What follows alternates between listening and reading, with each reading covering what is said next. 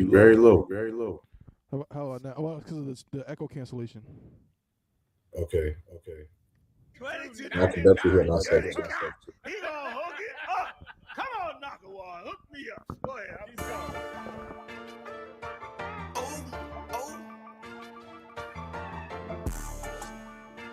Fuck around with you, blood. John Diamond make the Cricket officer, can you get the fucking handcuffs off of us? They got a lot of innocent niggas doing time. Be well, cricket cop badge number 2299. Cricket officer, can you get the fucking handcuffs off of us? They got a lot of innocent niggas doing time. Be well, cricket cop badge number 2299. It's wicked as hell. Arresting a man for nothing, got him sitting in jail. Look down on us, call us niggas when they niggas themselves. Supposed to show them the way, instead they showed them a cell.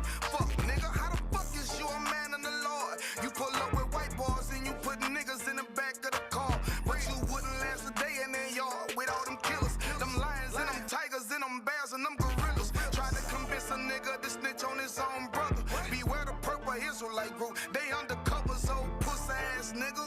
Ratting that bitch. Tell him take off that badge and I'll bat him in his shit.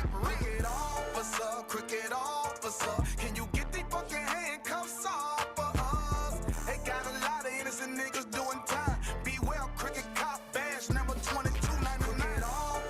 Cricket officer, can you get the fucking handcuffs off of us? They got a lot of innocent niggas doing time. Be well, cricket cop badge number 2299. False doctrine, a nigga that shot that tranny. The dick pic, the fake pictures on social media, you posing as bitches. The murder on John Morgan, how her body came up missing. That scheming nigga cannot stealing that brother bitch. Them marching for the rich, but don't do nothing for the poor. The shit them niggas tried on the Kansas City boat.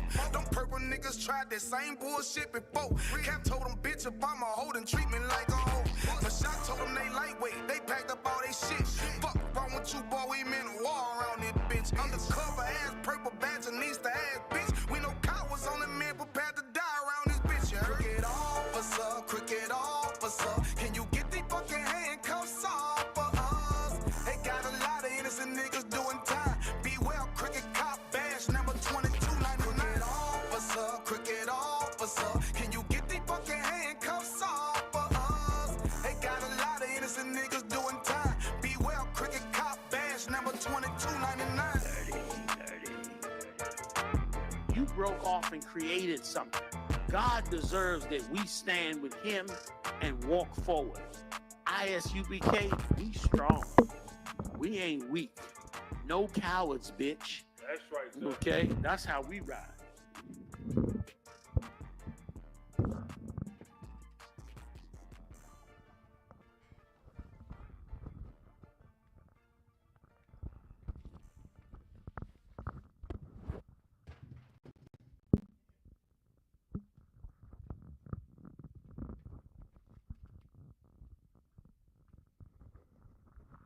Yo, Mark.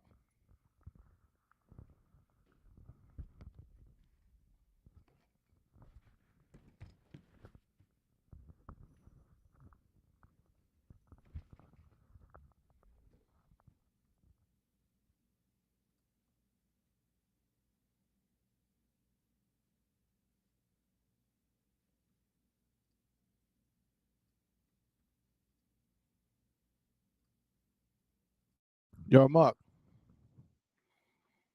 Yo, No, you hear me loud and clear, bro? it's a little low, but it might be on my end. Say something now. How about now? Yeah, you good to go. It's my end. Come on, sign Christ. All right, man. So what you think? Another song, or we ready to roll? We can get it on. All right, man. Yo, hold on. Wait, yeah, let's start this joint right, man. Let's do this. Let's do this right, bro. Come on, bro. Get it right, man. Get it together, man. What's going on? Well, we ain't did the show. You know what I'm saying? We didn't do the show last week, bro. Come on, bro. Where we at, bro? Man, that's crazy. Come on, bro. Where you at, y'all, Mark? What you be saying to me? It'd be 10:30 at night. I'll be in the car. You be like, yo, come on, bro. I need you, bro. Come on, nigga. I am Shala. Most High in Christ. That's how we start the show right here on the Chain Breakers podcast. Let's clap it up. Hey, shalom. Shalom to everybody. Head covered. Shalom, Lord in Christ, to the brothers and the sisters. You are now tuned into the Chain Breakers podcast, brought to you by the ISUPK, the Israelite School of Universal and Practical Knowledge, started out of 1 West 125th Street, Harlem, New York, under commanding General Yahana. You understand? Right. The school has been teaching the truth of the Bible since 1969. That so-called blacks, Hispanics, and Native American Indians are the true Jews, the true Israelites of the Bible. You understand? And you are tuned in to the Chain Breakers podcast, right? Chain Breakers podcast, you know what I'm saying, was started out of 2534 South Roxborough Street, Durham, North Carolina. You understand? Right here. North Carolina headquarters, so to speak.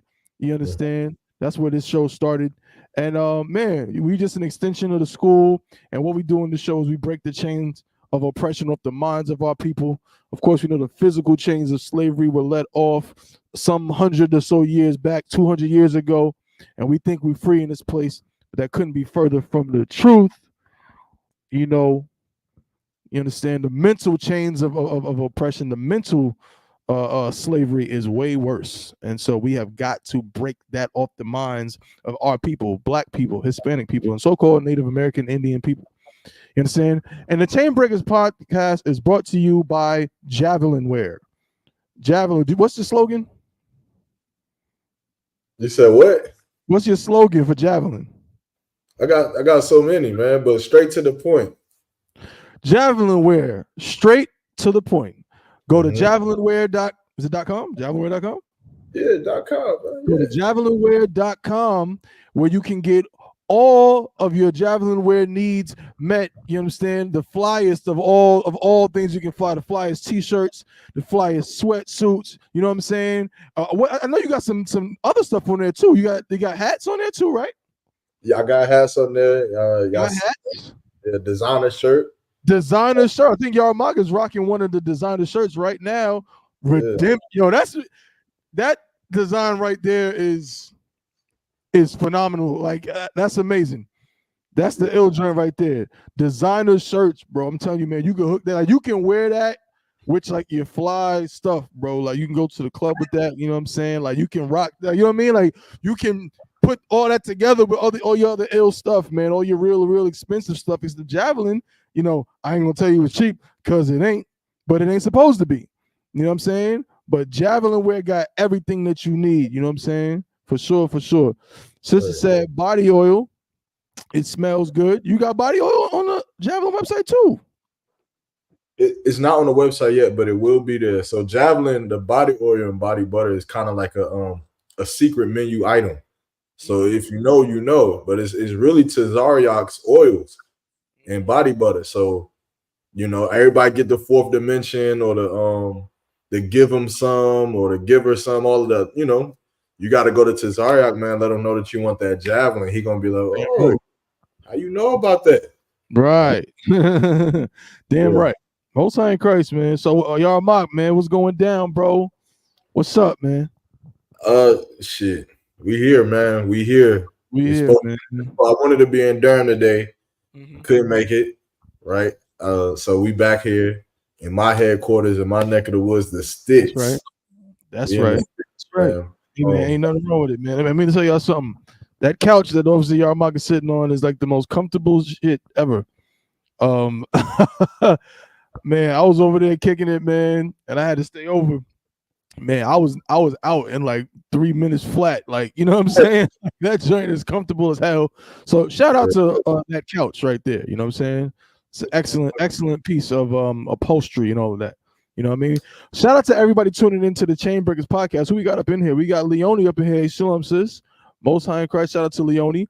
We got your power knob here. Shalom, sis. Again, my head covered. Who we got up in here? We got Yarel King. Shalom, brother. You know what I'm saying? Sister Chelsea checking in from Eastern Carolina. Shalom, sis. Oh, my brother Akal Sapar. You know what I'm saying? Out of that VA. What's good, Akal? You know what I'm saying? Most High in Christ, man. Y'all up in here. We got a good show for y'all today. A lot of topics to discuss. Now, we are going to put the Slido, like we're gonna let y'all choose the topics as per usual. So we need more people to get up in here. Everybody, you know what I'm saying, put this on your page, share it. We are going to be talking about some real issues within the Black community, Black Hispanic community. We're going to take it there today. All right. So we definitely need y'all tuning in. Definitely need y'all to participate. We need y'all up in them comments. You know what I'm saying? Don't be shy. Talk to us, man. Talk to us. And we're also going to talk about some things going on in the world, some interesting things that are taking place. Y'all, Mike, you put it in the Facebook joint? I'm doing it right now. Can. But we could go ahead and I got it right here. So. Most High in Christ. So I think we should start off with the DJ Envy joint, bro. I think we should get that out the way. What you think? However you want to do it. Did y'all see? So of course we know yesterday was a horribly trash day in America, in hell, where they celebrated, what they call Halloween, the Day of the Dead, or what have you. Very disgusting, and really, it was really bad. I'm kind of glad we're talking about this because it really kind of just shows, you understand, like the just how bad this holiday. Like this holiday brings out the worst spirits imaginable. You know what I'm saying? Like it's not, people try to make it seem like it's some innocent. No, it is not some innocent thing. It is really a evil, wicked time of the year, as all of these holidays are. But that Halloween is just especially heinous. And I was working yesterday, man, and I seen so many people outside, people with lawn chairs, and I'm telling you right now, brother, I seen dudes. I told my rib, man, I seen one cat. I'm driving and like, this is like some oppressive neighborhood, right? Some real fancy oppressive neighborhood over there in Apex. And I'm just looking at these people, and I saw one cat, and I'm like, listen, I don't know, but I have a strong feeling that man is a pedophile. Mm-hmm. I had a strong feeling because it was a older oppressor, a devil, right? Who, like, probably middle age or past, a little slightly past middle age, who had on a whole wig, but like a girl's wig, like imagine like a schoolgirl, like Pippi Longstockings or something like that type wig, and he looked so happy giving out that candy. I just said, man, this holiday is really a pedophile's dream, and the story we're going to talk about is going to show it. You understand? So DJ Envy, if you don't know DJ Envy, of course he's one of the hosts of what's the radio show they got, The Breakfast Club. You know what I'm saying? Breakfast Club. He been a radio personality for a long time. Of course, he's a DJ as well. He's been a DJ. I know him. I used to, I don't know him personally, but me and him are from the same borough, and he's a known guy. Well, he recently last night really made waves because of one of the costumes he put on his daughter. Mm-hmm. Right, so they had some kind of Halloween party type thing, and the costume choice for his daughter that they put up on his Instagram, again it causes some controversy. So we're gonna up on the screen first. I'm gonna show Salakia. Bear with me. Can I get this picture up there? I can't do it that way. I should be able to. Yeah, there we go. Salaki, there's a little technical issue here.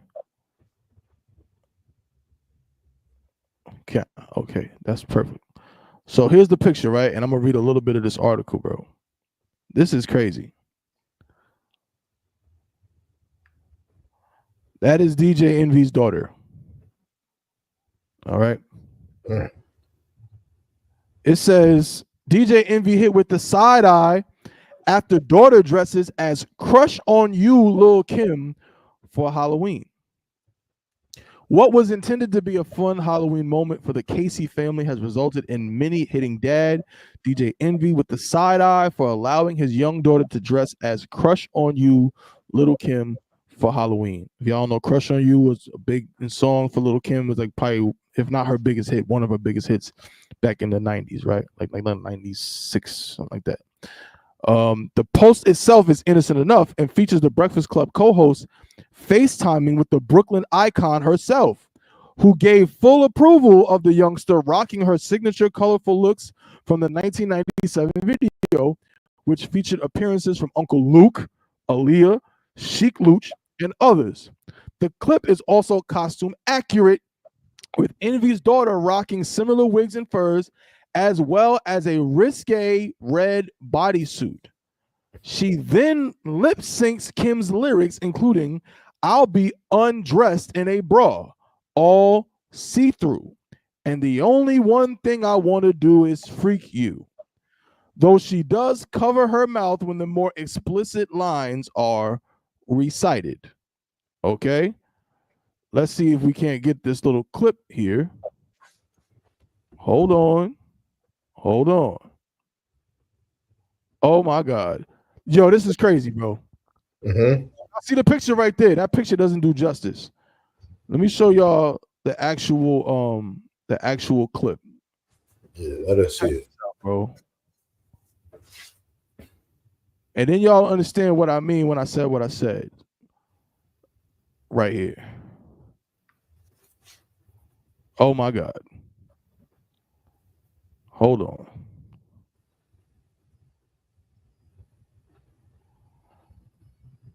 Can you full screen it? I can't full screen it, but I'm gonna try to zoom in.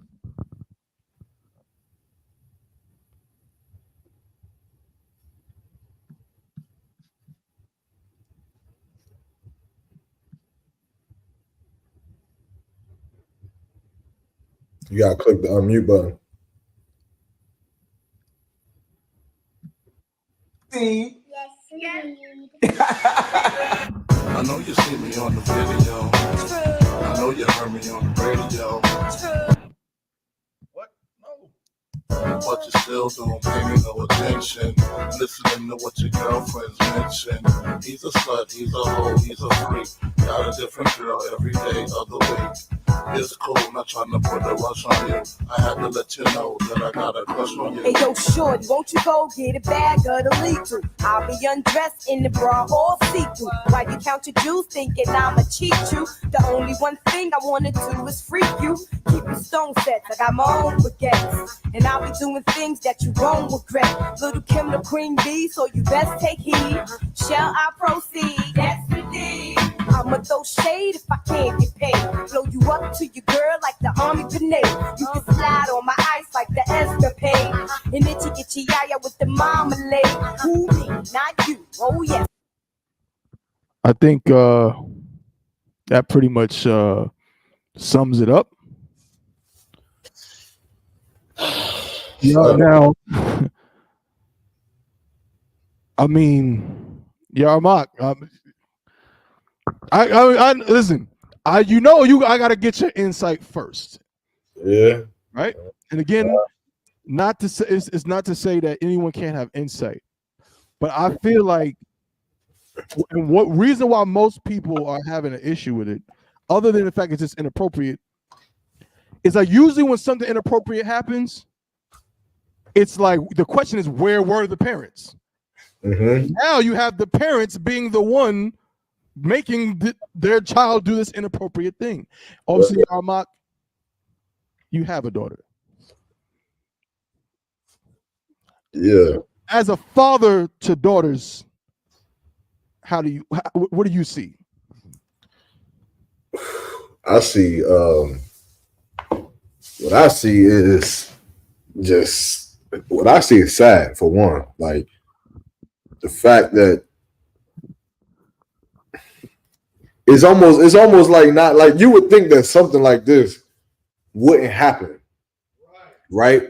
Especially, with I'm sure if you talk to DJ Envy, he would consider himself educated. He would consider himself someone who is knowledgeable. He's what they call him in the world, Tabawana, high tier, high class. What they call him? Like uppity? Nah, like the type of man that bitches want. Yeah, High value man. high value. Yes, the word high value. Yeah, like you talking about somebody who got money, you know, and for him to do something like this with his daughter, to allow his daughter to help his daughter to betray someone who is a known slut. Like if Lil Kim isn't a slut in itself, I think even in the movie with Biggie Smalls, it showcased how she wanted to portray a certain image. But Right. they said, no, take your clothes off. No, talk like this. Say things like this when and that one you might know more better than me, but I'm speaking just from the movie. Mhm. But when she wanted to be an MC, she wanted to be a lyricist. They wanted to turn her into a whore that can rap a little Mhm. bit. And so for you to take your daughter and to dress her up like that, it was like it was cringy. It's cringy. The outfit that she had that showed like her inner thighs. Like, do you not know that there's pedophiles out here in this world, and you just gave them a video? Oh, come on, bro! Like this is insane. I don't even. I'm lost for words. I'm lost for words. Yeah. I feel sorry for that little girl though, because somebody's gonna molest her. It's gonna They're happen. probably already in a way doing it. Yeah, That's the thing with like, okay, like people, pedophilia is one of the few things. There's very few things on earth that almost everybody agrees with.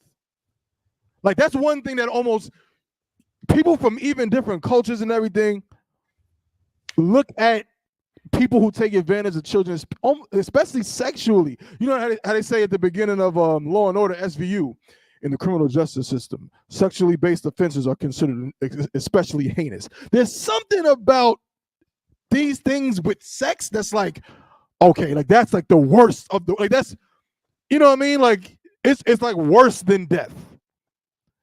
And so I'm with you, bro, where it's like you would think that this wouldn't happen. But there's two things I want to say on the topic, right? Mhm. For one, the sister you kind of just said it. Sister Chelsea said, especially in the black community, there's definitely tendencies that we sexualize children.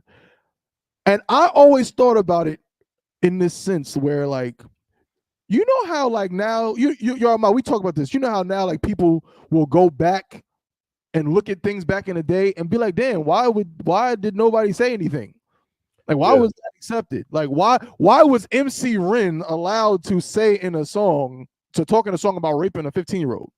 Why was DMX in Belly allowed to be in an inappropriate relationship with a 16-year-old just as long as they didn't have sex?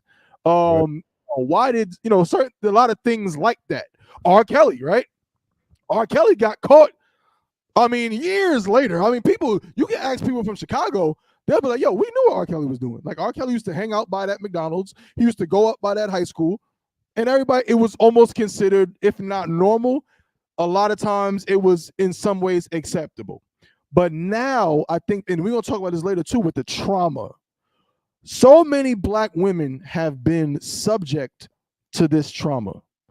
And just being honest and real, it's not only black men, but a lot of times by the hands of their fathers, their uncles, other black men in their communities.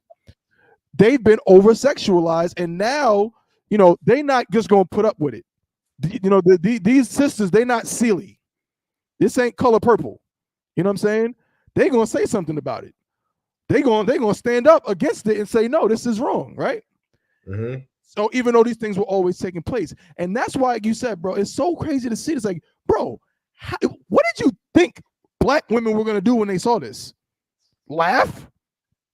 Oh, maybe because Little Kim laughed. No, Little Kim is laughing at it because Little Kim doesn't have much of a career left.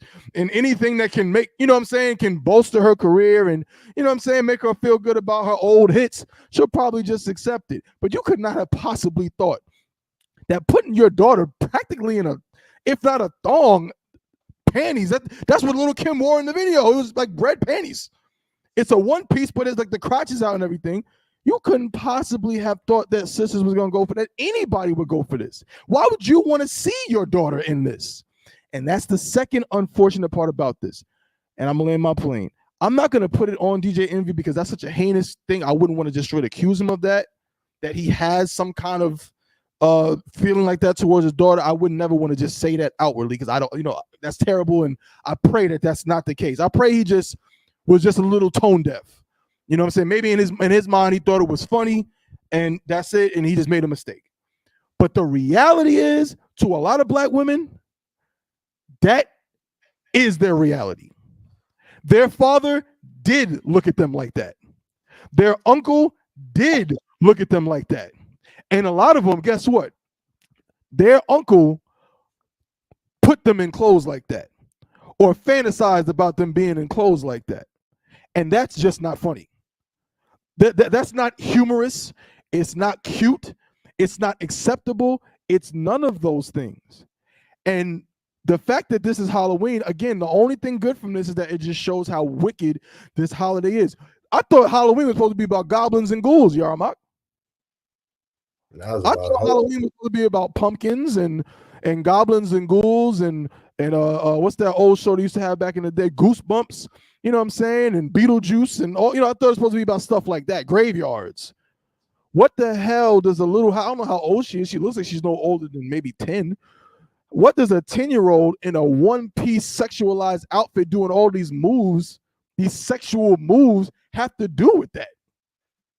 Because it's just an excuse for you to dress up, and really whoredom, the spirit of whoredom and all of these things are just on this holiday, and they come out every single year. Yeah, Yarmak. I'm saying, what the hell does she even know about Little Kim?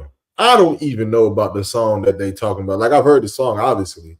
Mm-hmm. But I'm not too in tune with it to even think to dress up like Lil Kim. It wasn't an idea. Yeah, like, you feel me? So what the hell does some 10-year-old know about Lil Kim crush on you?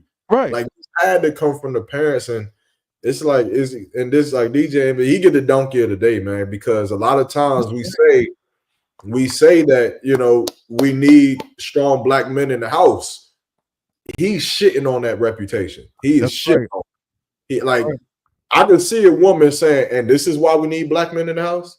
And I would have to sit there and be like, okay, you're not that nigga. That nigga need to get out the house, right? Somebody else raised his daughter. Somebody needs to raise his daughter and not him, because he's going to raise his daughter to be a whore. That's what he's doing. And it's sad to say, with all the money you got, all the fame you got, you can't sit the fuck down. Like, why do you always have to make headlines about you look at every little stupid nuance in life and think, how can my name be pushed more? And you're so in love with it that you would sacrifice your own daughter. That's right. You would sacrifice the innocence of your daughter. That's right. Fucking name to be in the goddamn headline. That's right.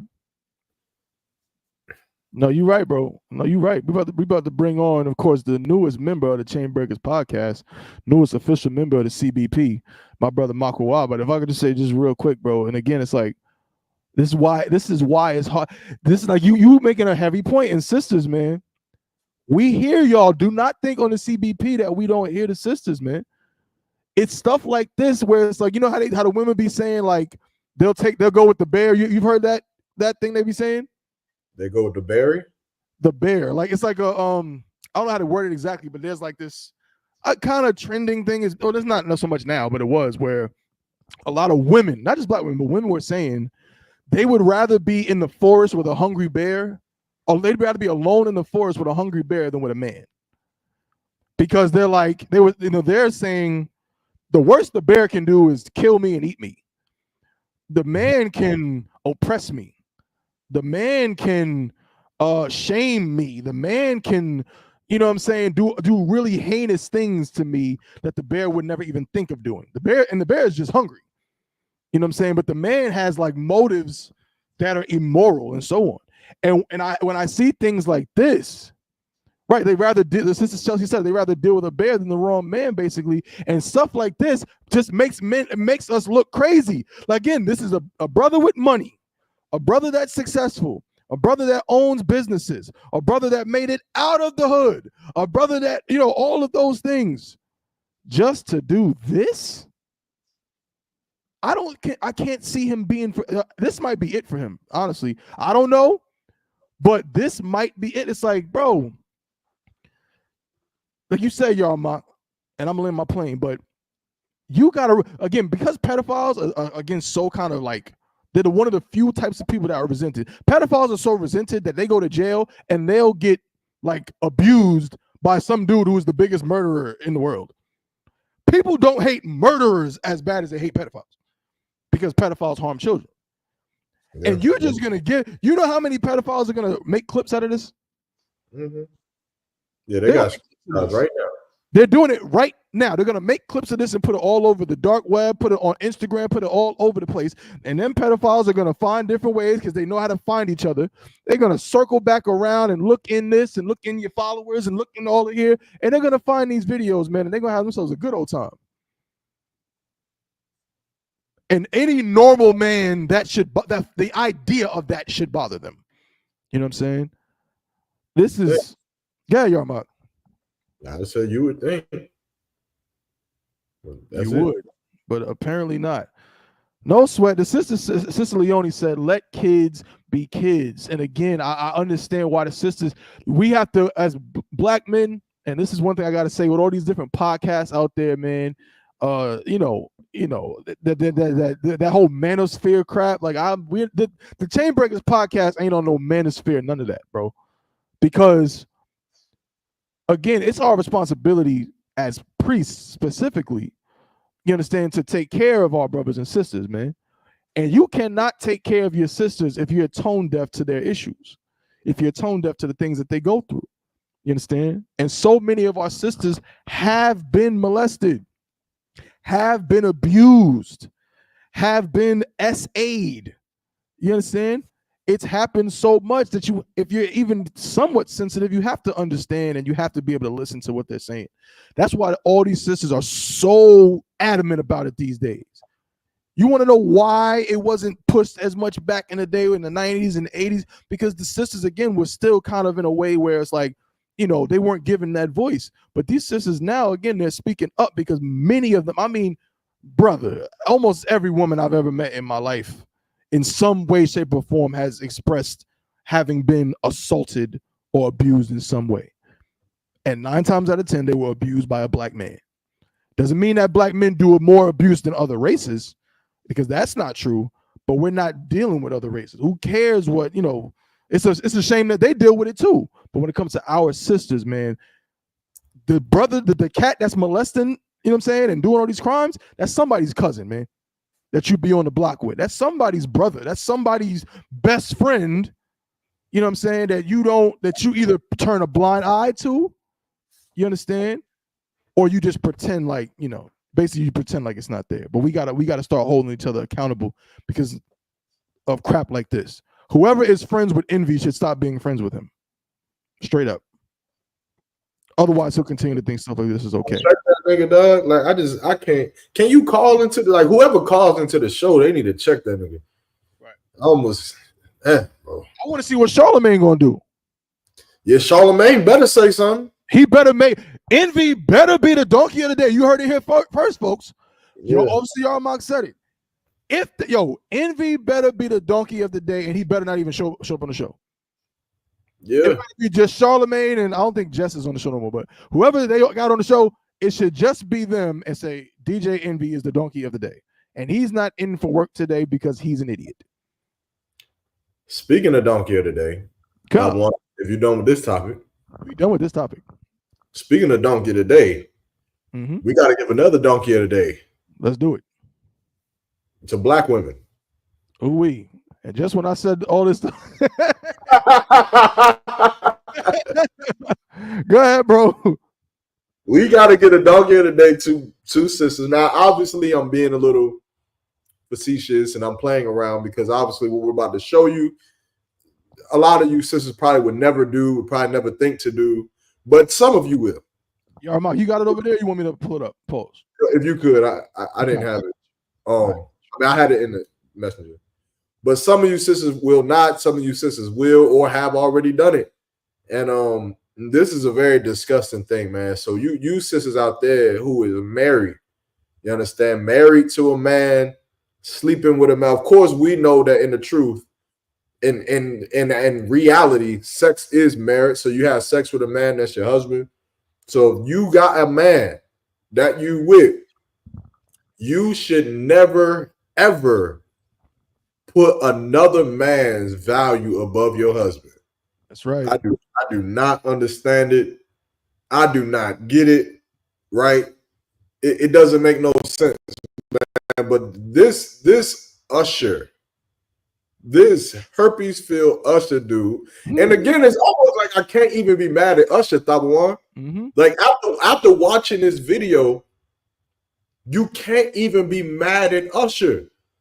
Because he's giving the up. Like, we're going to watch it, man. We're going to talk about it, man. But sisters, right now, black women, y'all got to do a little bit better when it comes to loving your man, man. Like, if you can't love your man to the highest extent, then close your legs. Do not sleep with that nigga. Like, just do not get it. Yeah, like, just don't sleep with him. Like, you got to value yourself enough to say, you know, if I'm gonna open my legs to somebody, I'm gonna love the person who I'm opening them to. And it's almost as insane as carrying a baby for 9 months, giving birth and not loving a child. Like, you're gonna go through all that pain just to not love and the child that came out of you. Well, you gonna go through the pain of giving up yourself. That's right. Love the nigga that you gave it up to. It's one or two things. Either one, it might be only one thing. You just don't value the thing you gave up. Right. Let's play the video, Mark Salaki. The thing you gave up was like losing $1 bill. You're like, damn. Right. I mean, I'll take the dollar. I'll keep the dollar, Tabawan, if you're gonna give me the dollar. Right. But if I lose the dollar, yeah, it's just $1. Right. All right. Let's see what we got here. What is this overseer Mark talking about here? Let's see. Man, listen, I ain't gonna ramble. They want me to shut the hell up and play the video. Rap House TV. Onto it. Let me see if I can full screen. There we go. There goes your favorite herpes-filled R&B singer. Here we go.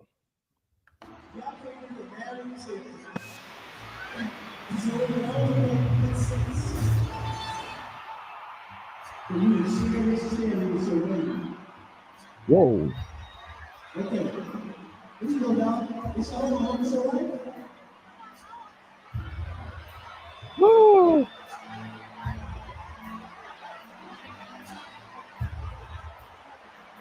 Oh.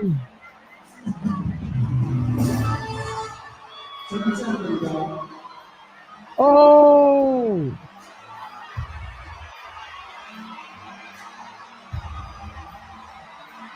Oh, hell no.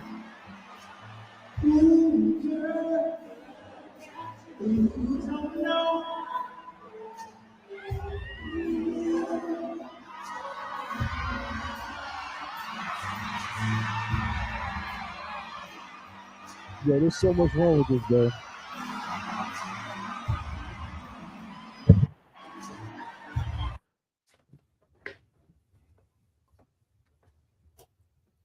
She said, I don't want it. Hold it.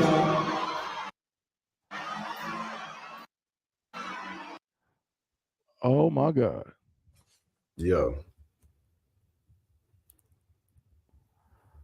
bro. Can I just say something too, though? Go ahead, man. We got comments too, but I think before we hold, let me let on Makwa. Makwa, you late, bro? Salaki. I've been on the road. Salaki. I'm back. I don't know if that's a valid excuse, but no, I'm just playing. What's good, bro? Shalom, Lord of Christ. What's good? he said that shit like he ain't still on the road. Right, like nigga, if you could did it before, what's fuck? We had to make a pin stop. No sweat. What's good? You everything Twab? Hell yeah, Tawab. I saw y'all was talking about the DJ Envy situation now. Who you talking about now? Oh, we Usher? talking about this Usher situation. You seen this? No, what the fuck? What happened with Usher now? Oh my god. So who woman he trying to take now? So he trying to take.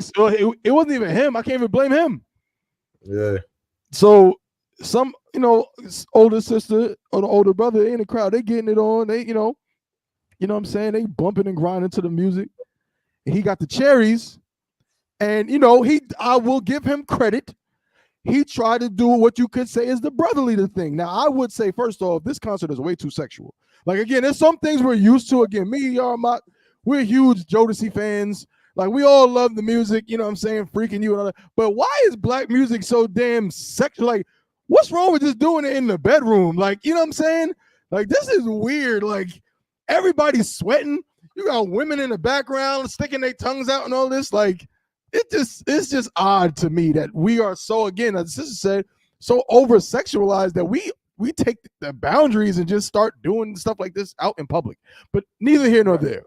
Usher did the brotherly thing by taking the cherries and saying, okay, I'm not gonna dip the cherries in this woman's mouth who was with this man.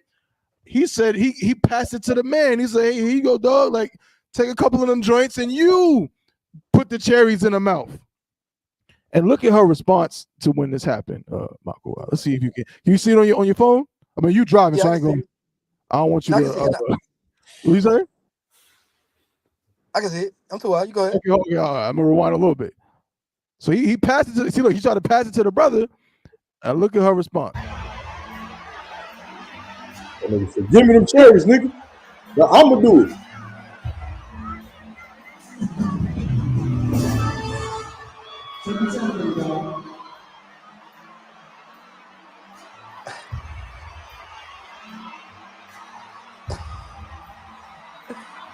She did it, but she didn't want to. Look, now that's what us. That's the unbrotherly part, bro.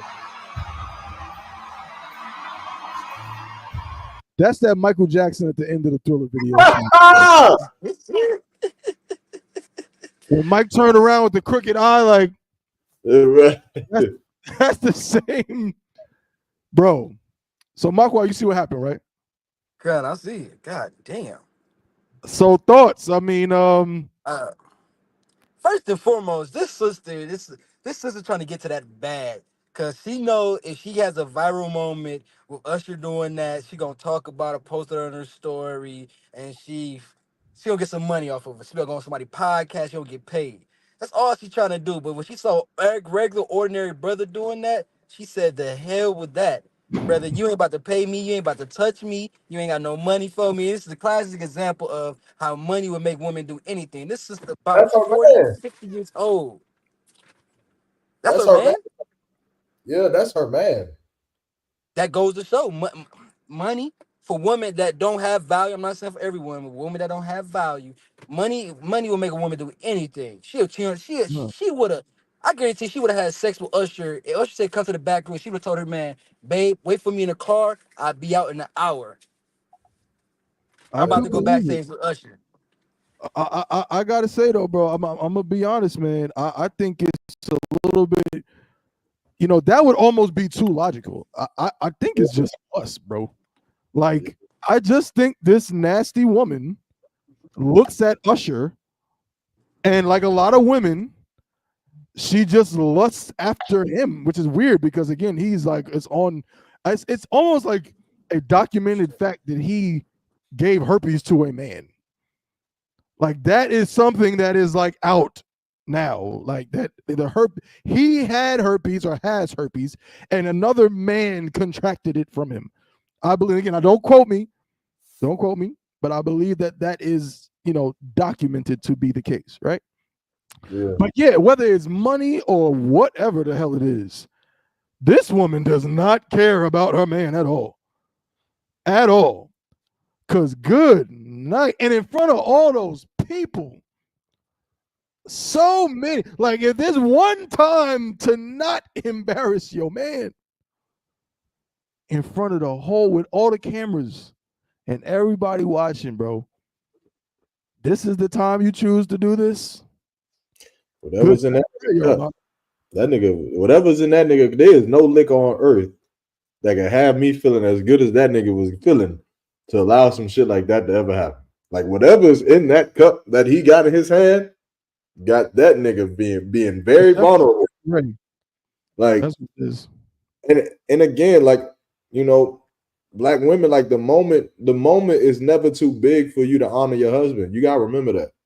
You gotta remember that. The moment is never too big for you to honor your husband. Whether it's Usher standing in front of you, whether Michael Jackson came back, nigga, if Christ come back, you ain't letting no Christ putting no grip, no nothing in your mouth.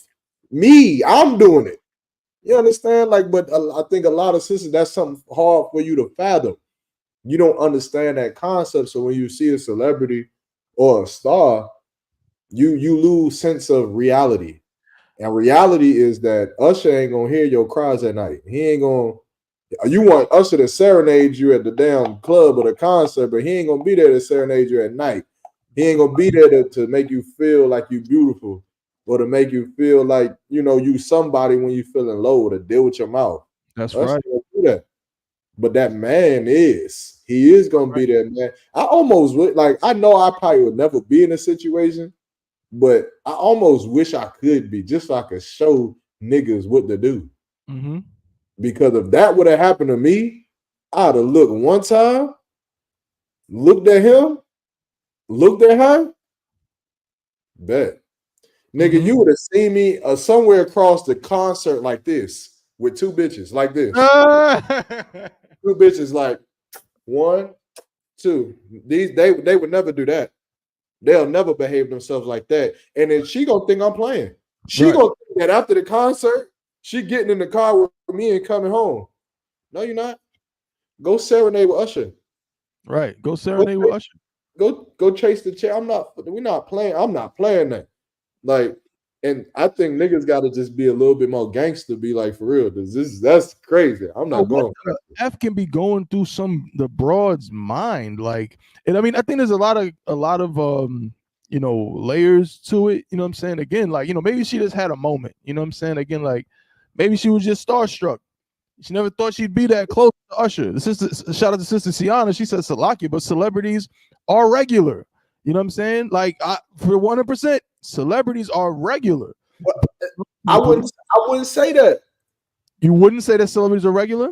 I would not say that. Like, I get it, right? I'm not gonna be disingenuous and say like there isn't a sort of star factor.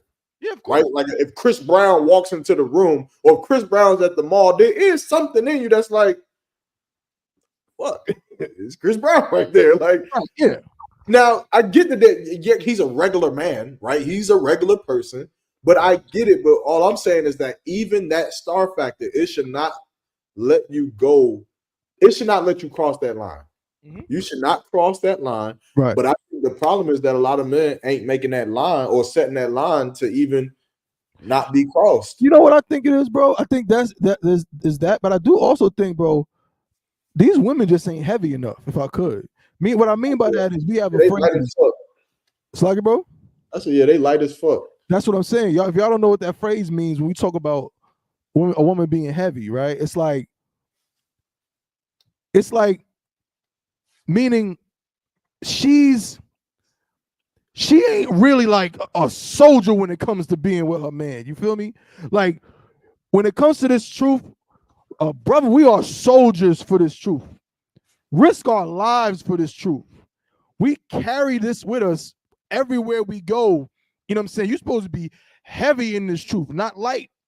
Meaning, if I'm scared to rock my shield when I go places, or I don't want no one to know that I'm One West. Hey, are you one of them Israelites? What makes you ask that question? What Israelites, right?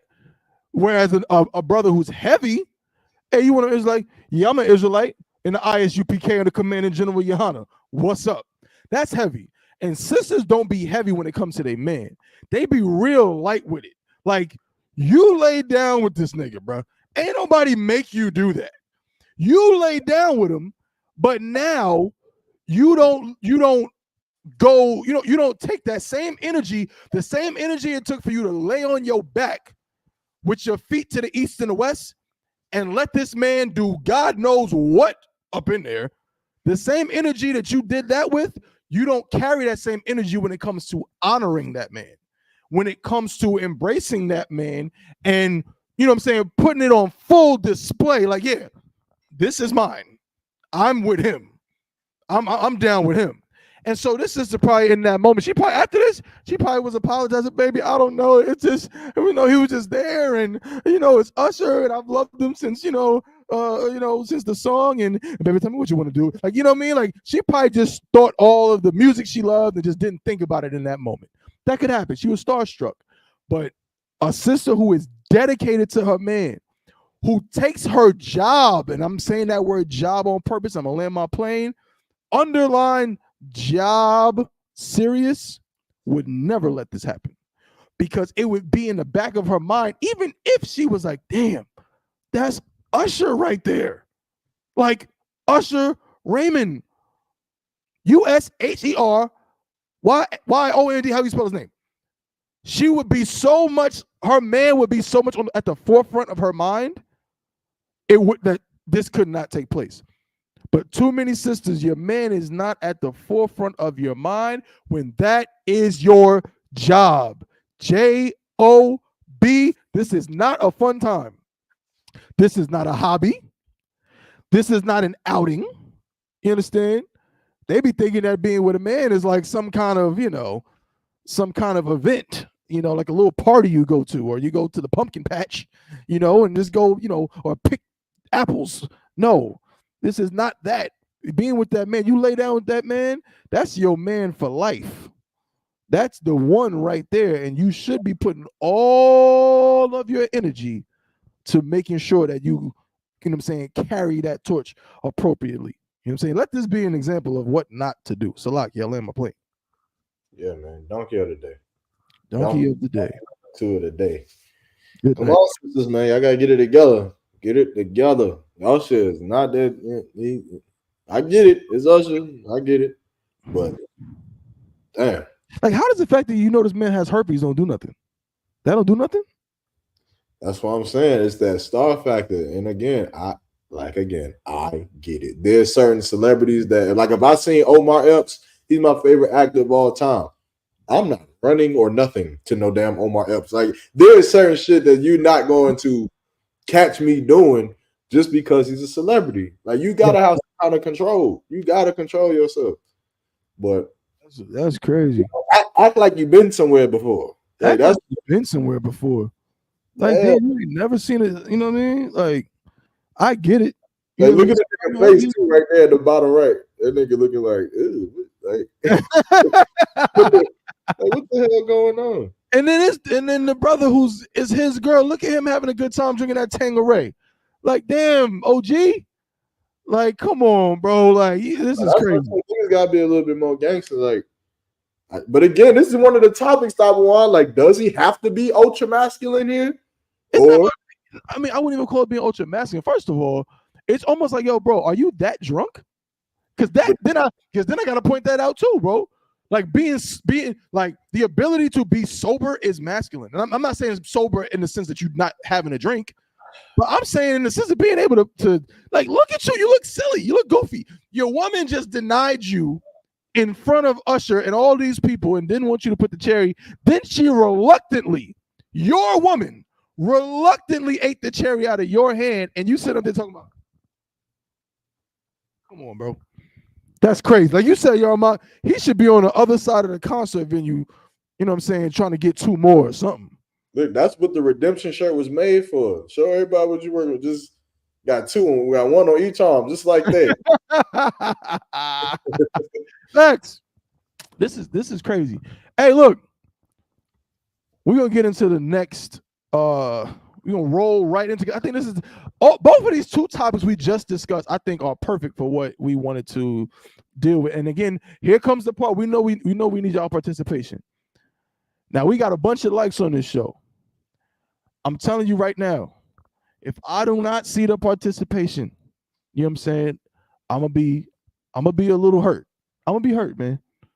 because the Chain Breakers podcast, we try to bring good shows as best we can. And we know y'all rock out with us, you know what I'm saying? But it doesn't take much just to scan the little thing, go to the little website, click on it, cast your vote. We got some new topics for y'all. Let me bring this up. Bear with me just a moment. Let's get this nastiness out of the way.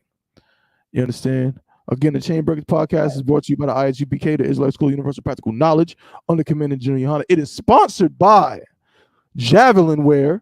You know what I'm saying? Go to javelinwear.com, you know what I'm saying, for all your clothing items and accessories. Okay? Excuse me. So now let's get this on the screen. New poll for everybody. Pause. We got some new. Whoa. Wait a minute. Hold on. Oh, okay, that's that. This one, we mean unassigned. What are you talking about, unassigned? Ain't no unassigned.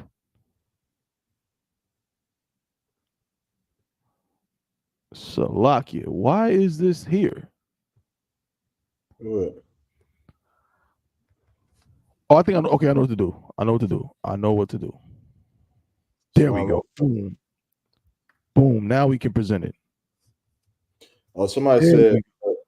Oh no, yeah, no. We did. We went over the Keke Palmer situation. Yeah.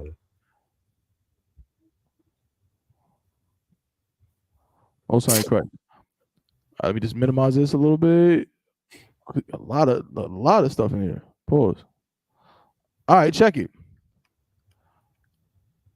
You asked for it, we delivered, man. Boom. There we go, ladies and gentlemen. The newest iteration of, let me get this out the way. Newest iteration of the Chain Breakers podcast polling joint. Got some questions up here, bro. So again, now there's so many of them that's like it's hard to get them all on the screen. Right here. There we go, perfect. So all you got to do is scan that QR code, right? Scan that QR code. It'll take you right to the site. Or you can just go to, like it says right there, slido.com, and then type in that number 2100794. That's like the access code, and then you can vote. Please, everybody, we want you to vote on what topic you would like us to discuss next. The topics are as follows. The choices. Is it wrong to watch pornography? Should a wife have to cook at 3 a.m. because her man is hungry? Should black people listen to Barack Obama? Here's a good. Now this one was put in. This was anonymous. I don't know who did this. Yeah. One of them sisters. I don't know. Somebody put the question in the the Slido thing in our account of should your woman have a say in who you're courting? Now that's heavy. We did not come up with that. I just opened the joint pause and there it was. So we said, all right, we're gonna put that in there and see if the people. I wanted it. All right, woo! Here we go. Let's go. It says another question was, can personal preference go too far when choosing who to date? What are we talking about? We're talking about when a brother say, man, I don't like no girl that's darker than blank. I don't like no, and colorism, body shaming. I don't like no girl that weighs more than blank. But guess what else might be body shaming? I don't like no brother that's shorter than blank. So we gotta ask. So can the preferences go too far? Are we getting into some things that we shouldn't be getting into? Or is it what it is? Or is it just what it is? I don't know. So another question, man. We're gonna talk about the black community. We're gonna talk about what we see. Are sexual standards in the black community too high? Y'all know what we're talking about. Again, we just seen it. There's an over-sexualization of black people from a young age. But guess what? It even goes into adulthood once it is appropriate. Once you are of grown age and adult age, there's still a lot of standards when it comes to sex for black men and black women. Are they too high? Also, should trauma from past relationships affect new ones? Should your new man have to deal with the traumas from the old, or should it be a fresh start? Should you just put it in the past and leave it there? Or should he or her have to deal with it? You understand? Or And should men also, bring their trauma? so what you say, bro? I said, or should niggas bring their trauma? I don't trust bitches because my last bitch was a hoe. And then, are black men pressured to fulfill hyper masculine roles in relationships? These are the questions, ladies and gentlemen. You know what y'all could do as well? You can always there should be a way actually to share the link. There should be a way to share the link. Yeah, let's share the. Send me the link so I can share it on Facebook and whatnot. Yeah, let's get mad people to vote on this. Yeah, so far 4 of y'all. There's a lot of y'all watching. 4 of y'all voted. What y'all deciding? I'm trying to pick. I'm gonna You put see the what- link in the You comments. see what Shaw said? He's sick. He said, "Where's the damn fart question?" Yo, bro, like, come on, man. What fart question, bro? Which one you talking about? What's the fart? The girl should fart around her man. I know, bro. I wanted him to say it. I can't get that link. I need to get the link somehow. Like, I'm emailing it to you. oh, okay, good. I just emailed it to you. It's also in the comments and on some of the pages. Like it's on the Durham Israelites and the Chainbreakers podcast YouTube. So if y'all want to send a link to other people, you know what I'm saying, let them know, like, yo, they talking about this on this podcast. Like I'm watching this podcast and they, you know what I'm saying, they letting people vote on, you know what I'm saying, what topic to discuss, man. Vote on the topic, man. Let's go. CBP. Hold it down. CBP. Hold it down. You're down with CBP. Yeah, you know me. Yeah, I can't. you know You emailed me. it, right? Say what? I can't find the link, but you emailed it, right? I emailed it. I can text it to you too. That would be easier. No. If you emailed it, then it's probably there. You got it?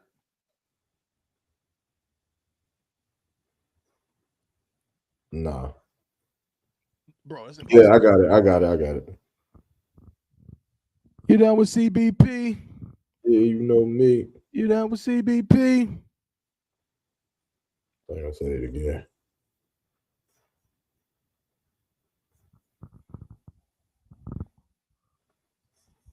You ever had a girl and met her on a nice hello? I don't even know about that song. That's the crazy part.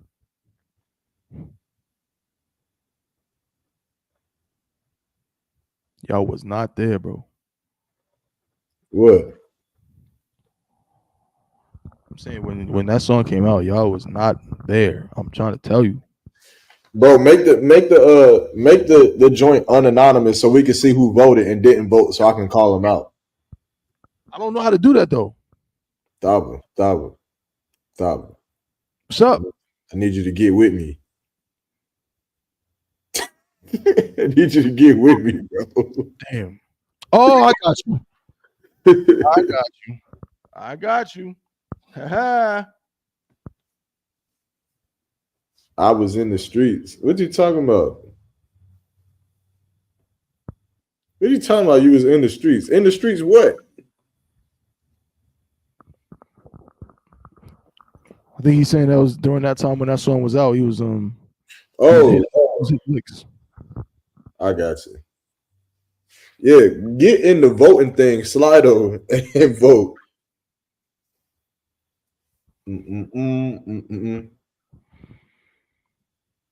Yeah, in a second, I'm about to uncover who has not been voting. I'm gonna do it. There we go. Hey, where the real CBP? Where the real Chain Breakers fans at, man? Do we come up with a name for the CBP? Like for our fans, like our not fans, but our brothers and sisters that's with us. You know what I'm saying? Like you got the Beehive. You know what I'm saying? I know like Lady Gaga's fans are called like Little Monsters. Who knows some more? Who knows some more like names of like Fromily? What you say, bro? Fromily. Uh-huh. If you part of the From TV series, you part of the Fromily. Oh, that's really a thing, bro. Yeah. That's hilarious. Oh, by the way, I just watched chain links doesn't make sense, bro, because we breaking the chains. We be breaking them niggas. That doesn't make sense. they on the floor, bro. Right, the Barbs, Nicki Minaj, the Barbs, right? Mm-hmm. Right. So we gotta have a name. He about to get exposed for not voting. Who is it, bro? Who? Well, see, the only thing. No. Bro, just go vote, bro. Just go click one. Oh man. Come on, man. Folks done changed their response. Oh, let me so y'all can see. What's the one they want? Hold on, because it looked like we about to have to talk about. Damn, y'all. Oh, personal preference go too far when choosing who to date. You tall motherfucker. Why y'all want to talk about that one, man? We shouldn't have put that one in there. Come on, man. Y'all Mark is saying that because accountability, brother. Accountability. What y'all sipping on too, man? That's another thing we're gonna have to start doing, man. We gonna have, I need to know. I need to know what y'all sipping on while y'all watching the Chainburgers podcast, man. Straight up. You know what I mean? The Chainburgers podcast is not supposed to be. I mean, you can if you want. We're not, you know what I mean? Everybody don't need to have a drink. You know what I mean? But we at the Chainburgers podcast, we encourage everybody to indulge in at least a light sip of some kind of fermented beverage, you understand, that has certain effects, you understand. In other words, this something to give you a little buzz, man. Whether you drinking your beers, whether you drinking some tequila, man, whether you might be drinking some wine. Ain't nothing wrong. Everybody drink a little wine. There's nothing wrong with that.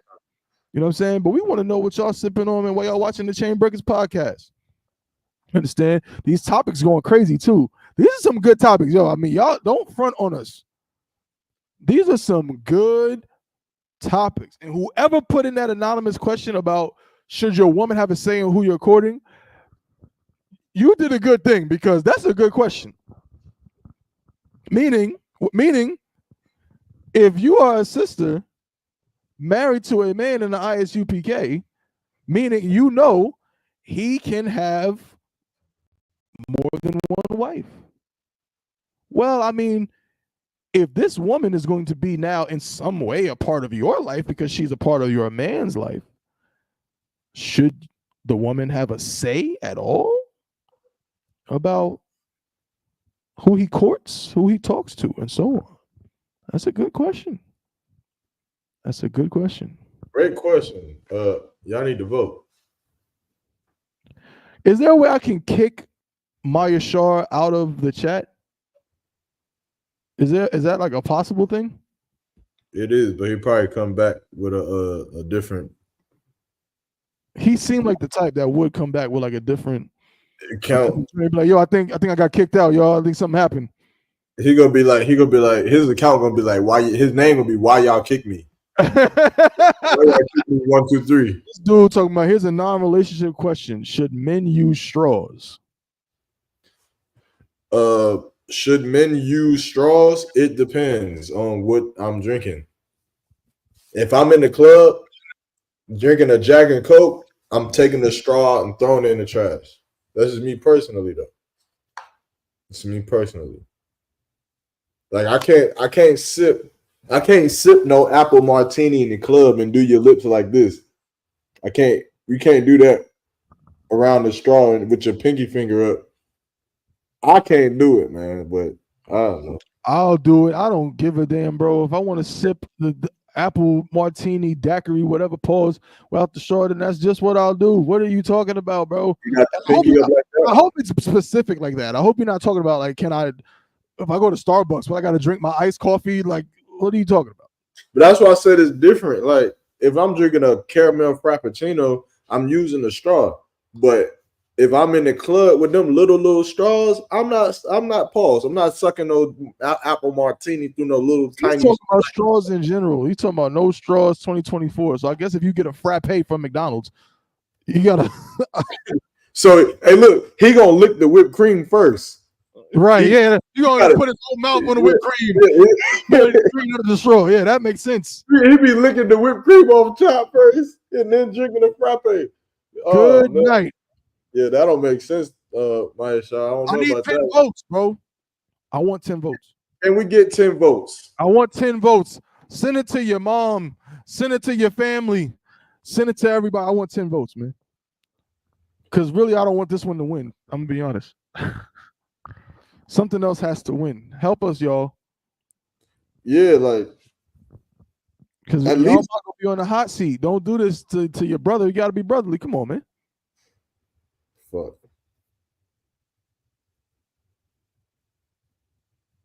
Man, I tell y'all what, I'll go ahead and delete that mug.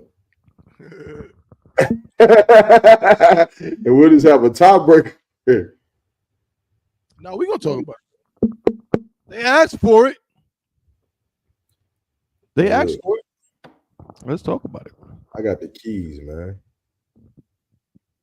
Let's talk I'm about want, man. Hey, I want to go vote on one of these topics, man. Khan, Tawada, Baba Kushah, go please go vote on one of these topics. Just use the QR code right there, or just go to slido.com, type in that code 2100794 and vote on one of these topics. This is the only voting y'all should be doing. We ain't voting for Kamala Harris or Donald Trump. We voting on these topics. God damn it. It's the only voting we're doing.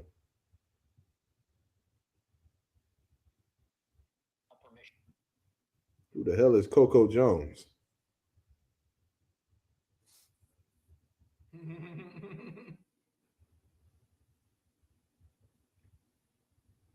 I think it said, to hell with your vote. What you think, man? We think we just gonna run with it? Or what you want to do, Dollar? What you want to do? Shit.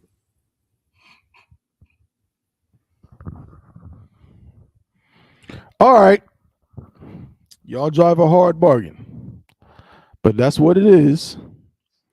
We're going to go with what it is. The question is, can personal preference go too far when choosing who to date? I'm going to just take this, copy it.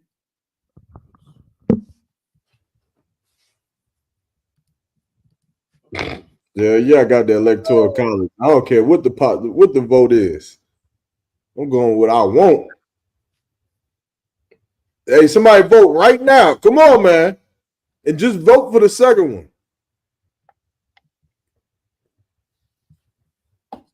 It's too late, bro. So it's too late. It's too late, man. That's what we're going with. Oh, Jesus.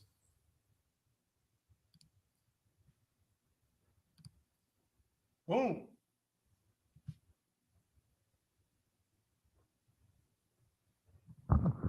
All right. That's what it is. Let's get into it. Let's get into it. So the people have spoken and they have decided on this topic. Out of the many topics that we posted, this one had the highest percentage of votes at 38%. Can personal preference go too far when choosing who to date? Again, meaning, can a person, is there such thing as something where it's like, man, that's going beyond your preference. That's going beyond just preference. Like, that's like you shaming people, you ridiculing people, you're downing people. You know what I'm saying? You can be a brother or a sister. If you're a sister who only wants to date niggas that look like Chris Brown, and then when a dark-skinned brother wants to approach you, you know what I'm saying? You like, oh hell no. Is that is that colorism? Like, isn't that the same thing that the oppressor did to us? I feel like it's more Why the do we do the vocalizing same? of it. Though. Go ahead, Yarmark. I feel like it's the vocalizing of it. Like I think people preference is they preference as long as internally it's not a conversation. It's not contradictory because it's internal. But I think the question is it wrong for a nigga to say I only like dark skinned women? Is that wrong for him to say? What's the difference between that and like what we said before? Like what you mean is the difference? You said like internal conversation. Because if a person only likes tall women, you would never know that if he doesn't say it. If he doesn't say like the conversation, the arguments comes from if a person says, I only deal with light-skinned women. I only like light-skinned women. Now the question in that is him saying that, is that wrong? Is it wrong for a nigga to say I only like light-skinned women? Is that wrong in itself? Yes or no? Because if I only date, if you just jock the women I date and all I date is light-skinned women, I've never heard nobody say, nigga, you only date light-skinned women. Why don't you go date a brown-skinned woman? I never heard nobody say that. But I have heard people have a problem when people say their preference out loud.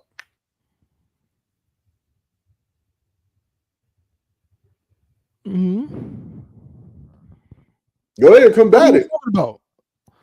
I feel like, okay, if a brother just happens to only like you said, he just dates light-skinned girls, like that's just how it goes, then it's not likely that anyone will say anything. But I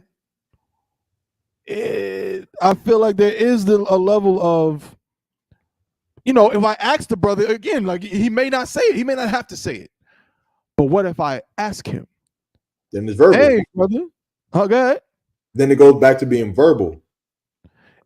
So okay? So let's say the brother, he doesn't say it of his own accord, but then one day we all drinking, we had a kickback or something. We can chill at somebody's crib. Say we drink it. Hey yo, so and so, man, you always messing with them light brights, man. What's up with that? And he say, I mean, I don't like dark-skinned girls. Is that wrong? That's the question. It's the truth, obviously. But is it wrong? Because the only reason why I'm pushing back, Paul, but just saying y'all mock, is because him saying it still might have been a thing. Like it probably was a thing. He just didn't say it because no one asked. Yeah, I know, but the problem only comes up once it's said. Because what would he then say? Like, is he gonna? Should he be like? I mean, I don't know. I'm only saying that the question should be: is it wrong to say it? Because what's going on in a nigga mind, we don't know. Nobody would ever know. I don't know until a girl says, "Hey, my homegirl want to talk to you," and he says, "No, I'm good." And she says, "Why?" And he says, "She too dark skinned for me." Was that wrong to say? It's verbal now. Okay. So for the question you're seeing on the screen, don't just think of it like it's in the person's head. At this point, it's there now. Their question of their preference has been verbalized. They're saying, I will not date a person darker than this. I will not date someone shorter than this. I will not date someone who weighs more than this, and so on. Yeah, is that wrong? Or is even that still fair game because they're just telling the truth about their preference? Right? Because, and again, let's be fair. We'll get up here and say that we won't date white women. Right? Right. None of us here watching this right now would more than likely say that if there's anything wrong with that. We will all say, yeah, we should say that. But now, if I said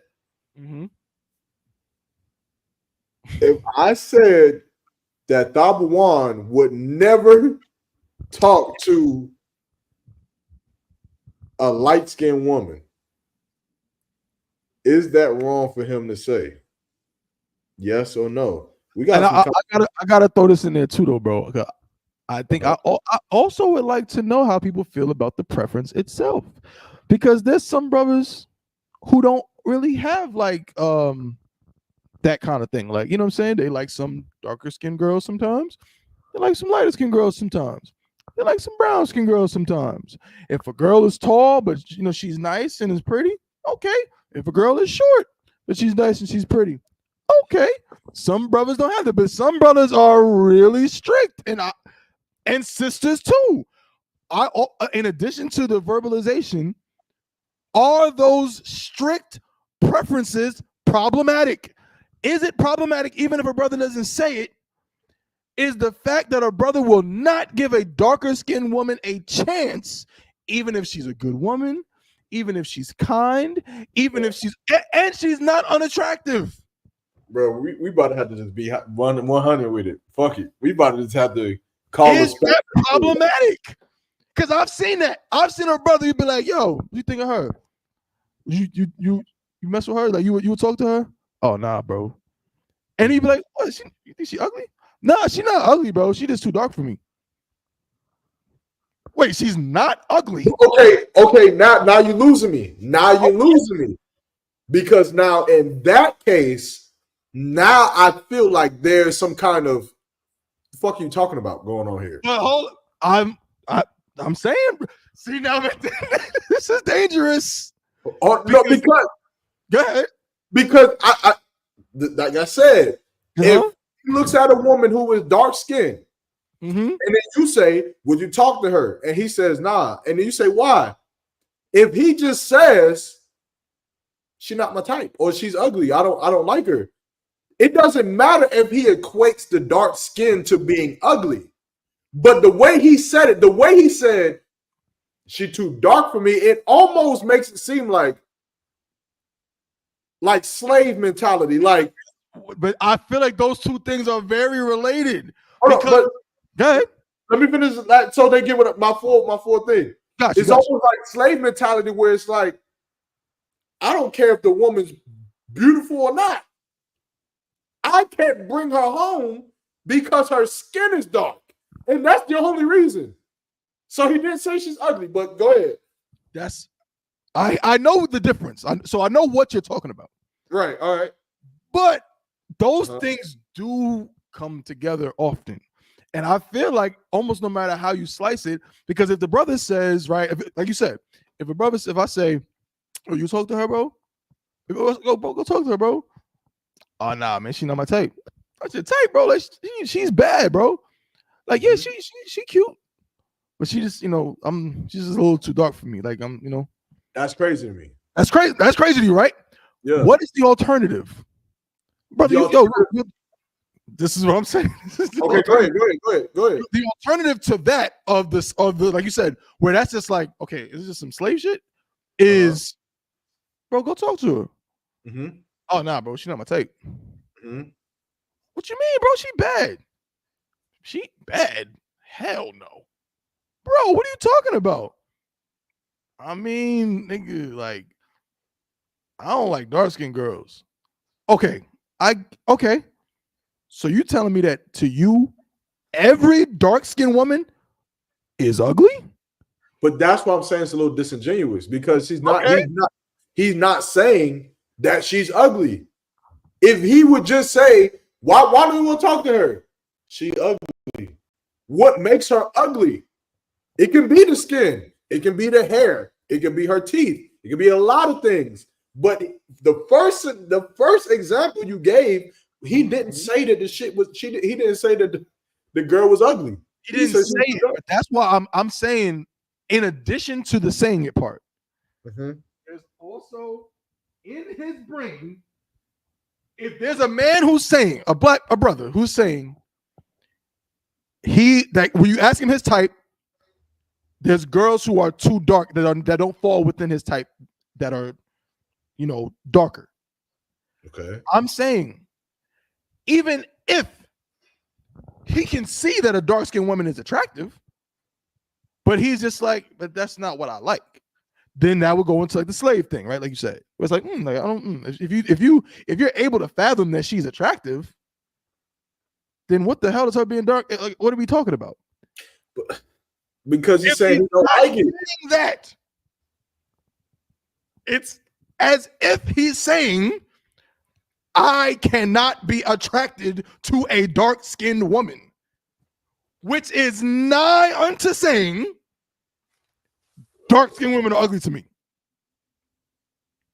Is that not the case? Kind of like I'm trying to see another scenario, but I don't see it. Okay. Maya Shah just said in the comments, if the reason she ugly is the skin tone, that's a problem. That's why I brought up the word. I agree with that. If the reason, like if her skin tone is the only reason she's ugly, damn, I don't know if I agree. Okay, Maya Shar. Let me think, bro. I agree and disagree. I agree and I disagree. I agree because obviously, you know, the skin tone, we come in many different shades. I get it. But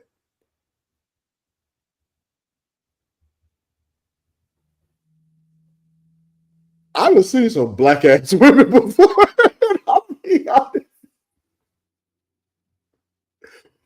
I'm gonna be honest. Like, y'all being a little disingenuous. Y'all being a little disingenuous, bro. Like, some of them women, like, you could be a black ass broad, like black as shit. And you know how y'all being disingenuous? Because when y'all go out there, then when y'all talk about them Africans, y'all talk about how black them niggas is. You talk about how blue, purple, blue, black they are, as if it's nasty. So, yeah, there could be an albino Israelite woman. There could be an Israelite woman that looks white. There could also be an Israelite woman that looks black as shit. You telling me that I have to like that? No. Gotta like that because listen. No. If she looked black, like an African blue black, I don't know. I don't know if there's a problem with saying like this is too dark. She might got nice breasts. She might got nice behind. Her lip structure might be straight, but damn, she looked like my shirt. I don't know if that's wrong, bro.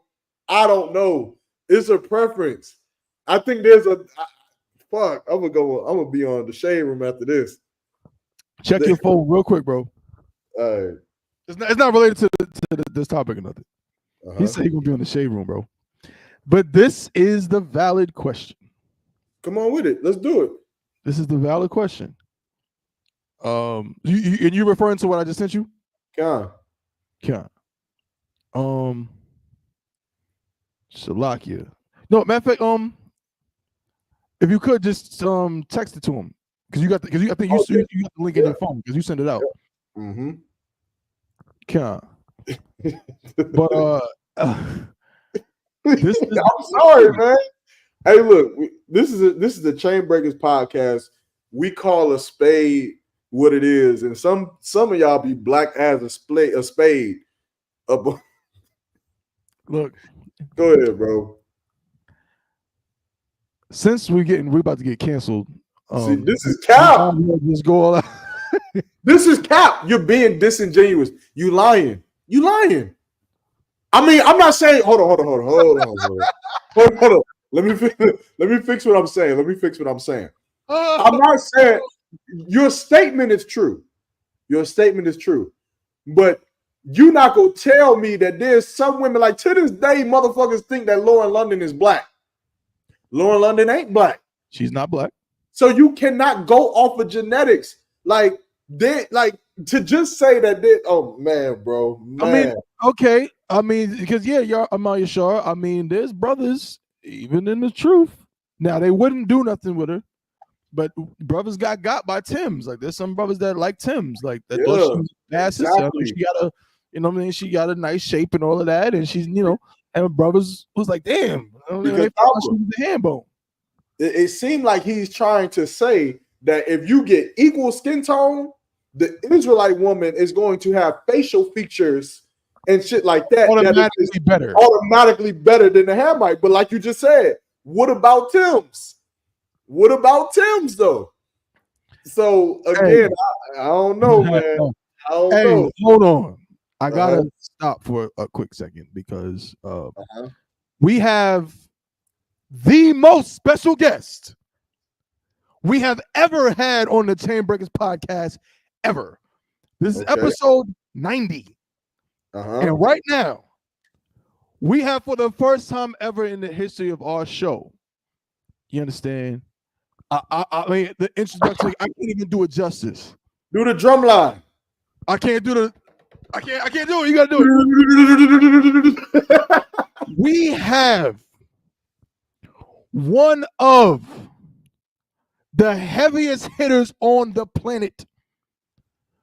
We have my Ottawan, one of the Ottawanium of this school that helped build the foundation of what we do in the ISUPK. Man, I can't say much else, man, but this brother right here, man, is just excellent and exquisite in so many ways, man. And I'm so proud to be, you know what I'm saying, be under him in this ISUPK. Y'all give a big hand clap and just a big welcome and all that, a Chainbreakers podcast. Welcome to 7 Shield General Quabalamath, aka General Q, in the building. Shalom, Israel. What's going on? How about Shemaka Thumb? What's going on, y'all? All right. It's only 6 shields. It's only 6. There's only 6. It ain't quite 7. 6 shield, General. The water for coming through out of one. How's everything? You down there in Texas, sir? You know it. I'm out here with your main apple scrapple. You understand? Officer Yahawada. You know what I'm saying? Oh man. Hey, good to see you, sir. Crazy, like my head covered. Hey, man. Yes, indeed. How them festivities? How's everything out there, sir? Oh yeah. About to head on the camp. You know, you got them late camps in Texas or what have you because of the heat. You know what I'm saying? They're threatening them showers and everything like that, but it ain't gonna hold these Hebrews back. That's right. You know what I'm saying? We done came up from all over the earth to Austin, Texas, right? To get it in. You understand? The great Passover that we had in North Carolina. You understand? We only hope to do it one more time. This time it's gonna be in Atlanta, Georgia. That's right. You understand? Yeah, April 12th, man. I got some heavy topics in here. You understand? Y'all be going at it. I love your little voting system or what have you. Sir. You know what I'm saying? Most High in Christ. The water, sir. The water. Yes, indeed. So right now, sir, we talking about an interesting topic. You know, we try to kind of just, you know, talk about the pop culture topics and just things that, you know, you might see on the different you know, channels on Instagram and things like that, the Shade Room, all of that. So right now, what we're talking about is like preference. You know, like brothers and sisters who have certain preferences when it comes to, you know, who they date. You know what I'm saying? Of course, talking about in the world, but who they date and so on. And the question is there a time or is there like a level where personal preference can go too far? Meaning a brother who might say, I would never date a woman who's this dark or who's too dark. I don't know. My sister saying, "Oh man, I like you know, dark skinned brothers. I'll never date a brother that's this light." Well, is going too far. I believe that we have to start looking at that type of issue within our community as something that raises an eyebrow because you know it just leads to the miscommunication that's so prevalent in our relationships as is. Meaning that we always want to argue about something, and that's not what we should be coming together about or what have you. So where there is no law, there is no sin. So how can we argue about something that don't even, it doesn't matter? That's You see right. what I'm saying? Your choice. You know what I'm saying? That's what you do, but you don't even have to put it in the universe as to, you know, why you specifically have to have this type of choice. You understand? Some shit is just left unsaid, unspoken, or what have you. Yes, sir. Unless, we just, we taking it somewhere else all the time. And it's mostly just, you know, trying to be carnal. And it's going to lead to fights later on, problems later on.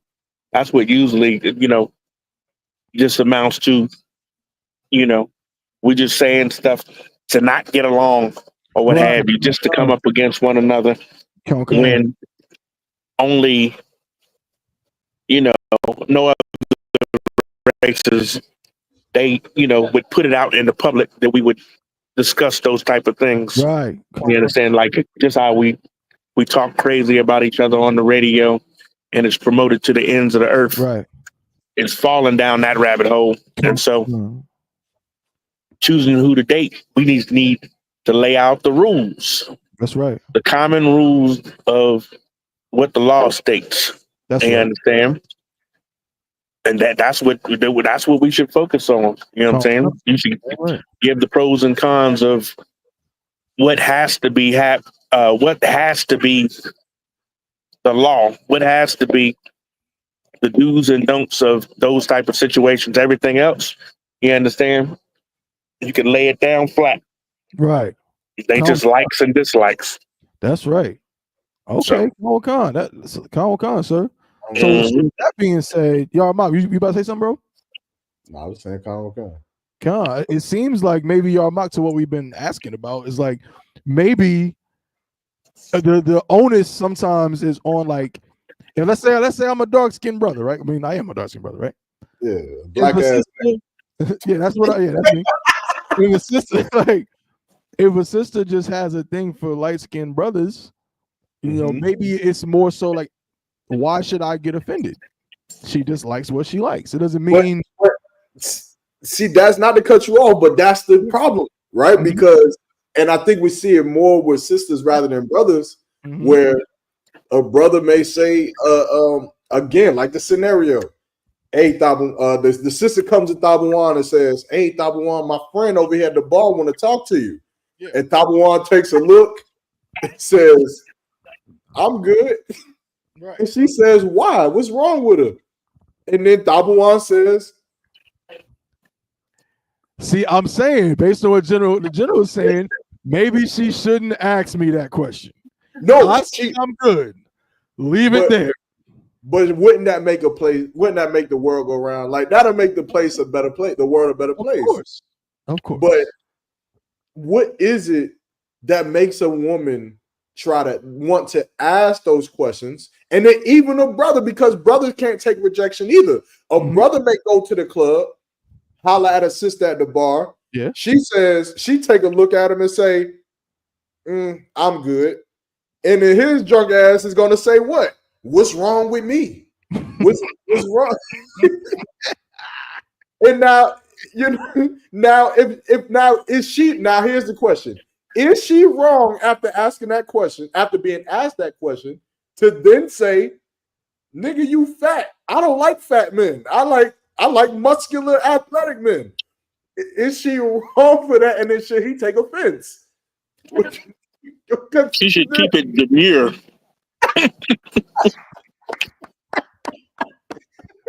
You know? Yeah, Kyle. I see. There's, I guess what I'm taking from this, right? There's a certain way Black people should learn how to speak to each other, even if we're trying to relay a message that may not be something that the person hearing it wants to hear. Right. So, and I think that's something. I think for myself, I think that I've gotten in my lifetime, I'm kind of decent at it, right? Like if a girl want to talk to me, I thought we talk about this all the time. I may look at her off the rip and be like, hell no, hell la. Right. But I know how to hold a conversation and still make her feel good, Mhm. but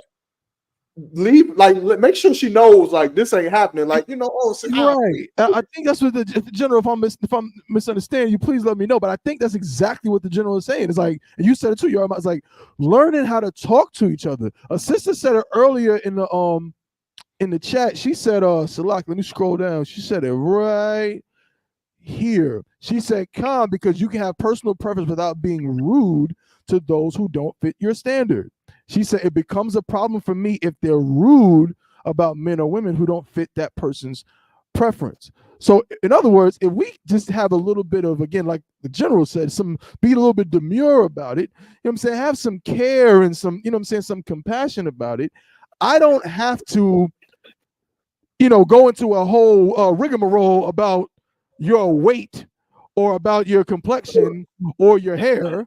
So what's the demure way of telling a woman that she too big? Salakia, sis. I'm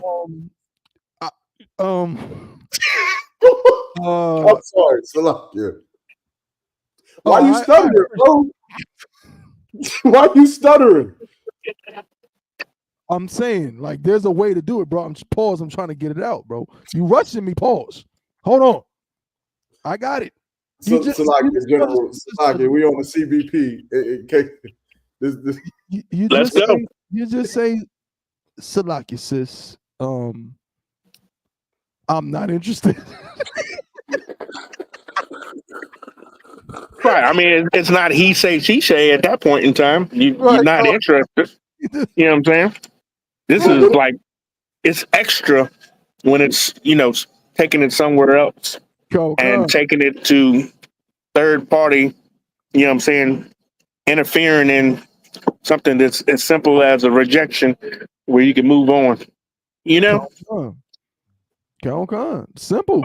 But what if she there's says, also the other side where you understand you might like them because you might like something because of a perceived positive or what have you that might lead to disagreement as well.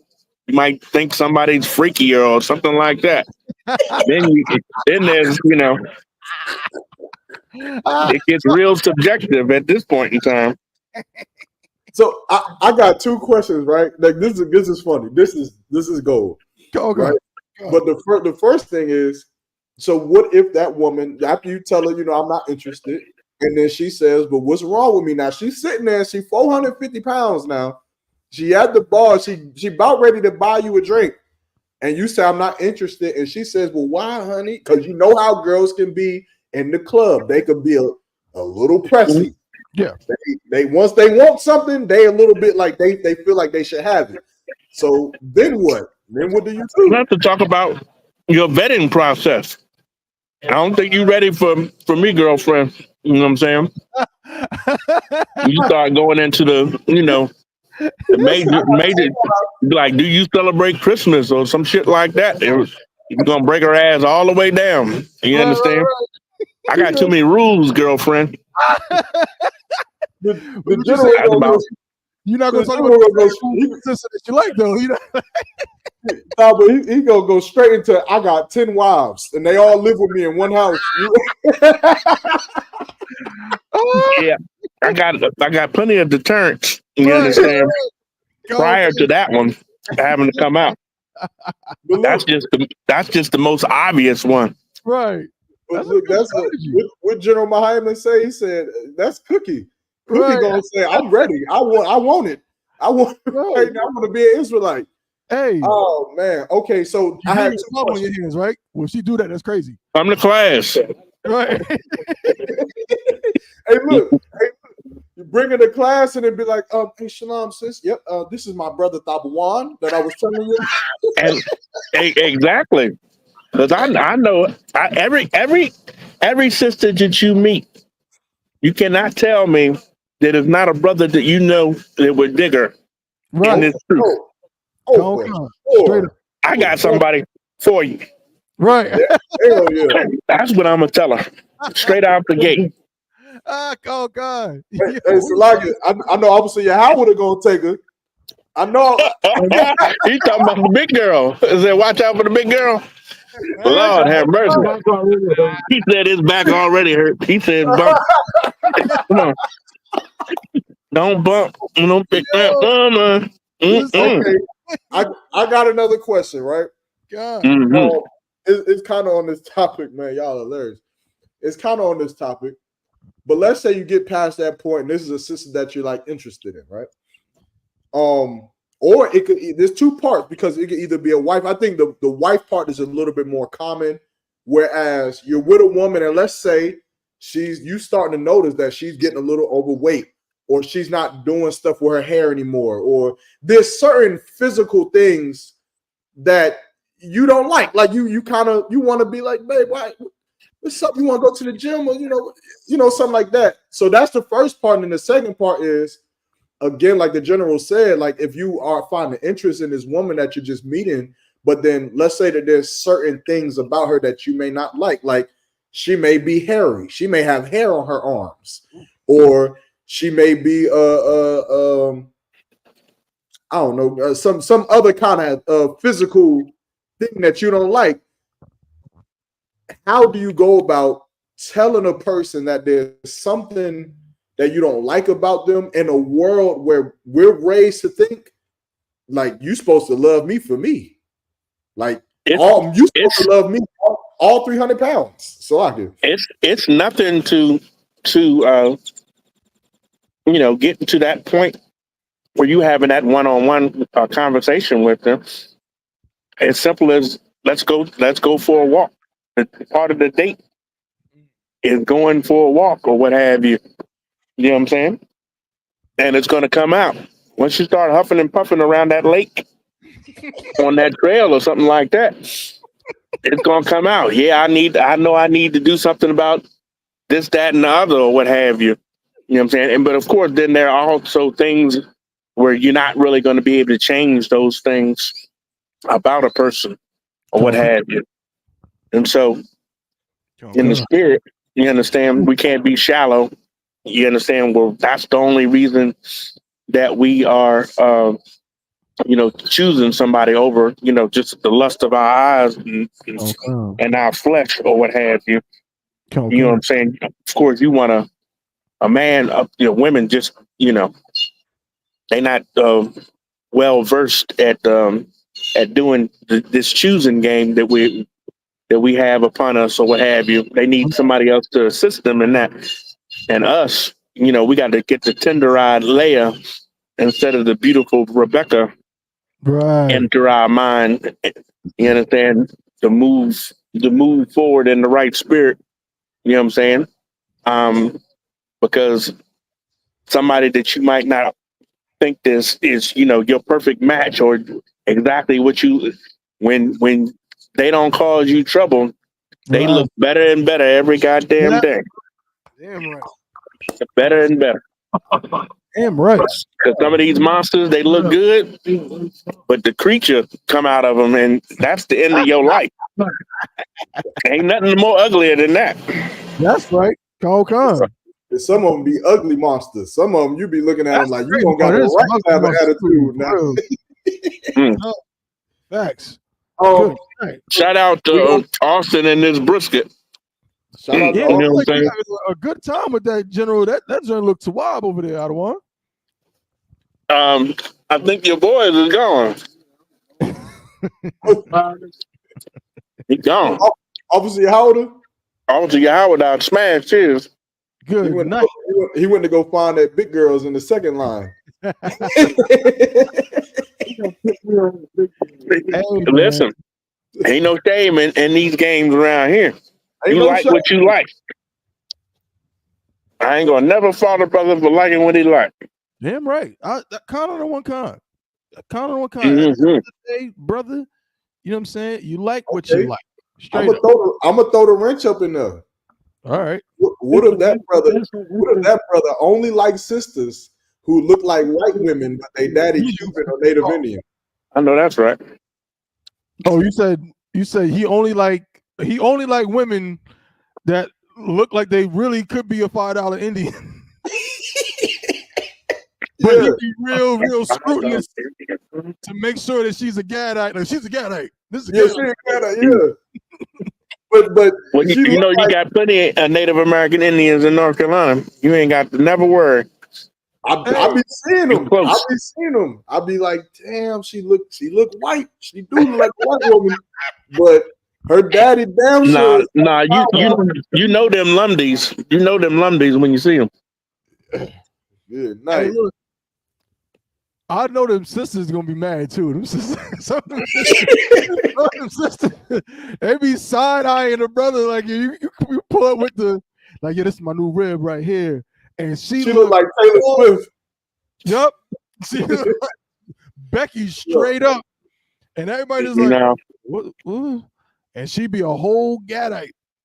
Hey man. And Hey. what do Gadites eat, man? What's like a famous Gadite food? You ever tried that Tabawan? Or general? Never had no famous like Native Indian food, nothing like that. Buffalo. Mm-hmm. Okay. All right. That Indian fried bread be good too. Most High in Christ. We had a couple comments to Yorel King out of East Carolina. Yes, Tim's is a Hamite. Oh man, breaking news. Sorry to tell you, brother, Yorel King. Yeah, she is a Hamite. Israel. Yeah, I love her songs though. I'm not gonna hold you. I'll be listening to Tim sometimes. She makes good music, and she is a very, very I don't even know who she is. Hamite. Yeah, she ham sandwich. She's a ham sandwich. Sister Chelsea Forte said, "Don't tell her nothing, Yaramak." Like she said, I ain't supposed to tell her nothing about being hairy or being overweight or her hair being nappy. I mean, not nappy. Her hair being not done. I'm turning into an old white man from the 40s. Oh, nappy hit. I really did not mean to say nappy. I meant done. Oh, but then Sister y'all said, just be nice about it and let her know. But sis, the only problem I have with that, man, is I'll be sitting there thinking to myself, like, and I'm not saying that I need to do this with any of my women because all of my women are perfect, of course. But just thinking about it, how do you tell somebody that they overweight? Like, how do you tell them? Well, I mean, if it's your rib, you probably could just. I mean, you still want to, you're responsible for her psyche, so you don't want to be. You gotta, you like almost like in the truth, the men that labor amongst you, your rib. You know what I'm saying? There's probably some ribs you can be like, hey, You get a little fat. You get a little, you know what I'm saying? And she might be strong enough to be like, you know what? You're right. I've been eating crazy lately. Let me chill. There's some things you can probably do that with. That's what they would do with me. They'll say you getting fat, and I'll say I'll knock a nigga out though. but subconsciously, I'll be thinking about doing some sit-ups. Subconsciously, am I getting fat? Right. But then there's some sisters you can't really do that with. Like some sisters you got to be real, genteel. She's very delicate. You know what I'm saying? And you got to go about it that way. But like my rib, shout out to my rib, who also is perfect, as you said. Y'all talk about yours. My rib is Lawaya. That's a wonderful sister right there. Just be nice. Be nice about it. Let her know. You know what I'm saying? Y'all are, this is your woman, man. This is your rib. You know what I mean? Y'all should be able to talk to each other and all of that and cultivate that kind of, relationship and that kind of, communication. Communicate. What's the scripture say? Do well to communicate. So communicate with your rib. Mm-hmm. That's all you got to do. But what does that sound like? Because that sounds good, Tabawan. But give me an example. Hey, how are you? Of how you do that. How you do that? Well, General Q said it. I think that's the best. That's the. Don't run it. I know we got the general on, but this is the CBP. I'm putting you on the spot. You know how this goes. You on the spot right now. I'm being honest. I hear you. I'm saying literally, the general said the same thing that I would say first. Come on. If my rib, or I feel if a woman is having a weight issue, she's getting, okay. You want to, almost try to, guide her along the path to just losing some weight. try to make some fun out of, like General said, walking around. Exactly. You know what I'm saying? Let's try to make some fun. Like, oh, baby, I was watching something. You know what I'm saying? They were saying that this kind of bread right here, this low carb bread, tastes just as good as the regular bread. You know, and you want to start doing those things. And next thing you know, she losing weight and she don't even know this is happening. Y'all going? I'm going to tell you, I'm damn near apt at this point in time to to look down on that stuff in the world, what have you. You bring me a sister to come up in this school or what have you, want to get down with a brother that's in the work of the Lord or what have you, or you start hitting them scales, them 5 and 6s or what have you and stuff like that. Listen, some of them gonna get chose up in here. You understand? The mouth is shut and no problem or what have you. Some of these monsters need to be going without or what have you. And meanwhile, some of these other sisters, you understand, they know just what to do to get what they need. You understand? Like she might be a low key. You might not have to take her out on the town and show her to your friends and everything like that. She just want what she want and she get it. And when you dip, you understand, you dip and go do what you got to do, and without the headache.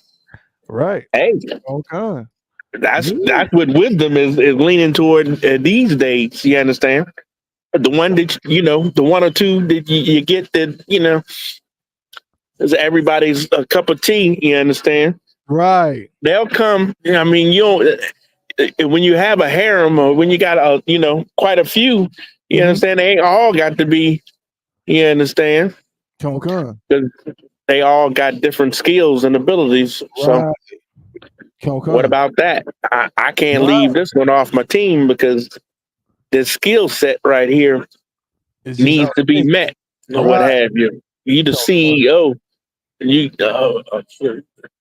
can't be the CEO of big dummies. All your vice presidents is tacky and shallow. So Damn right, General. Hey man, the Chain Breakers Podcast, the CBP, brought to you by the ISUPK, the Israelite School of Universal Practical Knowledge. This is how we do on the CBP. Y'all didn't even know what's going down. You know what I'm saying? You just turned on the show and then you didn't know that the General Q was gonna pop up. You know what I mean? That's how we do. You know what I mean? We're gonna jump back. Y'all, what you think about going to the next topic? Yeah, we gotta let the people vote for General Q, man. Now they want to hear General Q's response to the next topic that they pick because they tired of me and my BS and what I'll be talking about. They want to get some real answers. Hey, who jumped up in here? We got one of the Kentucky.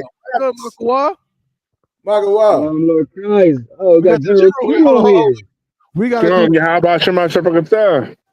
I mean, Shalom, Lord Christ, my head covered. Sloggy. My bad. I have to get this big head in action. No sweat. General Q up in here, man. You won't believe what happened, Yarmak and General Makwa in the background while we was talking about that one topic. Guess what? More people came in and voted, and the top choice switched. Okay. Top choice switched. So check it out. This is now the top choice question.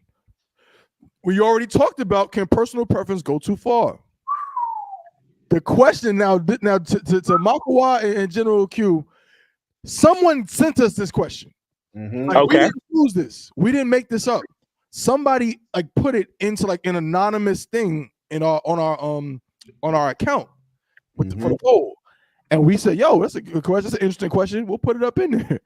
And so this is a question that the people want to know, right? It says, should your woman have a say in who you're courting? Oh man, that's crazy. That's crazy. You know what them sisters? I know what them sisters are thinking. Well, if she gonna be you part of my life, so if she's in your life, then guess what? I should have some kind of say, who you talking to, you know what I mean? Because she gonna be a part of my life in some way, right? So that's the question, and of course, it would only be right. General, I mean, come on. I mean, all you had to do is use wisdom in that. I mean, we don't live in a bubble, so of course there will be things that will be observed, and they will have to be addressed. You understand? And the only thing you can do is use wisdom past that. I mean, I think that, um, I mean, I don't know where you're gonna get her, where you're gonna hide her, where she doesn't, she gonna escape the scrutiny of the school first and foremost, and of your brothers or what have you. You understand? You would want to see if she knows how to act before you even, decided to, court her. Whether or not she's of that stock. You understand? So let the chips fall where they may. I would, bring them around or what have you. I mean, because you already got a wife that you, uh, in the spirit of the Most High, you do not treat as a wife because of the work of the Lord is your first wife, Right. first and foremost. That's right. So anything else added is super extra. You understand? And so if she really going to be down with you, then she's going to have to prove it, especially being a second or what have you. Right. There's no way in the hell that she's going to be allowed to come in. I mean, shout out to the second and third sisters in these these households or what have you. You understand?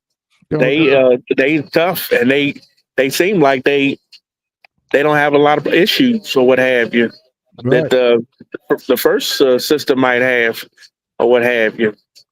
And so, what I've observed, and so, if you used to, bringing in demons or what have you, that ain't going to work.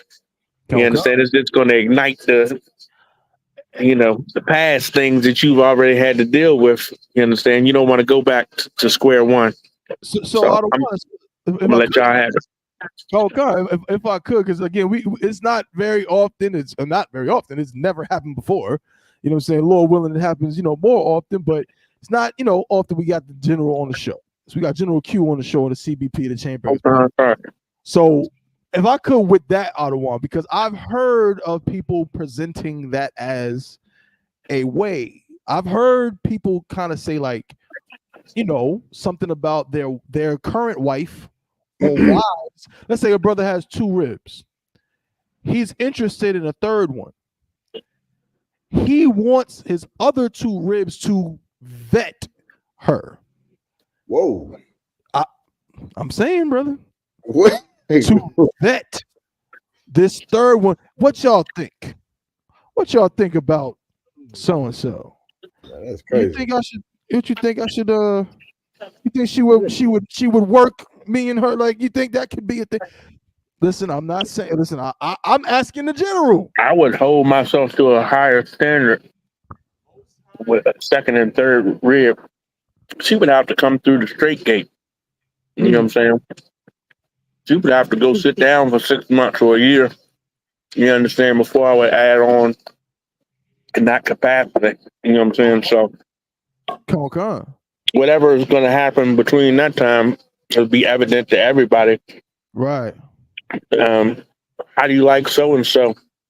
She's a good sister. She comes out and helps us all the time at the events, at the school, and stuff like that.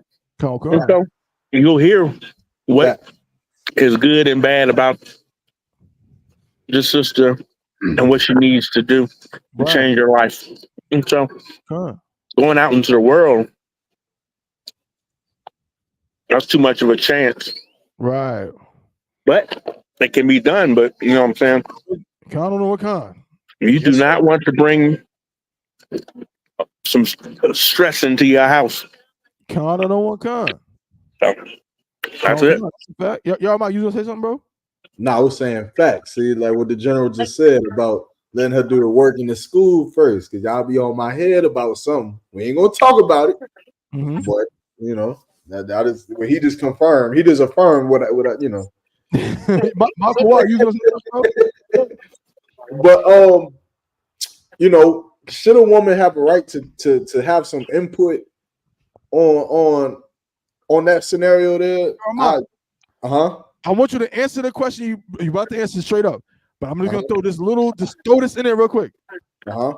Because a lot of also this too, like some sisters, right? Like remember, you might have one sister that number one, like General talked about the number one, she down, she in the school, she doing the work, she doing all of this, she at the feast, she cooking, she covering her head, she doing all of this, and then you bring around some slut. I mean, now not really a slut, not really a slut. You get my meaning? Follow me, Yarmark. She's not really that. But she's a work in progress. She's not fully in the school in that way yet. She ain't rocking them beautiful dresses with their head wrap just yet. You met this sister in some way or shape or form, and you trying to mold her into that, but she's not. She didn't come in like that. She's not coming in like that. Well, what do you mean? Go ahead. What do you mean? I'm trying to mold her. Not you, Yarmak, per se. I'm saying like a brother. Meaning like she coming into the school, but some sister, to keep it simple, some sisters feel slighted. We've heard it before, Yarmak. They feel slighted, like here I am. I'm in this troop. I'm cooking for this feast. I'm doing this. I'm doing that. I've been in the school. You know what I'm saying? In fact, I was with him when he came into the school. And now here comes this little hussy that he met walking down the street. He met this little hussy at some club, talking about she gonna come into school. I'm gonna take you to counsel. I'm about to say this. You can't come to me with that. Did she break the law against you? You got a heart against her? Don't be telling me no shit like that. We going to counsel. You can't come to me like that. That's That's like the pot calling the kettle black. Like when I met you, like the sisters that I got that's in the truth. Now again, there are some sisters that have been in the truth and came in here single. Most high in Christ for those sisters. But as long as, from my experience of being in the truth, a lot of women come from, being married to a brother. They in the world, they meet a brother, and then they learn to change their life and then come into the truth. So you was the hussy that you mad at. You was her. Like there was some point in life where you was the broad that nobody knew who I was bringing to the get together, who I was bringing to the gathering, who I was saying, yo, come to class, put on a headpiece. And then eventually you came to class and you went to the Passover and you came into the school and you got a name. And you telling me that now that there's another woman who I'm bringing to the get together, Thabo, are you saying that the first sister is now looking at the second sister like she's just a slut? Going back to the idea of like, again, her having an opinion on who you courting or who you talking to. Again, she may try to pull that like, man, this sister don't do nothing. She ain't even paying tithes. She don't do this. I'm gonna take her to counsel. The general just said it, really. I mean, sister ain't wasting no time. If she ain't done nothing to you, you should not be speaking on her. That is wrong. That's what it is. So Itazar want to get at it. The link right now. Yeah, like drop it on it. Just the like that to me in itself is crazy. Like for a man to allow his woman to have some insight or some say so on the other woman that he's choosing to be with. Again, like the general said, you should think a little bit more highly of yourself. Like, what kind of man are you? Like, for one, what do you think the woman gonna say? You think the woman gonna say, "Yeah, babe, I like this woman. You should go have sex with her." What woman is gonna say that? Exactly. Ain't no woman gonna say that. If you leave it up to the woman, they gonna say, she terrible, right. She trash. Don't sleep with that one. But and then also at the same time, as a man, that's your wife. You're marrying that woman. And I'll be damned, you understand? Like, you imagine a woman who you need counsel with. I don't know if this happens or not. I hope this doesn't happen. But imagine as a man, you need counsel from your wife to get another woman, and then imagine you get another woman and then your wife leaves. Now the woman who you needed counsel from, she gone, she out the picture, and now you stuck with some woman that you don't even really like, but your wife liked her. The old wife liked her. Now you stuck with this woman that you don't even really like. It doesn't make sense. It does not make sense. Look, as a man, your relationships are separate. And I think that's the You problem. warned me. Yeah, with that. I said you warned me. Talking about it, a lot of brothers want to bring women in to fit like the puzzle piece. Yeah, they want to fit the puzzle piece, and they want the this new wife to be best friends with the old wife, and this new wife be best friends with that wife. Hey, look, if you could do it that way, I'm no counselor, but I would say Most High in Christ. That's a beautiful thing, but it's not necessary. It's not necessary. Right. It's not mandatory. What is necessary is that if you get that woman, that you and her alike are following, for one, the law, statutes, commandments, for two, and that you went over the rules and the boundaries that this truth sets up for us, so that these relationships and marriages can last forever. Other than that, I don't give a damn what another woman got to think, whether it's my wife or not. What the hell does my wife got to say to me about a relationship that I have with another woman? There's nothing that she could say about that at all, man. So, like, but that was really my advice. Go ahead, Marco. What you about to say? So, like, if can I pose a question out of curiosity? So, breaking off, spanning off of this, how do you feel if your real wants to, like, be in the loop as far as knowing if you are pursuing another woman? Does the same thing tie in as far as, like, hey, baby girl, I just want to let you know I am pursuing somebody as I'm courting her and all that stuff. Me personally, I do that from time to time and all that stuff. I keep in the loop. I'm just out of curiosity. Do y'all do that in your household? I'm just asking.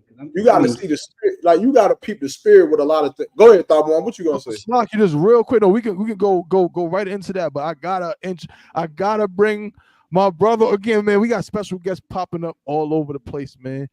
So we got, of course, we got General Q on, you know what I'm saying? But I just got to introduce, you know what I'm saying, my brother, you know what I'm saying, holding it down. I know he done switched zones. I know you out there in another zone. You can tell him about it when you come on, bro. You know what I'm saying? But this guy right here, man, like, I'm going to just say it straight up. He's a genius. He's a genius when it comes to the graphic design, when it comes to, you know what I'm saying, with shirts, or the brother is just phenomenal. You know what I'm saying? And there's a pillar of this ISUPK. And I got to bring him onto the CBP, the Chainbreakers podcast. Man, y'all give a hand clap, you know what I'm saying? A warm welcome to my brother, Officer Itazar. What's good, bro? Shalom, Lord of Christ, man, covered. Most High in Christ.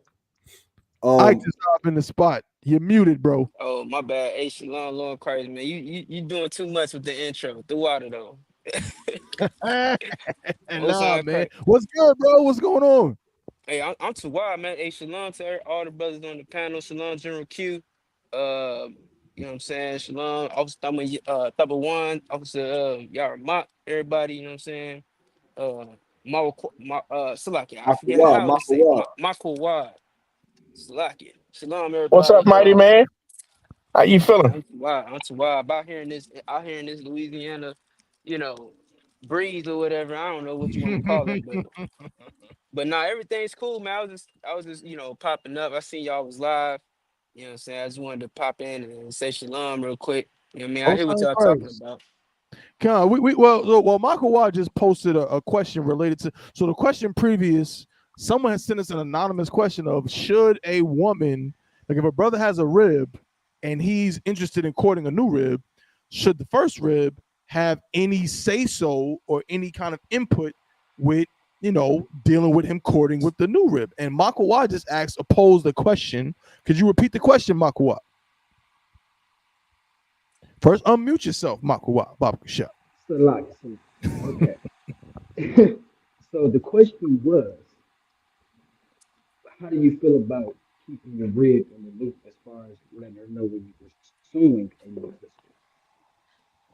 You ain't asking for permission, but you just letting her know, hey, I'm courting a sister. And yeah, it's as simple as that. Like, hey, I'm courting a new sister. So just keeping her in the loop, meaning instead of like Just let you her just know that. over here doing what you got to do, and she'll Right. just deal with it. You know what I'm saying? As is. You asking how do we feel about keeping her in the loop? Hey, so God. I'm interested in this sister. You know what I'm saying? And you know what I mean, I got approved. I'm to be courting. You know what I'm saying? This sister, da da da da da. You know what I'm saying? And so on like that. Is that what you're talking about, Makawa? God. Or even if you meet your sister out the world and you just let Mm-hmm. her know, but like, yeah, she's gonna do her time. She ain't even gotta tell her the detail, but you let her know, just keep her in the loop. But Hey, you I'm got it. doing But this. you asking about telling her something, like not just keeping her Yeah, completely in yeah, the yeah, dark. yeah. Just let her know something, cause I know Let her some know brothers something. don't tell their ribs nothing. Like, Yeah, hey, like tell yeah, them that man, you know yeah. nothing. So I met this sister, man. You know what I'm saying? I don't know. It may not lead nowhere. You know what I'm saying? But she cool. You know what I'm saying? I like her. You know what I'm saying? I might do. Pillow talking. Go Pillow ahead. talking. Pillow talking. That's Yeah, what you do. that's that's what it boils down to. If you ask me, Mm-hmm. pillow talking. But I mean, if I could give my take on it, because we talk about this on our podcast as well, on the war as usual. All right, we got a Yeah, podcast plug called your podcast. I just what time? Where's it going down? What's the websites? What's the YouTubes? All that. Most High in Christ. So we have a podcast called The War as Usual, right? It's The War as Usual on Facebook, simply War as Usual on YouTube, and we go live every Tuesday night at 9:30 Central, it's like at 9:30 Eastern Standard Time. Right? We talk about these exact type of conversations where, relationship advice, um, how to deal with family, what's going on in the world, you know what I'm saying? The war we in, not only the actual bombings and stuff like that, but the spiritual warfare that's taking place amongst Blacks, Hispanics, and Native Indians. You know what I'm saying? We cover all of these bases, and this question right here is definitely one of those questions that is, um, needed in the Black community. You know what I mean? Dealing with women in general and dealing with multiple women at the same time, because of course our people, even though they may not abide by the biblical perspective of multiple wives, but we still partake in having multiple wives, whether we God. know it, believe it or not. You know what I'm saying? We still partake, so we should know how to deal with it. And is one of the questions that come up is, should you keep your wife in the loop? And as far as I'm concerned, I think it's every man's prerogative if he wants to, put that woman in that, knowledge or whatever. But for me, I don't see how it would benefit her if I'm not even taking it that serious. Like I might meet a chick and I'm thinking, yeah, she look good and all, and I might entice her. I might try to see what she on, but if it don't get to a point where it's like, all right, this might be actually part of my life. Like she might become part of my life. I don't even want to waste my time like talking about her. You know what I'm saying? Like I'm not about to go to my rib and be like, hey, I met this girl at Home Depot and she seems very nice. Oh, I don't remember her name, but But I just you know what I'm saying? But what Yeah, about at the point where you met her at Home Depot, yeah. y'all have been talking or whatever, and now you Hmm. starting to think 'cause she shows some interest in the school. Yeah, And now you like, you know what? This could be a thing. At yeah. that point, do you go to your other rib and say, "Hey, look, it's looking like I might have me another one." Like, Yeah, not yeah, yeah. I don't see no problem with that. I think that's I think that's to why actually it's probably best that you do that, because eventually they're gonna find out about each other. You know what I mean? Eventually they're gonna know that's a good point. That's about a good each point. other. You know what I'm saying? So it's like, hey, look, you know what I'm saying? I've been talking to this girl for a month or two. She seemed nice. You know what I'm saying? I'm thinking about marrying her now. As far as like y'all mentioned, like, getting her permission, like it's definitely not about getting her permission. You know what I'm Hold on. So, saying? so, so Like like, so like, she's so like, hold on.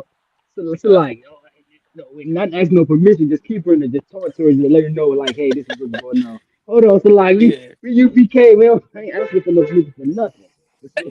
So like, I had to clarify mm, that 'cause I know I posed the mm, question. No, we asking no permission for nothing. But yeah, mm, I get what you're So like saying. in So general, like, I think the general was gonna say something. It's like a general. Yeah, I got a scripture, of course, like a Proverbs 30:19.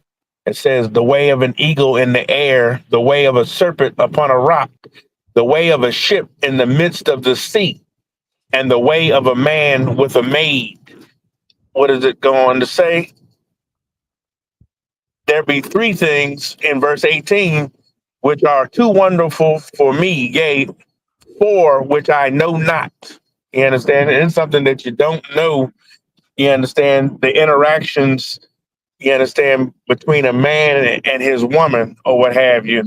So, we could talk about it forever, you Right. understand, but you just never could understand the depth of, the type of relationship and what a man may or may not discuss with his woman behind closed doors. So that was it. Damn right. Con. Damn right, General. The water for that, sir. Hey, it's like, how do I get the main stage? Good night. No, we can go back to the race. But yeah, that's what it is. I mean, I think it's one of those things, where it's up to the discretion of that brother. Again, knowing the people that labor amongst you, knowing knowing the brothers that labor amongst you, knowing how your rib is. Again, some ribs can deal with that kind of information. You know what I'm saying? And some ribs, guess what? To some ribs, that might be useful. You know what I mean? In terms of like, you might have a rib that kind of telling her, again, not everything and getting permission, hell no. But just, what I'm saying, talking to her about little things like that, not only can she handle it, but for her, because of her personality, it might build an element of trust. It might, it almost might help your relationship. You know what I'm saying? Because now because of her personality, she feels like being in the loop, you know what I'm saying, brings her closer to you or something like that. You never know. Everybody's different. We all, you know what I'm saying, there's a spectrum of all these things, and you just got to know it as a husband and deal with it accordingly. You know what I'm saying? But as far as, first of all, like we said, ain't no permission going on. Yeah. But for me personally, or for, how I just see it, I just, again, I wouldn't do that really like that again, unless once it got to the point where now more so it's going to affect the first or second rib that I have. You know what I'm saying? Like now, okay, listen, if I get this new rib, guess what? Every weekend where we were going to Disneyland, we're not gonna be able to go to Disneyland quite as often. You know what I'm saying? Because I'm gonna be over there or something like, you know what I'm saying? Something to that effect. If I could. Yeah, it's up. Nah, like what you brought out something heavy too. Like what some people may not realize, you know what I'm saying, speaking on like men in the world, is that woman does need, like she damn near needs to be in the loop with stuff. Like she gotta know things that really don't matter to her at all. But she gotta know, and it's like if you give her like the small things that ain't gonna make no big difference if she know or not. Like she like you said, she will feel like involved, and it's like women just gotta have that involvement with things that really don't even pertain to them and don't really change their life at all. But if they in that loop, if they feel like he telling them things, then it just makes it makes the house more peaceful. It's you know what I'm saying. It's part of the deal, I guess. Salakia, of course, you understand. I don't know if you can't cut the trip out. You understand? You can't. It says if he take another wife in Exodus 1:10, if he take another wife, her food, her raiment, and her duty of marriage shall he not diminish. He got to think twice. You understand? You done been with the other one so long or what have you, they expecting certain things. And so, you understand, you might, whittle your way out of it by taking too long to get them when, back to back to back to back. You know what I'm saying? You got 6 years for this one child, and then you wait 6 years to give them a brother or sister. You understand? You got to go back to back to back to back so you can, listen. Y'all all basically getting the same thing. So that's something that you got to take into account because they will call you on the carpet. Con. Damn right. Hey, so, y'all, Mike, you about to say something? Say what? No, I thought you was about to say something, bro. I was about to say something. Salakia, Man, again, this is a crazy episode of the CBP, bro. Crazy episode. Chainbreakers Podcast brought to you by the ISUBK and the Community Junior High. We got another guest to add to the show, man. As if you thought we was done, we not done, man. We taking it overseas with it. You know what I'm saying? We so many places right now. You ain't never seen nothing like this before, man. We in North Carolina with it. You know what I'm saying? We in Louisiana with it. You know what I mean? We in Texas with it. And now we in the islands with it. We in ISUPK St. Croix with Officer Sadak up in here, man. South Carolina too. South Carolina too, Salakia. Sadak, what's good, bro? Unmute yourself, Ak.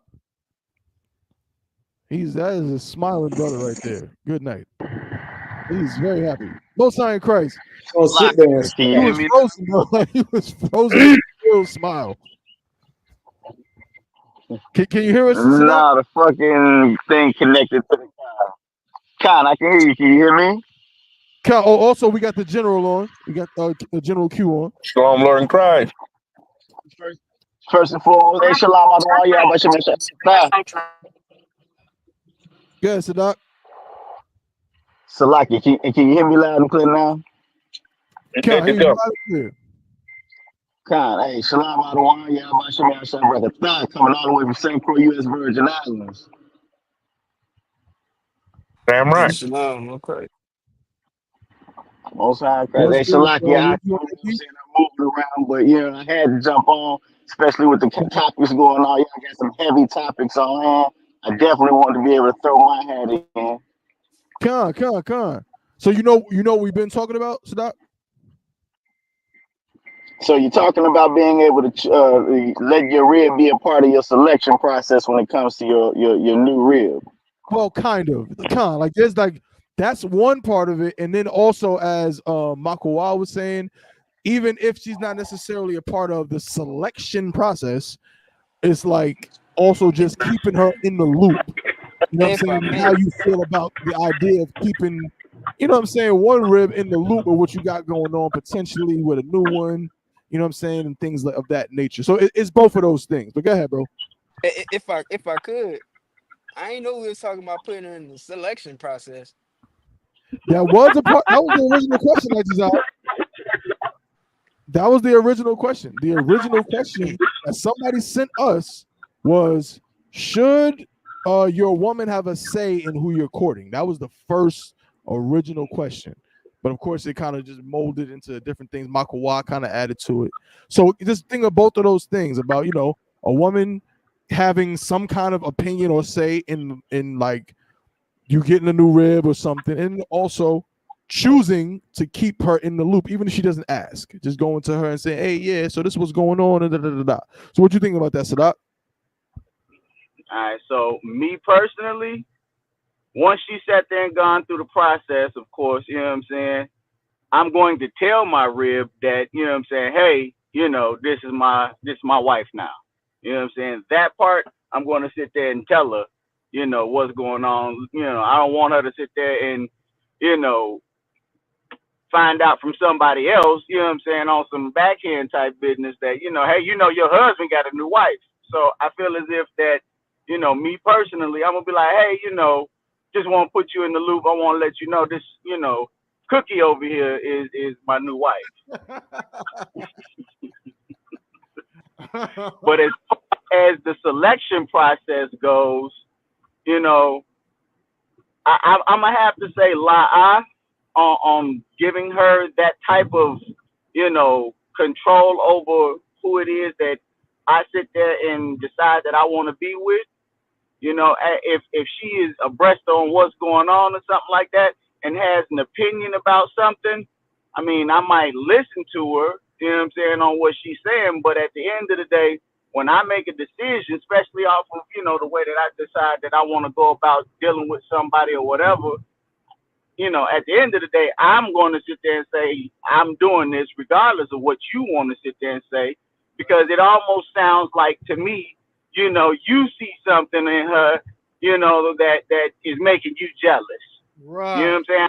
Like her for a certain reason or whatever, and you trying to nitpick it apart and feel as if, oh, well, you, like, I know I've heard, situations where, brothers sit there and get a woman, out of the world, going to events or something like that, and you sit there and find a sister, and you be like, yeah, this the move right here.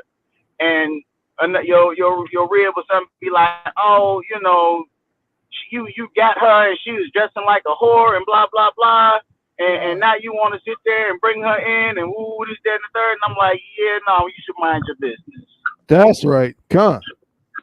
Because at the Absolutely. end of I the day, totally agree. we bring in Salaki. Go ahead, sir. No, you go. So now do you think? I was agreeing with you, Con. Like that's insane. That's crazy.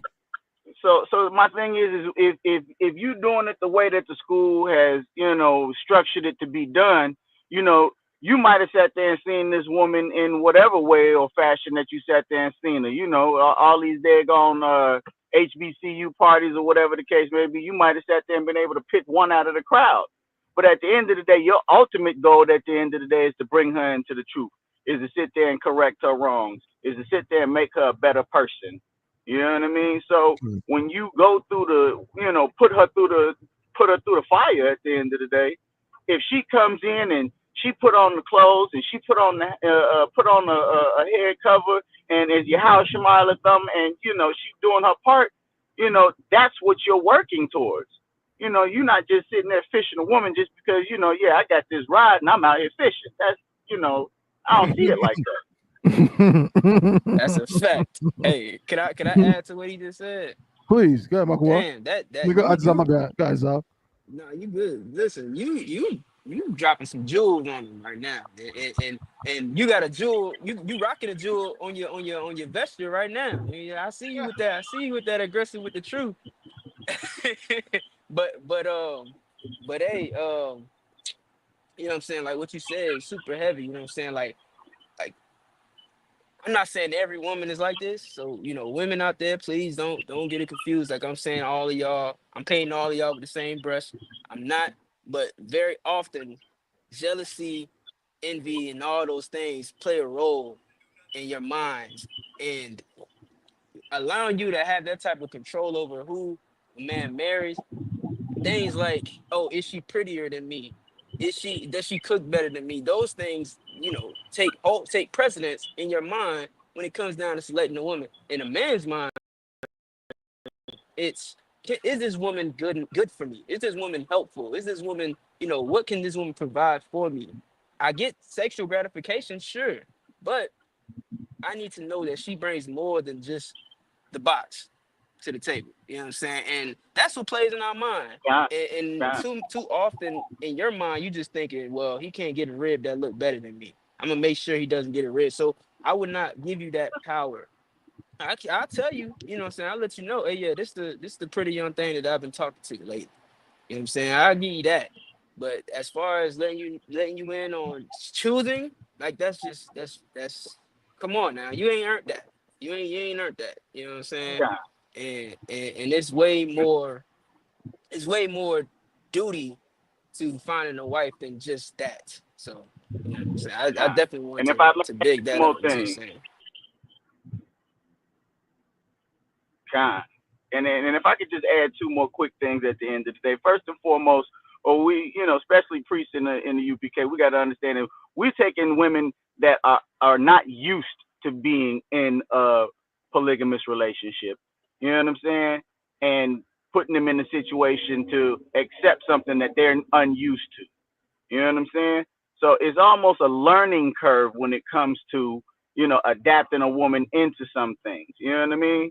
So there's always that you have to take into accountability, the way that you present it and the way that you're going to sit there and deal with it. And at that, trying to sit there and deal with it head first, going straight into it instead of, being scared about it or being timid, because we're learning something that we don't know. You know what I'm saying? So there's that point that we have to always add into. And then my second point was, it's kind of like, when a woman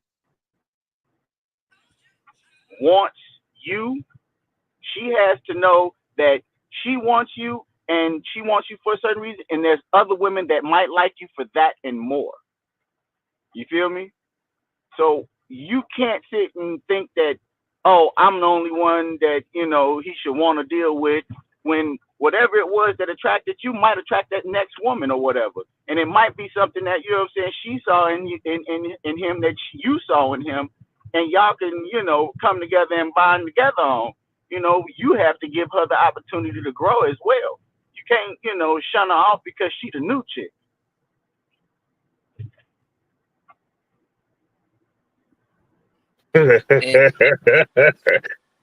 Yeah, I hear what you're saying, but I won't let it go past.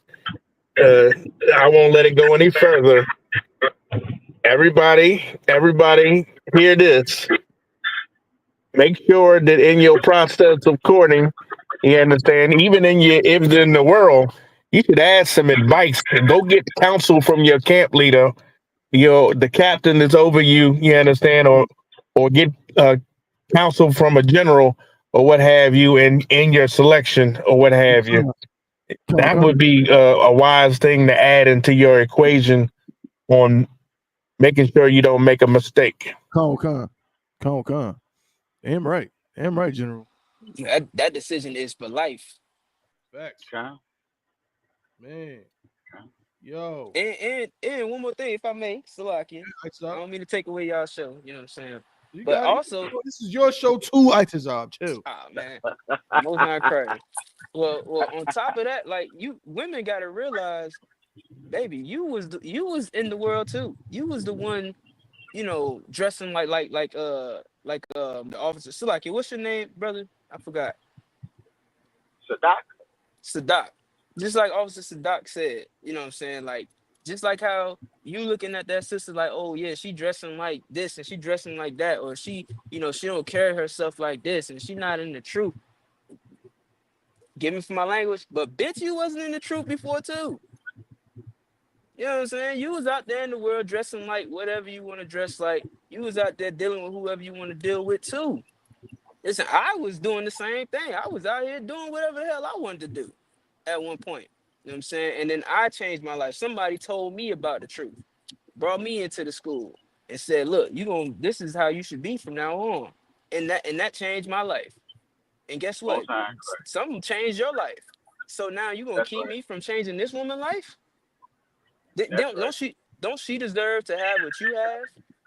Or are you too selfish for that? You want it all for yourself and nobody else gets the opportunity. You know what I'm saying? Okay. If I could too, I just wanted to go back and just answer Makawa question real quick. If that's the why with the panel. Do you think, bro? Makawa, you asked like, should you be informing your rib about your inner dwellings or what you're doing with another woman? What I would say to that is that I feel like the looseness of information doesn't garnish a trust between anybody. And I think that sometimes your woman will make you feel like because you're not loose with information, that means that she cannot trust you when that's not how life works. Right? Like she wanting to know or needing to know what you're doing and who you're doing it with and what time you're doing it and where you're doing it at. It don't got nothing to do with her trusting you or not because she already know that you're gonna go have another woman. How many classes have we seen? General Hyman and already said you gonna come home and it's gonna be 3 babies on the couch and all of them is yours. She already prepped and trained for that to happen. So I think that's why I said when I was first answering the question that you got to read the spirit of what your woman has on her right now, because she may be the type of woman who is just very, very open communicative, but it also may be a demon in her that is fighting for power. And she's trying to gain power over you. She wants to know exactly where you at, not because she cares if you're safe or not, but because if you don't tell her where she at, it's going to be a problem. She want to know exactly who you with, not because she feels like, she needs to be able to come save your life if something happens with who you with. She needs to know to tell the police. Not because of that, but because if you say mind your business, it's going to be a problem. And that's the thing that I feel like we got to be careful about how we're dealing with these sisters. Some sisters, they want to have that power and that control over you. I think you'll find that out the first time you tell a sister, mind your business. When you about to leave the house, and she say, where you going? You say, mind your business. I'll be back. If she has a problem and smashes your Xbox or destroys your house or threatens to leave the relationship because you say that, then you see exactly what was happening. She had a demon on her that wanted her to have authority and had that power over you, and now she's upset because you ain't give it to her. So that's murky water. But that's what I would say about that. What you asked, Michael. Why? You? So, That's an so like it. excellent point. If I could, I got a scripture. If I could, that's an excellent point. This is what should go in your mind when dealing with your woman. You understand? New or possible. Y'all ready? Kind Kind of one Micah, kind. Micah 7:5. It says, "Trust ye not in a friend, put ye not confidence in a God. Keep the doors of thy mouth from her that lieth in thy bosom." You understand? It's no, you can make some mistakes, and confiding in your woman in many things is a problem that you could find yourself in. So take heed to that. Yeah, Colin McCall said, hey, y'all gotta be careful about who y'all pillow talking to. Like y'all be mad at General Q and be mad at General Mahiman and Captain Nyathok, and you go and tell your woman about how terrible these men are and they niggas this and stupid niggas that. But your woman gonna leave you one day, and when she leave you, she is going to post on Facebook all the shit you said. She gonna tell everybody. she gonna tell everybody everything you said and everything you did. So you better be careful. Go ahead, Salakia, if I may, it's one of those old sayings back in the day that apply to this. And I'm sure General Q has heard this saying before. You don't let your left hand know what your right hand doing. You know what I mean? Like you ain't always got to sit there and tell Mark what's going on every point of what you're doing. You know what I mean? Like you got to have some type of personal business of your own at the end of the day. And when you get ready to, of course, you sit there and you'll disclose what you feel as if needs be disclosed at the same time. But you don't again, like I said, you don't let your left hand know what your right hand doing. Okay. Yeah, and brother, take up that Now, balance. with that being said, are you like you don't have to disclose if you have another rib or what have you, but can you operate like that? Can you as a man operate like that? Whereas that you could not show your left what your right is doing. How much skill and ability do you have in regards to being able to operate on such a high level? Because there's no law that says that you have to let her know. So that's all I wanted to say. Where you at? Where we at with it?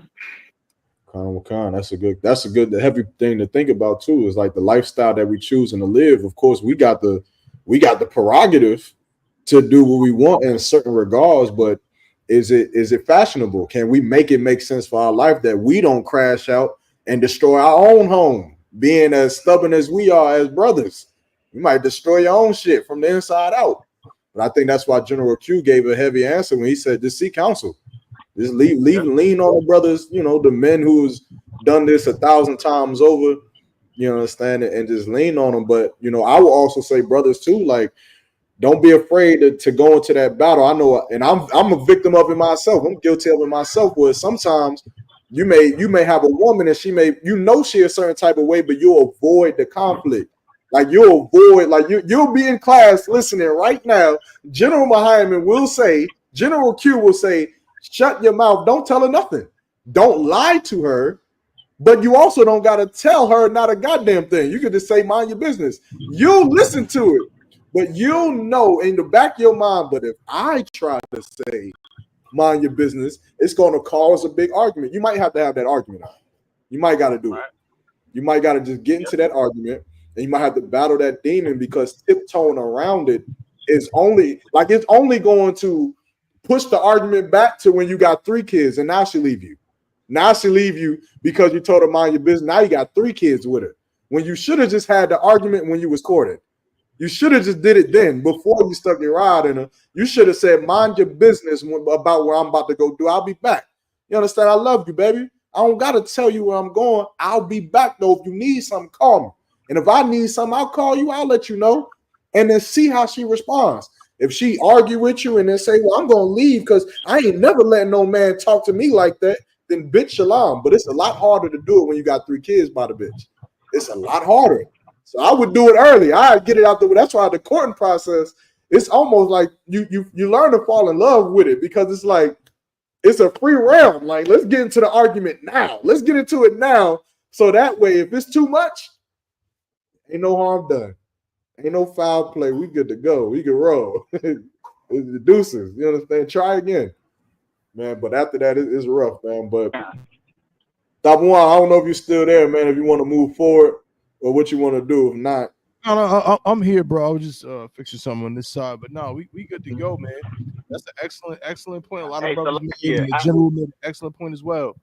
Yeah, General, it's like I'm good to go. Come on. That was Sadat. Right. No, that was me. That's a lot here. Guess it up. Kind. So this is kind of off the topic, and I don't know. Maybe you might want to put this on the question panel for next time. But it's definitely something I ran across as of lately, where the question is dating age, and so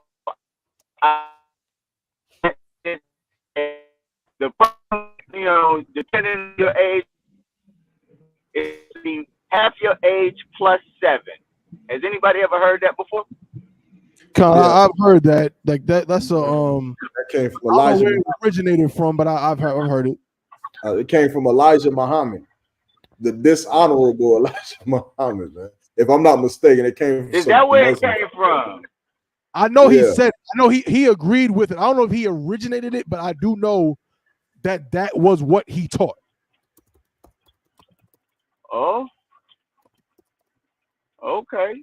I never knew that's something that he taught. I ran across it by chance at the end of the day, and it was not tied to him in no shape, form, or fashion. So what you I think it was author Max O'Reilly from what I'm reading. It came out in 1901 from a French author. He wrote the Romantic Guidebook, and he said that a bride's ideal age was half the groom's age plus 7 years. Right. So in thinking and hearing that, it's like, if you dating a woman and, when the UPK, we have structure, you know what I'm saying? Ain't no, 40, 50-year-old man gonna sit there and be dating those 18-year-old girl, you know what I'm saying? Like there's some standard of some things just being overly gross in my eyes. But, for me at being, what the world says is 40 years old, that would mean a woman will be 27 years old as a eligible person for me to date. And in my head, I'm kind of like, yeah, I guess so. You know what I'm saying? I could see it. I don't think at the end of the day that's too bad, because at 27 years old, you kind of supposed to have some type of hold on, your life and the things that you do or whatever the case may be. You should have your head on your shoulders in a sense. You know what I'm saying? But then at some places, I sit there and think like, I would more so rather a woman around my age or a little bit older for certain situations, because, maybe she has a little bit more experience or she knows a little bit better when it comes to some things. She could probably show me something. Or she could be a 50-year-old idiot. There's a lot of 50-year-old idiots. She could be a 50-year-old dumbass. Well, she could be a 23-year-old righteous woman who is more wiser than any 50-year-old woman you could ever imagine. Right. I think that's why we don't go with the age thing. I think in the truth, and General Q says, so you correct me if I'm wrong, but I think in the truth, generally in the marriage process, you would match a younger brother with a younger sister, and vice versa, generally. But as far as the nation of Israel, we never dealt with it with no divide the age and plus anything and nothing like that. That's not in the scriptures. Is a woman once she's a woman, once she's a grown woman, she could pick the one man that she wants to be with for the rest of her life. If that one man is 42, She 26, then that's her prerogative, and it's his prerogative to marry that woman, and that's that. Fuck what I think about it. I mean, it ain't got nothing to do with me. So like if I may, so are we all in agreement? We're not with we all. I mean, I know we understand, but like between the ages of 18 and 21 are just ages that y'all generally will not mess with women as far as like even dealing with them. So I know you It, said between 26 and 42, but I know you said once they become a woman, they become a woman when they have their kid. But we understand go further than that. I'm just saying the general sense. Like I was listening to your question, and maybe I'm wrong. You correct me, but it kind of sounded like what you like what it kind of sounded like you were saying. What's the youngest you were dating woman? Is that what you were saying? Because I was trying to understand where Well, you was I mean, coming from. I'm asking like for a general rule, what would typically be an okay age versus something that Okay, would be more so frowned upon? okay, yeah. So I'm actually yeah. So we on the same type of time. So like in I think for me, I don't really. I'm 28. I don't really like. I don't go below 21. Now my mom said you can't go in the liquor store buy me a bottle, then we can't even really talk. Can't go in the bar. We can't go out to eat without ask by IDs, and they say, oh, she can't get up here. You can't deal with me. So I don't deal with nobody that's 20 and below. I don't do that. 21 is a heavy emphasis on depending on the mindset how it is. But that's like the lowest I go. But even then, I don't even like 21. I usually deal with women that's God, older than me or that's like pushing 25. 'Cause I'm 28, so I need somebody between 24 and 25. That's what I push for more for, or maybe 23. But 21 years old is the lowest I go, but never below. Never. yeah, I think so that's me just concept. personally, Salakia, go ahead. I just think that's just like an American concept. Like I think back in our times, we ain't really deal with age like that to a certain extent. We dealt with if a woman was a woman, and if it made sense. But because your age gap is always going to change. Like right now, you 21. I mean, you say you're 28, you will only date to 21. That's only 7 years. But imagine that the age gap going to change once you're 40. So now instead of it being a 7 year age gap, you might go to a 12, 15 year age gap because you're a 40-year-old man. At some point, the numbers is not going to make sense. It's just not. Yes. So I asked the first question to you. Would you date an 18-year-old? 18 and 19-year-old. She rocking out with you for a whole year. She coordinating everything. She going hard. Would you actually make her a real? I'm already Salakia, doing no. it. Are you asking me or Sadat? I'm asking you. You Oh, just said I'm courting the broad. We courting. Why you jumped the gun? If I'm Oh no. courting her, then Okay. So like. I mean, not quarter. Would you be interested in courting her if you okay? She's 18 or 19, but say she got a mature mindset. But you also understand, the difference between the age gaps and like just because she's 18, now she might got a mature mindset right now doesn't mean that she's all the way there. I know you take yeah, time a to lot of as we get a older, lot we get more mature. a lot of things right now because we live in the time that we live in today. We live in the social construct that we live in today. So some things will just be looked down upon, and there are some things that I'm not going to be disingenuous about and say I would do it because the Bible has no problem with it. I probably would not do it because it's It's like, the why would you even accept that smoke? It's like, yeah, yeah, I probably wouldn't do it. I'm a priest, right? I have everything against me anyway. I'm not going to add something that is unreasonable. Now, if there's some woman who is just Esther out this bitch, I don't know. She is the most Tawab sister. I don't know. Then you driving a harder bargain. But just to be with some broad just because she look good, but she's 18 years old, that and I myself no. Salakia. Mm-hmm. I feel like that's one of those situations where, like you said, you're like you got to be genuine. Don't be disingenuous. It's like Mm-hmm. even if she's of age and everything, you know what I'm Mm-hmm. saying? Like you got to look at the context. You know what I'm saying? It's almost like the idea of nakedness, right? Like you know what I'm saying? What is nakedness? Nakedness has context to it. It's like in the world today, they'll tell you that a woman wearing a thong up and down the beach is technically not nakedness. But Right. hmm would you let your rib wear that? Hell no. You would say that's unlawful. You know what I'm saying? So it's like you got to know the context and things like that.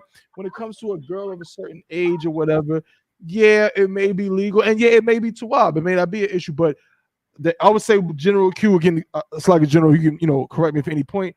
I would say with that, something like that, you probably should get counsel on it. Like, you know what I'm saying? Like, If you just meet some 18, 19-year-old girl, and let's say she's super mature, she's of age, it's legal, you know what I'm saying? You're older and you just like, damn, like, you know what I mean? She real twab.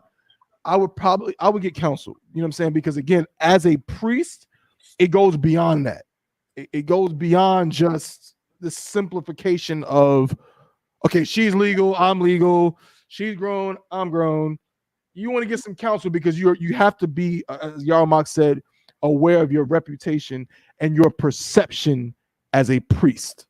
You know what I'm saying? Sadak, yeah, Sadak, I see your hand up. If I could. Oh, Sadak, again, General Sadak. I didn't know you as a guest. So like, yeah, so Doc, I just got one quick scripture or what have you. If it's all like you say it is or what have you, and you go to the father and you go to the family or what have you, and the sister is adamant about it, which is highly unlikely that she's that mature or what have you. Nothing but time could tell until it would be the opportunity to fulfill anything in that nature. So, what could you do in the meanwhile? You wouldn't just go and sleep with her right away, or what have you. So, um, 1 Corinthians 9:5. Have we?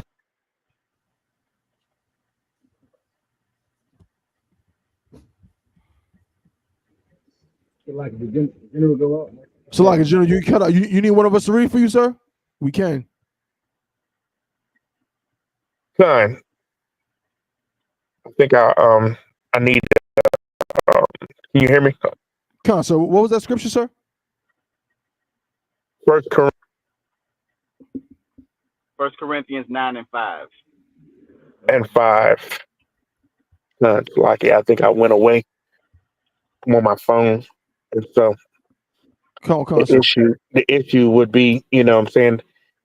I mean, you can't necessarily change her mind, but you know what I'm saying? Like, what would her mother and father say if she's in the world? You definitely not going to be able to get away with it in the truth. the brother, you definitely got to look at it like that. Right. You got to look at it like that. Somebody, daughter that's in the truth, that's 18, 19, or 20, or what have you, and here your ass is. You understand? I always liked it so and so, and he's 15 years your senior, or what have you. It ain't gonna rock well. You understand? So you understand? Con. Go ahead with the reading of the scripture. Let's just put it to rest. You understand? Corinthians chapter 9 and verse 5. Have we not power to lead about a sister, a wife, as well as other apostles, and as the brethren of the Lord and Cephas? So with that being said, you understand, you would be expected to do some have some leadership in a situation like that, or what have you, where you know what I'm saying, you may not consummate such an arrangement or what have you, based on the fact that you understand what's going on. So you would have to, you understand, you would have to be a leader in that regard. You understand? Okay. Maybe her mother or father in the truth or in school would they would not like that or what have you. Okay. And so you would have to be a stand-up brother about that, and your communication with that person would have to be that of a leader. You understand? And so you just like how if you put somebody to death by accident, you had to flee because their family was going to, unalive you. You understand? You would have to flee to a city in order to, sustain your life until someone passed away or and such. So, of course, you would get counsel, but you would do the honorable thing, and to be a leader of a sister or brother, you understand, is always, you understand, the preferred way to, govern ourselves in this, because it would be, it's way past, just being carnal about, these relationships that we're having. So I just wanted to add that. Con.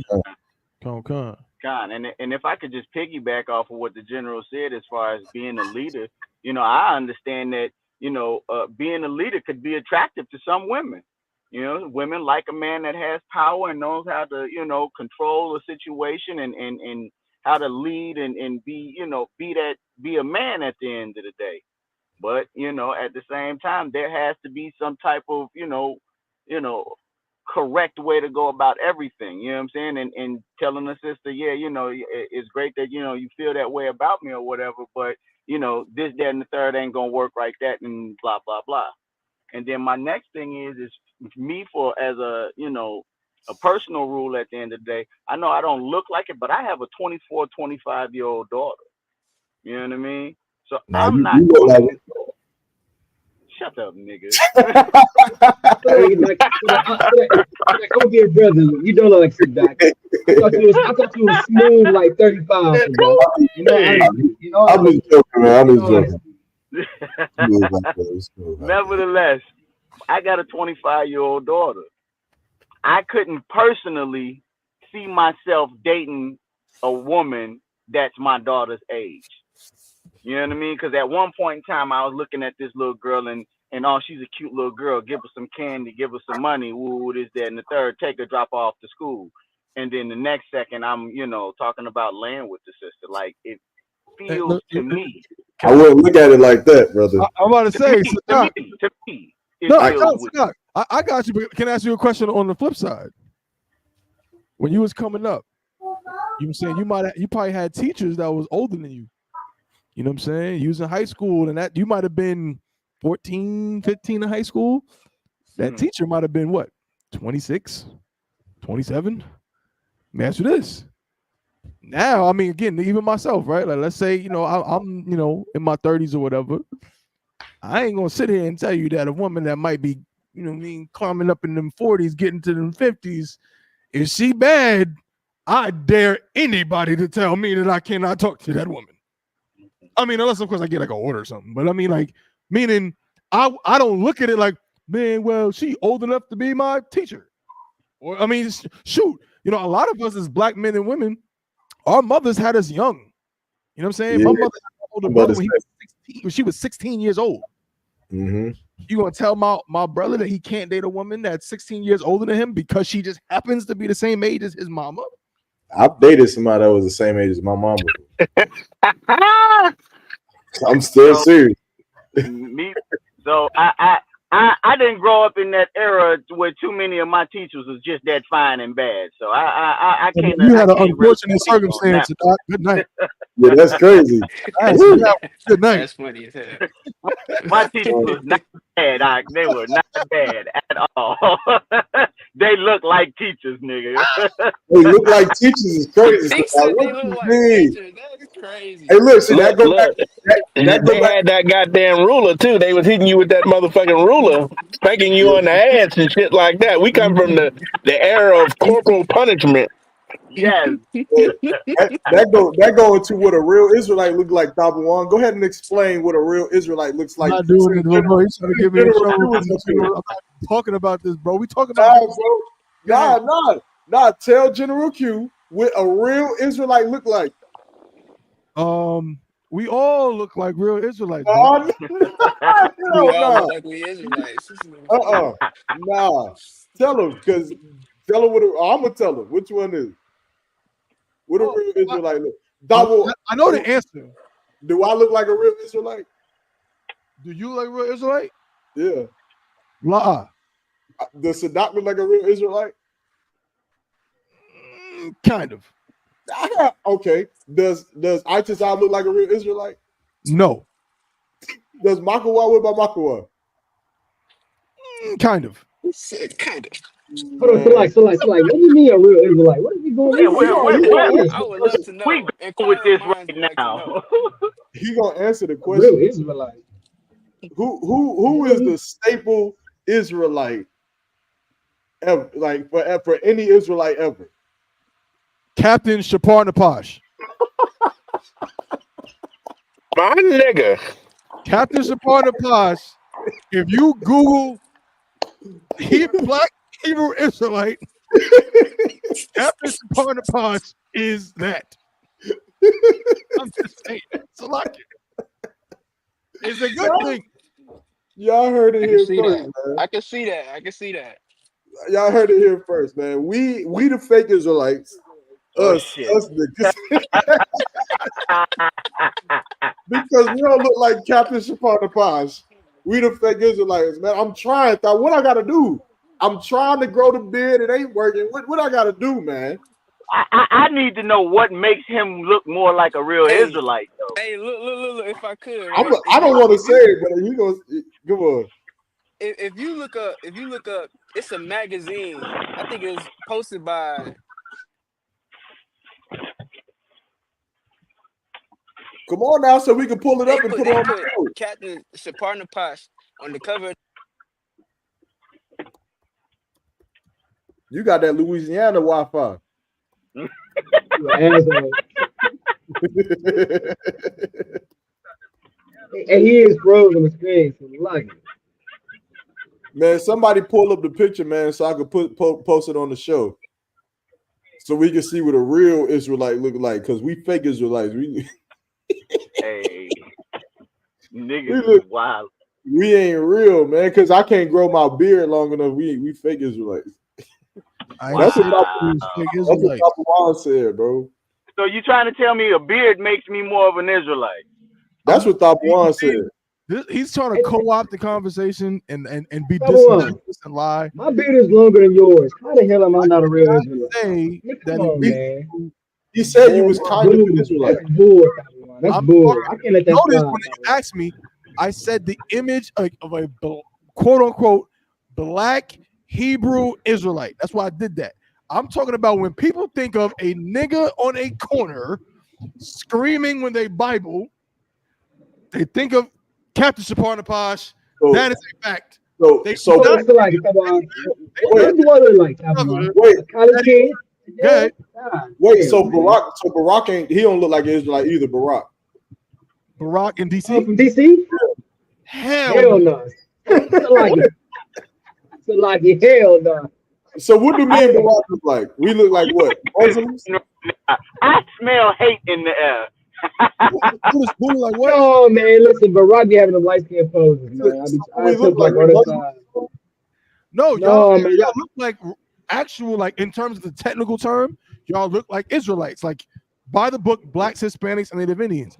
But do y'all, if you just walking around in Jake, like Captain Shapar Napash could put on a whole Jake outfit. He could put on a suit, and I would still look at his face and be like, I can see him being one of them black Hebrew Israelites. Like, he just looks like a black. Bro, you are racist, man. You are a racist bastard. Racist. Totally racist. Hey man, y'all heard it here first, man. Tabawan is a resident racist of the CBP. Like it. Hey, Tabawan, I am shocked to know this type of conversation I'll be having behind camera. Tabawan, that's not too wild. That's not too wild, though, Tabawan. Yeah, that's what's up. Hey, Tabawan, and this is black Hebrew Israelite if I ever seen one. I think you a black Hebrew Israelite, Tabawan. I think you a black Hebrew Israelite. When I see you, when I think of image, I think of my nigga Tabawan. Rough and rugged. I get what he's saying. I'm messing with that one, but I get what he's saying though. Like some like we real Israelites. Some of y'all just look like pussy. That's what y'all look like. Y'all look like a bunch of punks. You're a bunch of punks out here. Look at Sadat. I'm just playing, man. All I'm saying. Thaba, you on your own with this one, man. Tell us all who's the real Israelite. You've been sabotaging me since the Passover. You've been sabotaging me since the Passover. You know exactly what I'm damn saying, bro. You know what I'm saying. Hey, Sadat, that's your rib beside you? Kind. Yeah, let's let her know that she's not married to a real Israelite because you don't look like a real Israelite no more. Because I don't get the beard. I don't get the braids. I don't wear fringes on the bottom of my Israelite. Sadoc's a real Israelite. All my brothers are real Israelites. I'm just saying, if I'm making a magazine and I wanted to show, like, okay, the black Hebrew Israelites. Why can't my face be up there like this? Say what? Why can't my face be up there like this? I mean, that's fine, but you still not gonna look more like an Israelite than Captain Shapar the Posh. You're not. What? All right, bro. Wow. You sick, bro. You sick, bro. You're not hardcore enough. You're not hardcore enough. That's all, man. Stop being a I pretty boy. Be I think that's what he's trying to say. Like, the more scarier you look, the more you look. Just stop caring about yourself. Man. You close. Be rough and rugged. Just wake up, put your cover on, and go and say the white man's the devil. Just go ahead and get it out the way. That's the main. So to me, if you ask me who would more so embody the look of an Israelite, if we're going off of these standards that have been presented, I would have to say the captain out of Chicago, Captain Marquardt. Captain Marquardt looked like an Israelite. Captain Marquardt is another good one. In fact, I'm about to show you two. Hold on, man. Captain Marquardt, that's my nigga right there. Look at this. The biggest priest. Here we go. Look at that. That's some black Hebrew Israelites, bro. That's some got a picture of both of them side by side. That's crazy. Come on, man. Yerma, take your grills out. I gotta find jewelry. Now, let me show you a picture of y'all y'all. Being hardcore. Tell me that people were looking at the same as this. No. Show a picture with me in the garment, and then see what they say. See if they say I ain't a real Israelite. Man, who you talking about, man? Damn, so wait a second. Me in my green garment, do I look like an Israelite in my garment? Do I look like I'm cosplaying or something? I look like I'm cosplaying. I look what? You look like more New York, you know what I'm saying? You look rough and rugged like Captain Marquardt and all that, man. Wow. You're not hardcore enough. That's what that quarter Taiwan said. You know, listen, you gotta wake up and not and just not care about life and thinking about the truth when you wake up. Maybe through time you might get there, but Captain Marquardt, Captain Sharna, they got decades in the truth, man. You got a long way to go. You got a long way to go. This don't look rough. This ain't. Listen. No, you look a bit too clean. You look at fresh. No, man, people don't feel like they can come and talk to you. You got to get a more mean, innocent type of look. I ain't no Israelite. Nigga, you got a sword in your hand, bro. No, I don't want to hear that. I don't want to hear that, man. I don't want to hear that. That's an Israelite. That's an Israelite. Is that in your family? Is that in your family like line to grow a beard, or is it not possible? Come on, you said what? You need a beard. You wilding right now. You a hater. You a fucking. You said what? I said you need a beard. To meet Taiwan standards, you need a beard. That's what he's saying. You need a beard. So if you can grow a beard, then you'll meet Taiwan standards. Beard helps. Yeah, I'm trying to tell you, man. You grow a beard, you're gonna be more hardcore. Hey, look. So, listen. Get one of them. I got it already, man. I got all that. You ain't been using that, man. You don't even know what I'm talking about. You got it already. You ain't got nothing, man. You want me to go get it? Let me show you right now. Hey, Akim. He's happy. You know he can. Yo, where you going? He went to go get the little. It's called like a little. It's something that they roll on their face to help their beard grow. You know, we can't relate to it. You know what I'm saying? We natural born with it, but some people are not born with it, so they gotta go to extreme measures to get their beard to grow. I'm really I don't feeling like the Doc, racism. Doc, I ain't saying nothing against you. So Doc, I ain't saying nothing against you. I don't like. Yeah, but you really got that, motherfucker. Let me see. Oh my God, how much did you pay for that? Oh, you really got it. Oh, it's supposed to open up your pores, right, or something like that. The derm roller. The derm roller. Demi roller. Yeah, the derm roller, whatever that. I don't know the name of it. Damn, Yermont. Yo, y'all got some real beardism going on. I really feel slighted right now. It's not about the beard, bro. It So, is, man. Come on. Come on, cut the hey, bullshit. It's about look, the beard. I Yeah, want to know is this council worthy because we got the general in here. I feel like this is one of those matters that we need counsel on. No counsel. We all brothers. You know what I'm saying? It's just I'm just saying. some Some brothers, Hey, so listen, some brothers can't grow beards, some can't. Like some brothers go bald, some brothers have hair. I mean, it Oh, is that's a what it good one. is. Hold on. Word That's is a good bone. one. Does General Muhammad look like one? hell yeah. hell yeah. How? He said, hell yeah. Come on, you being biased. I know you He being don't got biased. no full beard. I Exactly, oh, I Come thought on. you had a beard. All right, All So right. what makes General Muhammad look like one? Exactly, Taboy. Hey, look. Stop being biased, Taboy. All I'm saying is General Muhammad, pause, is a huge black man. Pause. This There's nigga. no way that someone can see him and be surprised that he's in. Come on, there's no way. So you telling me he got to be a big, stocky black man with a beard to look Hey, like an Israelite? hold on. If I What you may, I if I telling ain't me? may. saying you gotta be. Yo, 'cause guess what? You don't gotta be necessarily stocky or like brolic or like tall, like and you don't gotta be dark skinned. There's a lot of factors. Because guess who looks I like feel one? like that's what it is. Captain Akkad looks like one. I feel like the standard I feel like is this. I feel like big, the scarier dark you look, skin.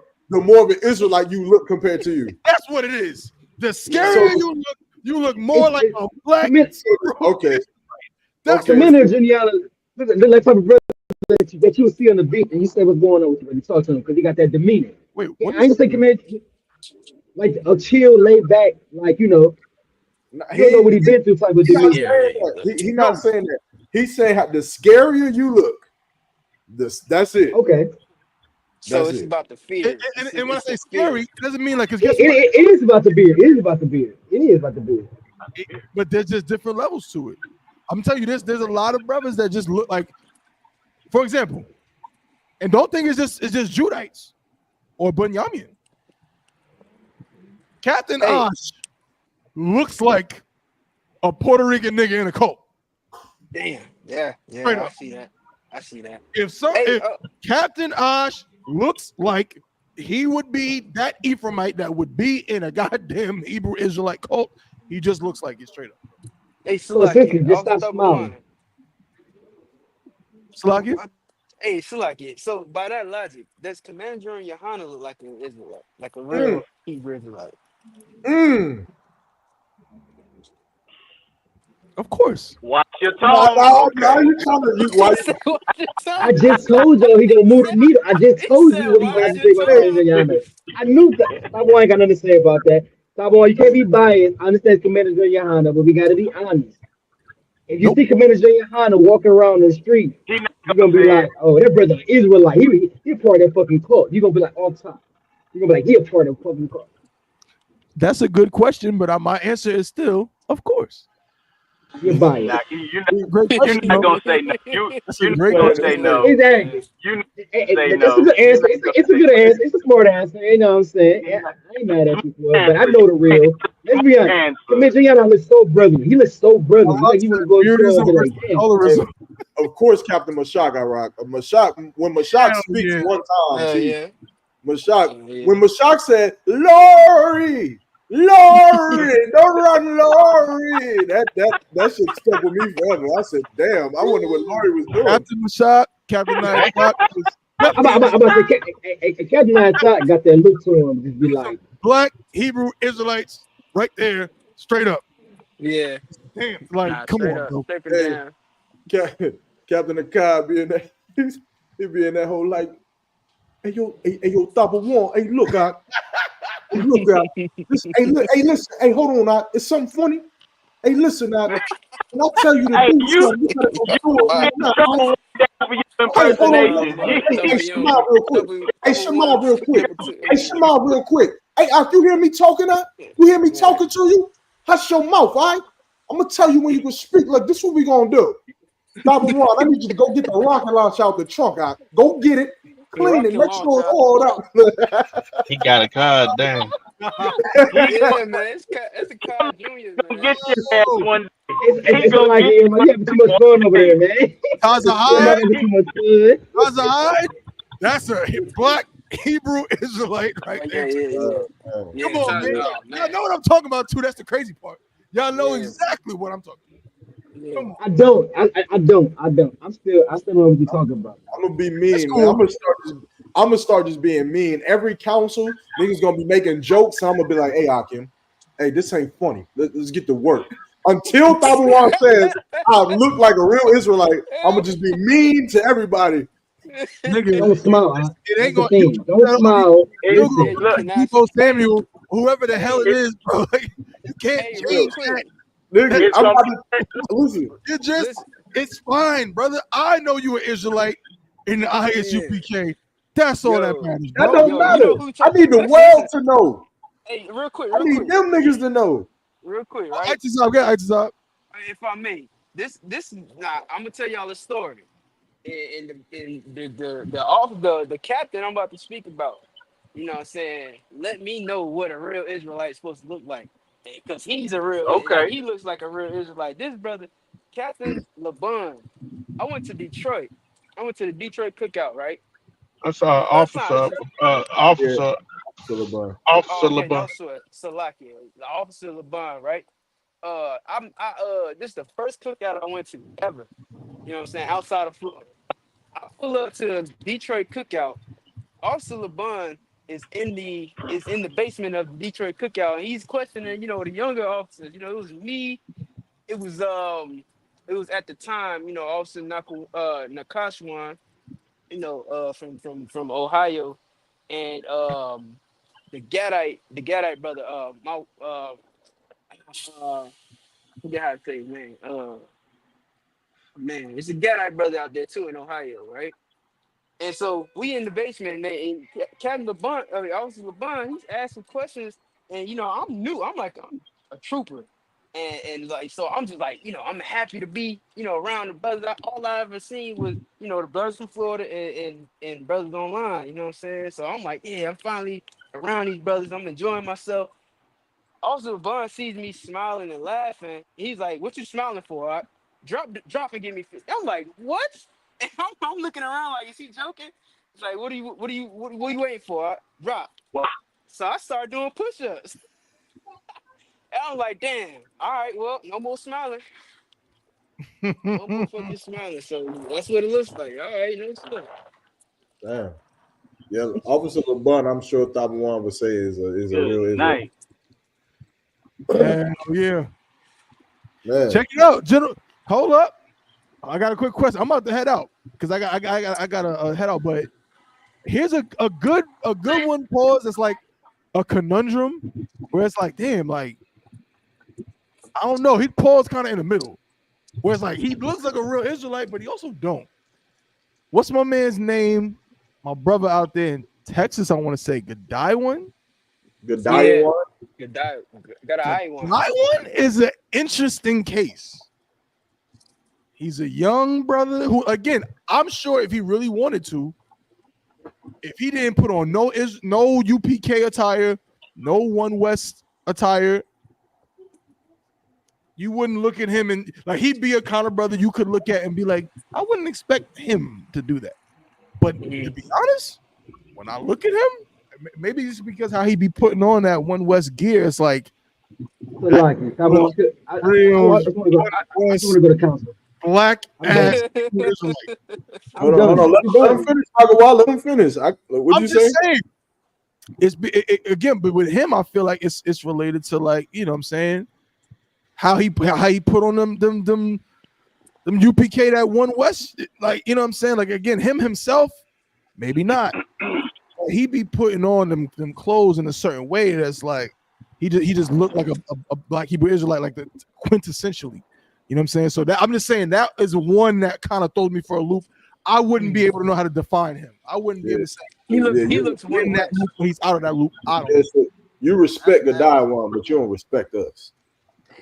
I said I don't All the know. North Carolina He gotta brothers. It's respect the that why. person. It's the why. It's the why. It's the why. It's the why. I I don't know. understand now. It's the I why. don't know. I'm about to Damn. move again because obviously when I move, maybe Taiwan gonna respect me, tell me the real Israelite. No sweat. No sweat. I understand. If you're in North Carolina, I said you was kind of one. So what are you complaining about? You kind of how one. am I kinda one? I'm all the way through. Look at You me. just want to complain, Which was a Taiwan. kinda. I Hey, was look, a man. kinda. It's All not that so wild. is that y'all know who you are. That's all that matters, my brothers. Don't worry about. Wow. He gonna hit a nigga Don't with the worry It's the about why. it. lullaby. Don't It's worry the about why. it. Hey, Thab, I don't get are you a catfish real Hit a nigga Israelite? with the on the lullaby. cover of Time magazine. Are you a real Israelite? No, I I'm can say closer. yes. Why can say yes? I knew it. That nigga I'm said I'm closer closer. in some ways not, but I'm up there. So That was a it trick it question. That was a it trick question, man. You it gonna say I don't it, know. You tell me. it sounds like the qualifications is you got to have, you got to have a rough, manly beard. You That gotta helps. you gotta get past the ugly phase with your hair, but you gotta have rough looking hair.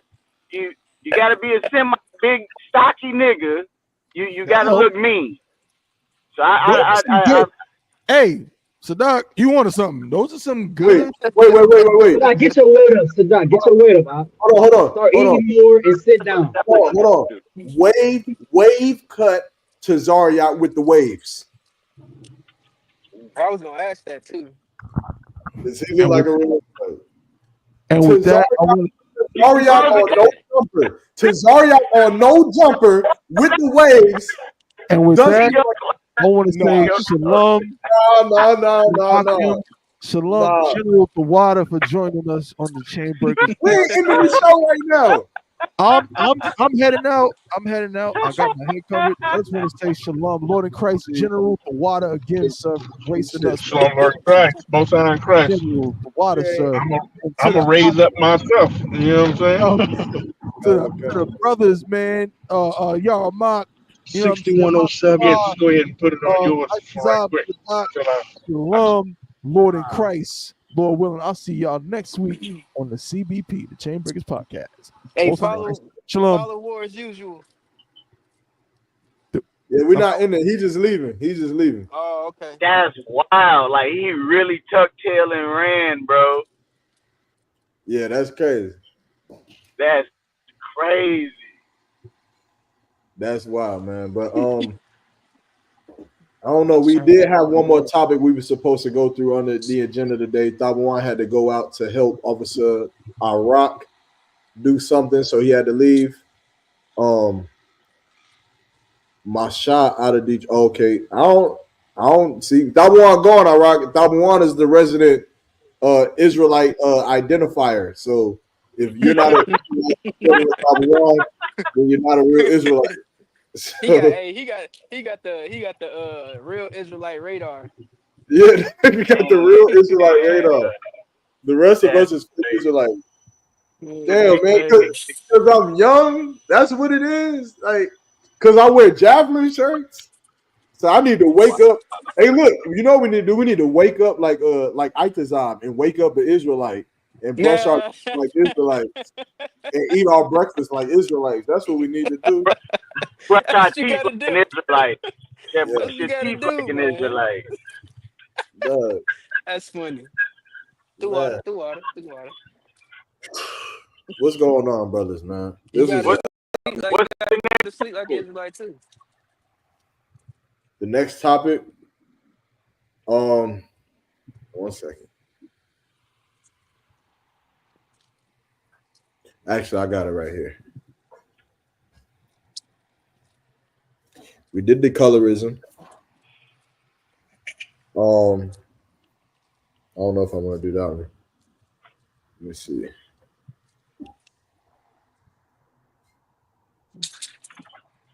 we Should do my favorite topic or not yet? did we do what? Maya Shah's topic that he don't never get to talk on. Man, we deleted that joint from the items from the picks, man. He mentioned it in the chat. He said, "Where's the fart question?" That's crazy. What is that? I saw that. That's wild. No, man, we ain't going to. It was a question that was like, should your woman fart? Should a woman fart around her husband, like a fart around her man? But that's like that's like personal preference. I don't know. I don't know. I don't think that's no perfect personal preference. I think that's just a human thing, and shit, if it happens, how you gonna deal with it? That's really all it is I to me. mean, I feel like there's It's levels. I feel like there's levels to the fart too. Facts. Like, There's levels to this shit, literally. like if it's a little, then that means like she been holding that shit for like 12 hours, but she just sitting there with it. But if she straight up just God. like Yeah. that means she Like don't if give she a lift fuck. if Like she she lift don't care. if she lift up they gonna lift up her, one of her cheeks to do it, then she don't.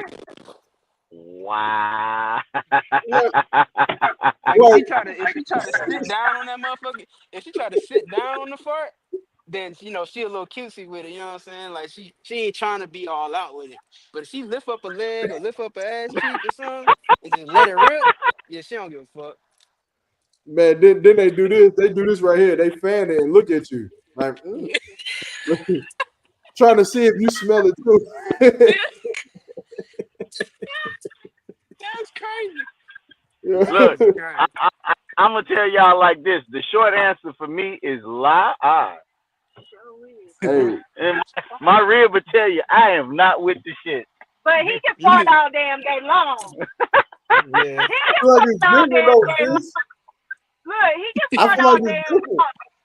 And It's then not different. only that, no, it's not. It's What, sex. what else he be doing? What else the doc be doing?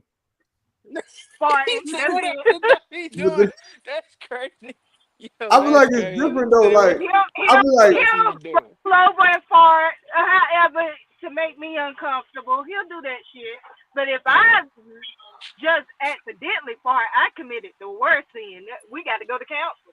I'm just saying though, like that's like a woman going and taking the meanest dump and like leaving the door open, like just and like you walk past the bathroom and smell it. I don't know, like this, it just seemed crazy. It just seemed crazy, dog. I don't know. I don't know. This is me. Though. Guys, hey, I mean, for me it's a lie because okay, and this is just what I've gone through, and I don't know about nobody else. I have never heard my mother fart, pass gas in front of me. None of that shit. Shit. Never, never. See, yeah, you grew up My in a mother different never time. said them shit. You grew I'm up, just you grew saying. up in a different dimension. You ain't never seen a teacher. You got your mama fart in front of you. I don't know. Nope, That's bro, crazy. never had. So look, for me, at the end of the day, to have my woman, and as a man, I sit there and I let it crack. I say, excuse me. But at the same time, for a woman to sit there and be laying and farting and sound about like me, bitch, you better get your ass up and go in the bathroom. hey, look, Listen, I'm gonna tell you. all right, go ahead, my bad. I'm gonna tell y'all this real quick. There was back like when I was coming up, we had these things called funky fries. I don't know if y'all remember them, but it was just like fries and they was colored batter or Yeah, whatnot. yeah, yeah, But you remember them joints? They had the chocolate ones and then the rainbow console. But yeah. we was at my friend house across the street from where I used to live, Rashida house. Well, that's her. Mm-hmm. That's the adult who was in the house. And I had this girl who was like my cousin. She's not really my cousin, but her name Kiara. And today, like if you seen Kiara, like I remember we went to the club and Zabak fell in love with her. So she like famous. She like a bottle girl and all of that. She be dressed to half naked. But it's like family to me. But the one Mm-hmm. memory I remember of Kiara is when we was little, we had these bunk beds and we was running doing an Olympic course, trying to see who could catch each other. So you got to run up on the ladder, jump off the bed, run around, and go back on the ladder. And I was behind her. And I was climbing up on the ladder, and she was on the bed about to jump off, and she farted something serious while I was coming up the ladder. And to this day, that Mm. was like the one memory I remember of her because I thought it was the nastiest thing in the world that a girl would Yeah, just fart like that. And so now yeah. when I be seeing her and niggas be like, "Who is that? She fine as hell. I need her." I'm like, "That's my cousin." But y'all don't know that she be farting like that. It'll traumatize me. Like, y'all think she all bad and shit. I'm like, all I think about is that moment when she did that. That was disgusting. But When you were 12. I was 12 years old. She was older, so she had to be like 15. Like, I don't know, man, but that's just me. So shout out to Maya Shaw, man. We talked about your topic. That's the topic you wanted to talk about. And at the end of the day, it's a lie. Do not fucking fart in front of your man. That shit is not okay. Yeah, I would have to go with the same. Like, if I had to answer for real, yes or no, I would say la. Like, that's don't do that. Like, I could respect. This. I don't even want to know that you went to the bathroom and did it. Like you need to just be like, I need some water and just be gone for 20 minutes. Like, dang, you good getting water? Like, no, I'll be out in a second. I'll be out. Hey, hold on. Did y'all hear what I said? Because I think my phone cut out. What'd you say? I was saying, if your girl would hide her fart from you, just imagine what else she'll hide from you. Nah, don't do that. No, don't do that. Don't do that. Don't do that. That is not okay. That is not I need her equivalent. to be, no, I need her to be demure. I need her to have some class. I need you to be dainty and feminine. Do the shit. Hey, Sadat, I just gotta be in the crib. Her woman be in the bathroom taking a shit. He'd be like, "You in there hiding them farts, or you talking to them other niggas up in there? Which one is it?" Because if you hide them farts from me, that means that you texting them other niggas. That's what you're doing. Hey, all of a sudden all of a sudden a fart become adultery, nigga. That's crazy work. Look, that's crazy. I just our rib gonna be traumatized. She gonna be like, she gonna have to fart and not want to do it, but she gonna have to just do it in front of him. She gonna get accused of cheating. I'm gonna take this fart in front of this nigga. I just farted. You hear it? Wow. Yeah, you got to go, baby. You got to go. You got to go. And that's where crazy. you live again? Because it ain't here. Yeah, y'all be wanting them cute little moments where you fart and then you look at her and then she look at you and be like, nigga, that shit ain't nigga. Don't do it. Don't fucking do it. Damn, man. Let me see. Iraq said, she has to be fine. Her face can't match the fart. It smells like death. It can't cause weeping and gnashing of the teeth. I don't know what you really mean, Iraq, but damn, this sounds crazy. He said that, damn, it smell like he death. said the face can't match the fart. That's crazy. That is crazy. Wait, I don't understand though. So are you saying like if she got a pretty face, she got to have a pretty fart? Like it got to be like a tweet? Like what are you saying? Like like a tweet. Yeah. Her fart's got a whistle. You got a whistle like the old man off of Family Guy. Yeah. Are you? There's a gust of wind pass through. Like, what is that smell? She'll be like, I don't know. What is that smell? I do not appreciate it. Not me. Don't do it. Listen, I am not going. That shit is going. My rib will tell you that shit is gonna have me look at you like you nasty bitch. Like, yeah, don't do it. What about burping? What about burping? Burping is different, cause burping is like say we drinking Modelo's, we down to some Modelo, shotgun and Modelo's. You already know you about to burp. I mean, it gotta happen, like, or you gonna be hurting. So the burp after Modelo, I see that as kind of like, I ain't gonna say it's cute, but it's like I could get with that. I'm cool with that. I ain't gonna mind that one. Cause it's like, okay, so it would be too much if a bitch sat there and turn and burp in your fucking face. Like now you're doing too much. Yeah. But I'll be if you doing just sit there and burp, well, what if she burp in your ear? What if she trying to be funny with you and she burp in your ear? as a joke, I let it slide. Yeah, as long as I don't smell nothing. Now, if you burp and your breath stink, now you got two problems. Like that's like a double whammy. Like Facts. like you shot yourself in the foot. Like you shouldn't have did that. Look, you Oh just sat here, shit. you just sat here and burped and then farted. Are you serious, Yeah, lady? nah, hell nah. You You doing farted out way your you mouth. This you bitch you farted out her Hey, you mouth. you down in both ends. You got to go. where the sisters at in the chat, man? Where the sisters that be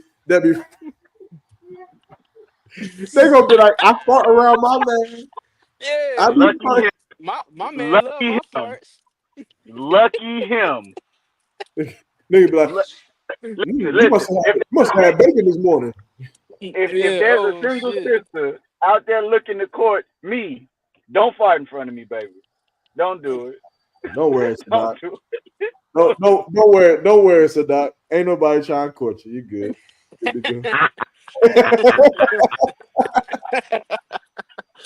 Hey, Nah. Queen Jeanette, you be Be letting stinking it it up in loose. front of your man, huh? Don't you?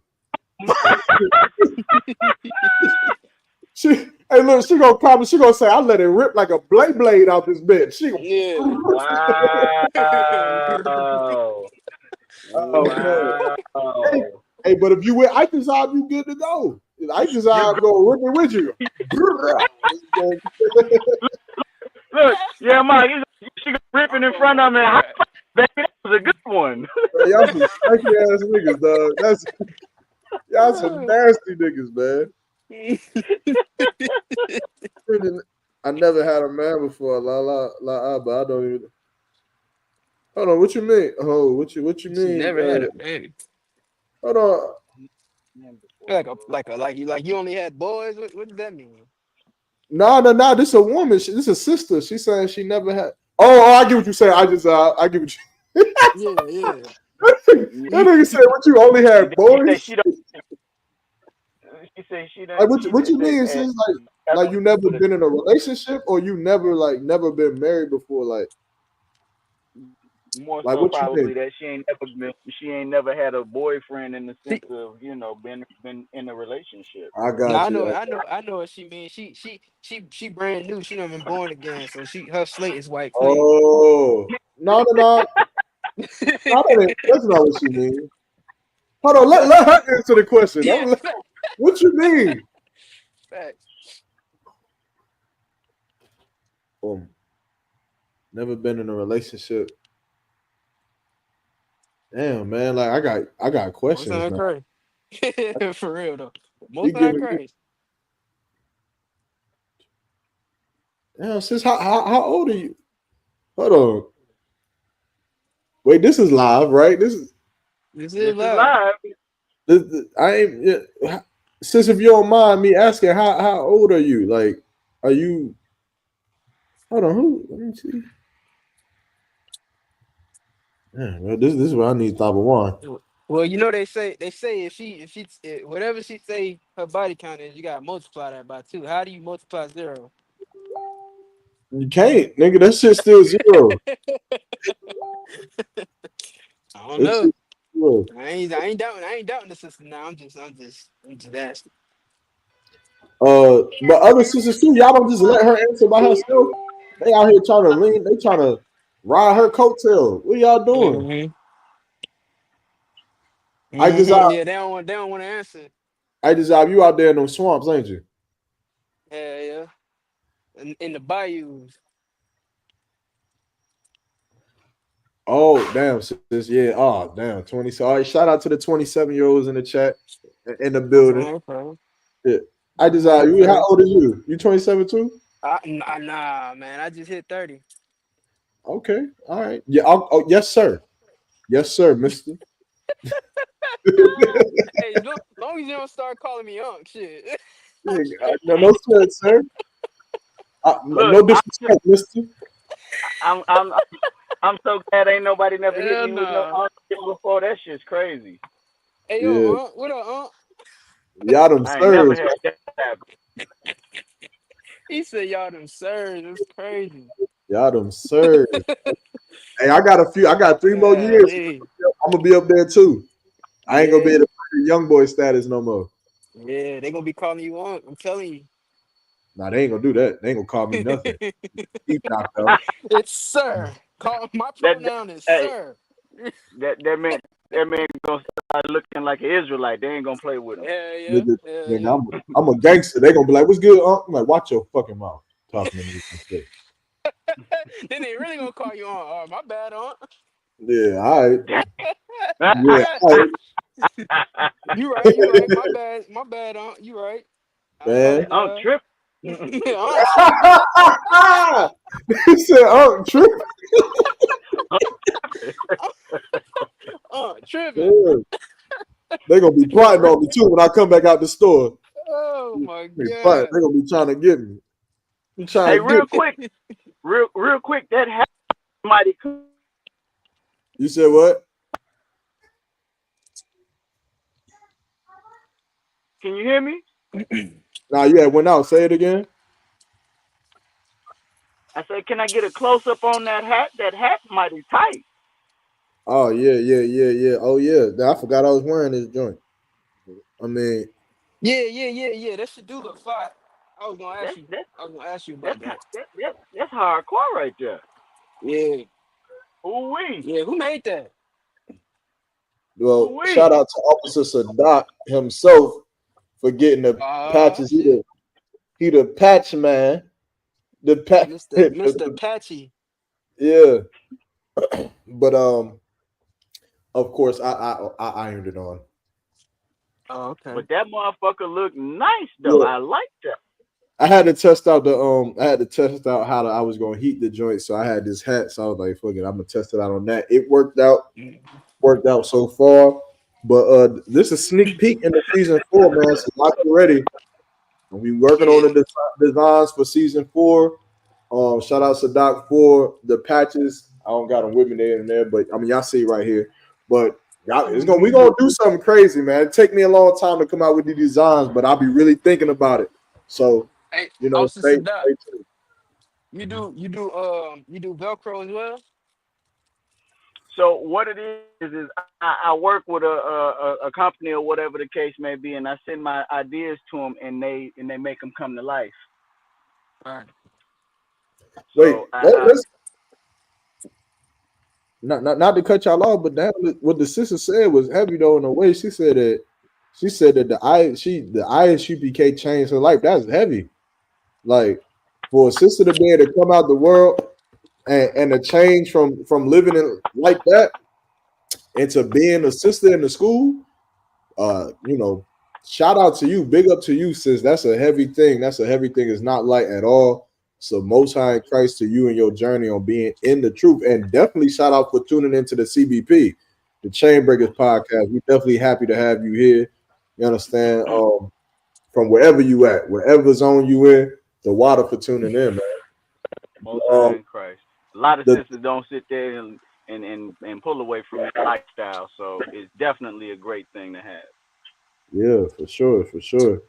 Um, let me get this last topic, man, so we could get up out of here, man. See what we could get going on the show. Also, if anybody got anything they want to talk about, now last show, somebody went and put an anonymous question.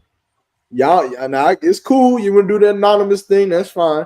But if you got a question or something that you want to talk about, bring it up. Bring it up right now. We definitely got a lot of things in the making. We're gonna have a system set up where brothers and sisters are gonna be able to call in on an anonymous line, an anonymous hotline where your voice is going to be muffled so nobody could tell who you are. So it's gonna be like the Tom Joyner morning show where you could tell us your crazy stories, what's happening, what's going on, and the segment gonna be called the CBP Chainbreakers Podcast. This is not counsel. So y'all calling in, of course, like I said, like the title states, this is not counsel, but we gonna share some truth to the best of our ability using the podcast, man. But Most High in let me Christ. let me get this topic. That now one topic was should a wife have to cook for her man at 3 a.m. Because he's hungry? That was one topic that some people voted for. What was the I other say one? yes. You say yeah. I say yes. I think, if I may, I would Mm-hmm. say I wouldn't say have to. I wouldn't say have to. But if you choose not to, you might just get, a replacement type shit. Damn, nigga. Damn, ISIS out. What the hell? Hey, no, I'm just saying. I'm just saying, like, you know what I'm saying? If I'm hungry at 3 a.m. and you don't want to fix it, okay, no sweat. You lay Hell right nah. there. You Hey, lay right ain't there and get your rest. ain't nobody about to make ISIS out after watching this show. They're gonna be like, so I'm forced to fart around this nigga and and I gotta make a sandwich at 3 a.m. You ain't Nigga, got to. I'm telling you, you don't have You, to. you, Listen, this is not a dictatorship. This ain't a dictatorship. You ain't got to. But you know what I'm saying? Somebody will. he trying to be Yeah. one of them. He trying to be one of them real Israelites. That's what he he trying to want Ah, do. see, he now you working up getting it. to it. He See? working up to it. Yeah, man. Like, I mean, I don't know. It's like I feel like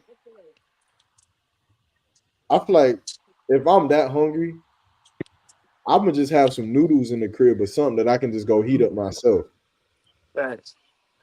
Like I feel like the attitude that comes with waking her up at 3 in the morning to cook for you does not equate to the meal I'm about to get. Like I'd rather just not get the meal and not get the attitude and eat Well, some well, noodles. well, So we here's didn't my we didn't thing we though. I Go didn't ahead. realize, my bad, I was just gonna say No, I you didn't good. Go ahead. realize he was waking her up. Hmm. You know what I'm saying? Like Yeah, that's kind of that makes it different. That does make it different. that's the question. Like she's like, if we on the couch watching TV and I'm like, it's 3 in the morning, can I get it? Like, can you make me a sandwich? That's different because we both up. Hmm. Like I'm Hmm. up, she up. I don't know what it is, but food tastes better when your rib make it for you. Like I don't know what they be doing in there, but it just tastes better, right? So, but we talking about she sleep, you up, you hungry. Do you wake up like, yo, I'm starving, I'm hungry? Yeah, I'm definitely not waking her up. I'm I definitely don't think not it's waking her yeah. up. It's If not I'm because of hungry at her. the end of the day, yeah. If I'm Yeah, hungry, I'm finna get up and go get me something to eat. You yeah, know what I'm yeah, saying? yeah. Now it depending on the circumstance. Now if we both up, and I got my rib right there, babe. Can you sit there and heat me up a plate? You know what I'm saying? That's definitely on the agenda. You know what I'm saying? Mm. But if it's one of them, hey, wake up, But baby, now wake up. No. here's the reason why I thought that it wasn't even about waking up, because why the hell are you up at 3 o'clock if she not up at 3 o'clock? Like, Insomnia, damn, nigga, go nigga. to sleep. Why Nah, you bro. hungry, nigga? Go. I'll be, bro. My mama taught me the best meal when you sleepy. I mean, when it's late at night and you hungry, the best meal is a good night's sleep. That's what my mama taught me. So Man, shit, why look, the hell you up? I'll be up, man. I'll be thinking about councils is about to happen. I'll be up there randomly, like I'll be thinking about if I collected my coins from the video game I was playing or not. Mm. Oh, yeah, you are I don't know what wondering. I'll be up for. Your mind be wondering at night. Y'all never had them nights where like, yo, when you Yeah. just, Oh yeah. bro, Oh yeah. listen, I'll be having this the dumbest shit in the world.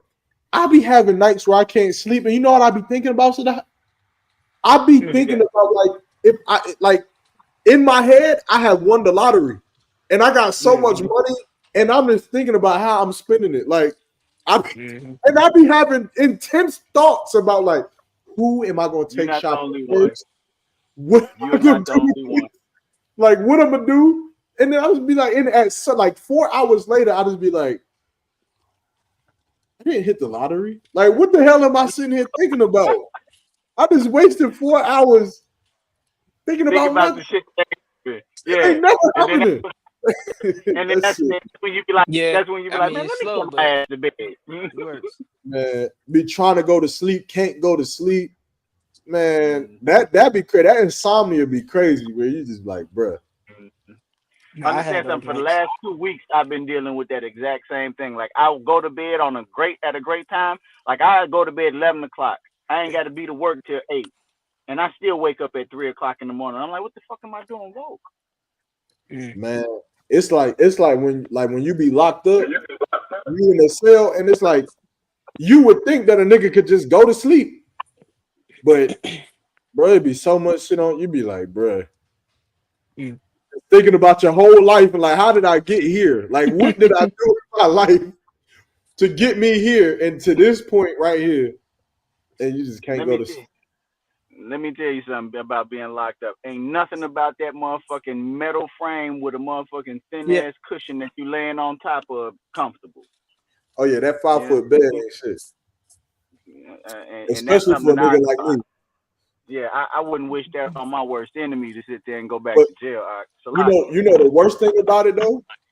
The worst thing about it is that you'll fuck around and go to sleep three in the morning, and then they banging on the cell for breakfast call at 5 a.m.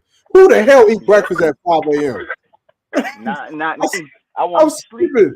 I'm skipping breakfast every single time. I'm not eating at no damn 5 a.m. Man. But Iraq said something that's funny. Now, I think this is universal for every single woman. I do not understand it. It's something in a woman. I desire you tell me if I'm tripping. But when you get up inside of your house to go to the bathroom or to go to the kitchen to get a bottle of water, and a woman look at you and be like, "Where you going?" That to me is just like it's interesting.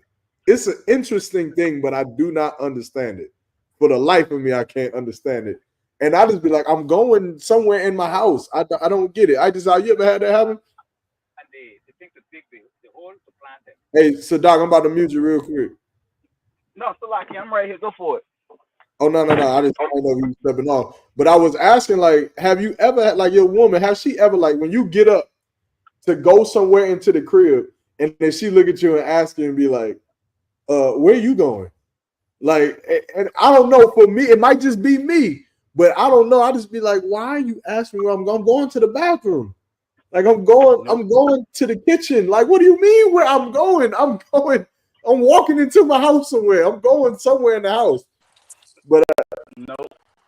you What never I had that happen? Now, Yeah, you can hear me? yeah. I can hear you now. Oh, my bad. I was taking care of some can you business. hear me? I can hear both of you. Kind. All right. So to answer your question, I had it with my very first kid's mother. My first kid's mom, just a random take a walk type thing. Um, like I would You breaking up. You breaking up. I just you want to take it? Fight back, fight back. Yeah, he can in the you hear me? matrix. Remember your training. Real. Remember your training, Sadat. And bring back the scroll. He losing the battle. I'm gonna mute him It's all right. for right now. Wait, Could you there you repeat the go. question out? Sadat, can All you hear right, me? I'm back. So lucky. I disconnected from my Wi-Fi. I bet. But yeah, what you were saying? So it. I had it happen with my first kid's mom. I don't say baby mama. I don't like that phrase. So my first kid's mother, um, I used to, I like getting dressed. I like putting on clothes. Even if I'm not going nowhere, you know what I'm saying? You never know when a phone call will come in and you going, want to jump up and slide out or whatever. So I would sit there and get up in the morning and do my routine, brush my teeth, floss my teeth, brush my hair, put on my clothes, whatever. And in the midst of it, like I ain't going nowhere, I ain't got no real plans. She would sit there and ask me, where you think you going, dressed like that? And I'd be like, bitch, shut up. I'm not Oh going no, nowhere. You y'all know is what I'm mean. saying? He said, "Y'all me." Y'all don't be talking like this in real life. Salakia, brother. Yes, I did. Because at the end of the day, it's annoying for you to sit there and come at me on some shit like that. Because more often than not, me personally, it's always going to be, hey, I'm finna do this. Hey, I'm going there because I'm kind of like, I kind of want you to be aware in some situations. Even if I'm just going on the porch or something, I might sit there and say, I'm going on the back porch. You want to come back here with me? For you to sit there and just see me doing my normal everyday routine and then hit me with some shit like where you going dressed like that, where you going? Like, bitch, are you serious? No. Okay. So I've Now only had it I'm happen at definitely that a one. I'm definitely a go ahead. believer in you get the energy you give. So I mean, I hear you, Sadat. Like I'm not like I don't I like to be like you say, y'all mean. I don't like to be mean. I'm not a mean. Nigga, you be forcing your women to fart around you. Talking about you don't like to be mean. That's crazy, If you're giving me terrible energy, I'm gonna give you terrible energy back. So like God, I I don't. agree. I think my thing is I don't like there's certain times where I don't like being questioned. I feel like there's a point where I'm being questioned, and yeah. that's the thing that I don't like about being asked questions. So that's the thing that ticked me. So because if I go up and I'm going to the bathroom, and it'd be something as innocent. I'm just going to the bathroom, and then her question may be as innocent as it's just an innocent question. She's asking where you going. It's something in me that just get ticked off. So I'm like, why? Why do you need to know where I'm going? But I don't know. That's just me, man. I don't know. I know our Rock feel the same way because we be talking about it. Maybe I got it from him. But we just hate when someone just asks where you going because it just seemed like you questioning me. But now sisters too, though, on the flip hand, like is that something like what's your thoughts behind that when you asking your man like where he going, where he been at, where he's about to be at, or where he's going home? Is it something where it's just honestly innocent for you, where you just don't know what else to say, so you just say that because you think that that's the question at hand, or is it a sense of like you feel like you need to know, like you feel like you should know where he's going, or this, that, and the third? Like, if there's any sisters who can answer that question, or enlighten me on that situation, I think that that's a good question that should be answered. Kind. Like I'm Mhm. wondering if it's in some instances, is it just you trying to have a talking point? You know what I mean? Like, are you just Yeah, trying to have a conversation? Is it your way of sitting there just having a talk, or is it something deeper? Is it just you went out again, Sadat. There you go. You good now? But you was good. Froze again. kind? Am I good? Yeah, I can hear you. Yeah, there you go. Kind. I was just asking, like, is it just a speaking point? Is it just your way to you and your man just in your eyes is like I just want to talk to him. This is something to try to spark a conversation, or are you just really just being nosy, and it's just in your nature to be annoying? That's a question I want answered, man. It's a question that I want answered, man, and I think that, ooh, man, this is a topic that could go into some other shit, and we could go, Trust me. unpack it, but it's a weird thing, men and women being together and living with one another, and I think sometimes it just be hard for us to understand each other. But I will say this: I think that there is a hardship on a woman to have to deal with the man. I think that there is more of a hardship. Like she has a burden. Like a woman in many cases, in most cases, she gonna be the one tasked with having to walk on eggshells. She gonna have to be the one to do it. You understand? Right. Because as a man, like you ain't gonna walk on the eggshells. Like you ain't gonna be creeping around and this, that, and the third. But I think that Yeah. there's a lesson in that a woman should learn her husband. Like she should understand if I say this is the type of reaction I'm gonna get. And if I Right. do this is the type of reaction I'm gonna get. And Right. then Right. learn that to make sure that the household is in order. Because if you think about it, it's almost like imagine you living inside of a cave with a lion, and you got a lion in that cave, and the Hmm. lion sleep. When you walk around that lion, you gonna make sure that you don't step on certain things or you don't do certain things so that you don't wake that lion up. And I feel like that's kind of how it has to be to keep the peace inside the home, to a certain extent. But that's just my thoughts on it. That's a hell of a way to put it. I agree. You can't expect the lion to start. Well, okay. You just want to. Oh, okay. I'm sorry. I'm gonna just go back to sleep. You can't expect the lion to do that. The lion gonna motherfucking roar and attack. You know what I'm saying? So what you gonna do? You gonna make sure you don't do anything to piss that lion off, or whatever the case may be. And that's a hell of a way to look at it too. You know what I'm saying? Yeah, I ain't never see it like that, but that's definitely the way you should look at it. yeah. And at the end of the day, you married to a lion. Yeah. Shit, you ain't tiptoeing around no cub, no Right. cat. You married to a lion. And I think it comes with the territory. Just like how some people say, like getting pretty women, you're gonna have to deal with the attitude. I don't agree Hmm. with that, but the same way that may be the territory in that regard, I think when you Hmm. with a man, the territory is no different. I think Um, the attitude is any woman, whether they pretty or yeah, not. yeah. But come on, I just because they be talking about pretty women got attitude. I be seeing some less than beautiful women, in Say my opinion, who got the nastiest attitude. Boy, they be the nastiest mouth.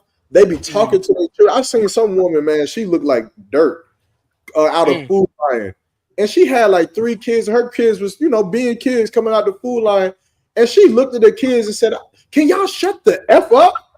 And mm. I looked at her ugly. And, I'm known. You ain't been on the show at this house, but I'm known for like when a woman just act nasty. I'm known for the you ugly.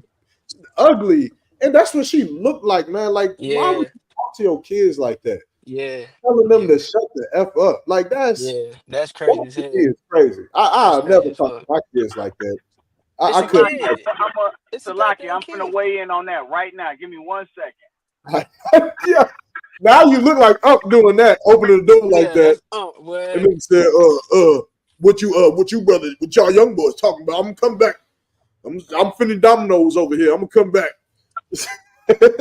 I'm gonna come but, right. I'm gonna be right back. I'm gonna be right back. but yeah, man, like and that's another thing that I don't like about certain sisters, man. Like the sisters who don't have the patience to deal with children, especially their own children, that's a turn off. Like that, like I get it. I get it, man. Children are stressful. You come home and they done doo-dooed in your bed. They done Oh, Cheerio. Yeah, it happens. It happens, man. It can happen. They nigga, put what? they put Cheerios all in your bed. They be loud and running around and jumping and screaming. I get it. It be stressful, man. But like we the adults, we supposed to be able to control ourselves with our kids. And some God, women just do not understand that. They don't get it. They be blanking off at the mouth, cursing the children out. I God, don't got no respect for that. That's God, crazy. That's crazy. But God. Sadat, you say you wanted to say something? God. So I've dealt with that firsthand as well. And a woman with that spirit is traumatized for some reason and will never break from that spirit. No matter what you sit there and do, when you're not around, they will sit there and do that. One of my ribs at the end of the day would sit there and do that, and I would sit there and we would go into straight battles, and I would sit there and tell her, "That's a child. You don't talk to a child like that. You know what I'm saying? You talk to you can't talk to me like that, but nevertheless, you talking to this child like it's a grown person. Curb your tongue. That's not the way you talk to a child." And then and come to today, her talking like that. Now my kids sit there and talk like that around her, in front of her. You know what I'm And saying? that's how it works. You Like that's math. That's math, you break Sadat. That's 1 + 1 = 2. Like you time. you you breed it into the children. What you expect the children to do? They're gonna You be bred just like. that. And then you know what? Now, God forbid, right? And Lord allow they got you to even it out. But God forbid the children get into some mischief. They grow up and be bad. Now she gonna also be mad at them for being bad too and getting in trouble when it's like you the reason. You the You did cause that. that they like that. Like, can you imagine? Can you imagine getting a call from the principal of your school and because your daughter done said, "Shut the F up, you BA nigga." And then you having a problem with her, but every time she comes home, all she hears is, "Shut up, you mother effer this. You BA in this. You this, that, and the third this. Like, what do you expect your children to go to school and do? They gonna imitate you.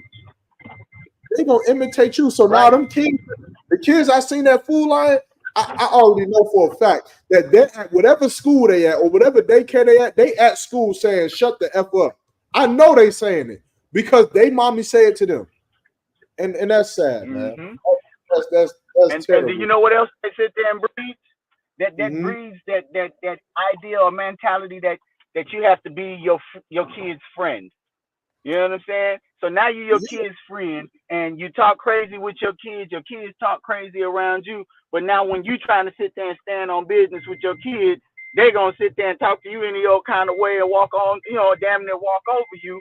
And it's like, oh, I don't know why you doing this. No, you should know. This is the you made Frankenstein. You did Yeah. that.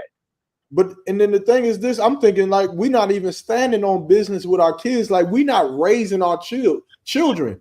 It's almost like we got little nigga roommates, and we just Right. getting pissed off when the roommates is doing something that we don't like instead of raising our children.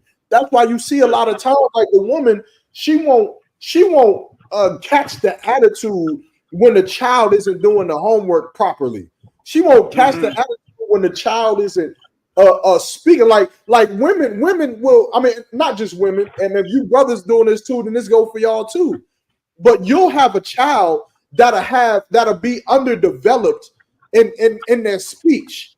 They won't be able to speak properly, and they're underdeveloped and need work. But you won't have that same attitude or that same anger with yourself to train your children, to put them through therapy, to sit down with them and get them to doing their ABCs and 1, 2, 3s.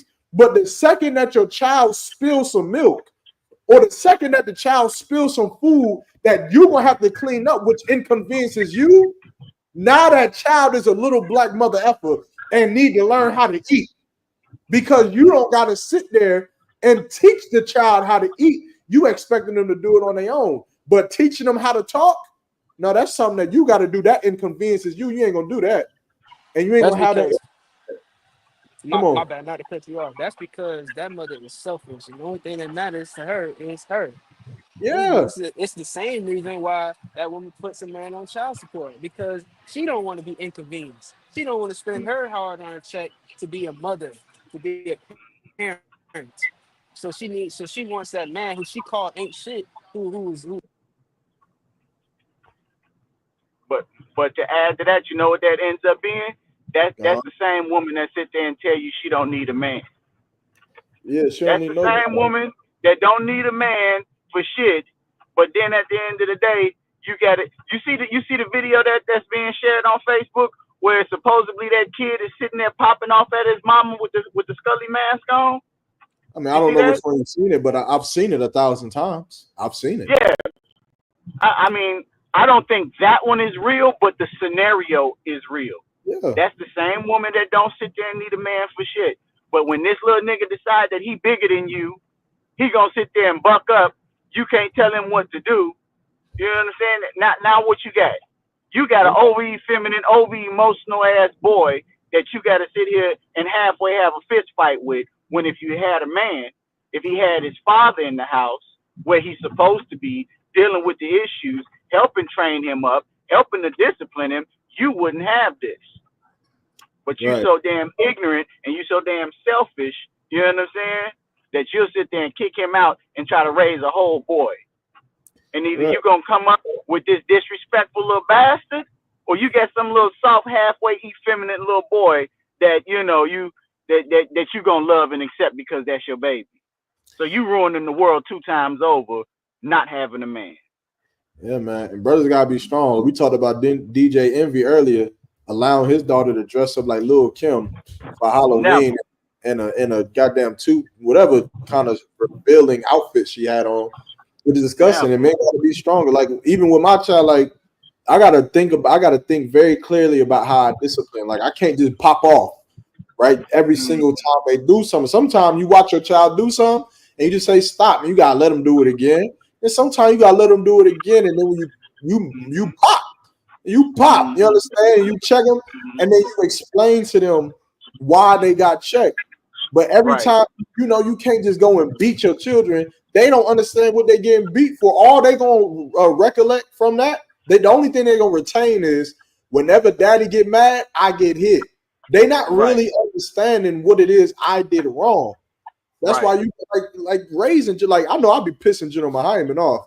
I'll be calling General Mahiman. I'll be calling General Mahiman. I'll be calling him. And I'll be telling like Salagi, so I sorry, I can't, there's no sweat. But it's like raising children is a very serious thing. It's a very serious thing, and it's something that shouldn't be taken lightly. So every little thing, I think I had my child one time came to school. She was like 3 years old or 4 years old or something. Came home from daycare and said that some boy kissed her on the cheek. Oh my I God. was about ready to blow the school up. I called General Mahiman right then and there. Like, so do I need to get the brothers and go to the daycare and do I need to surround the school? What I need to do? He said, Not the daycare.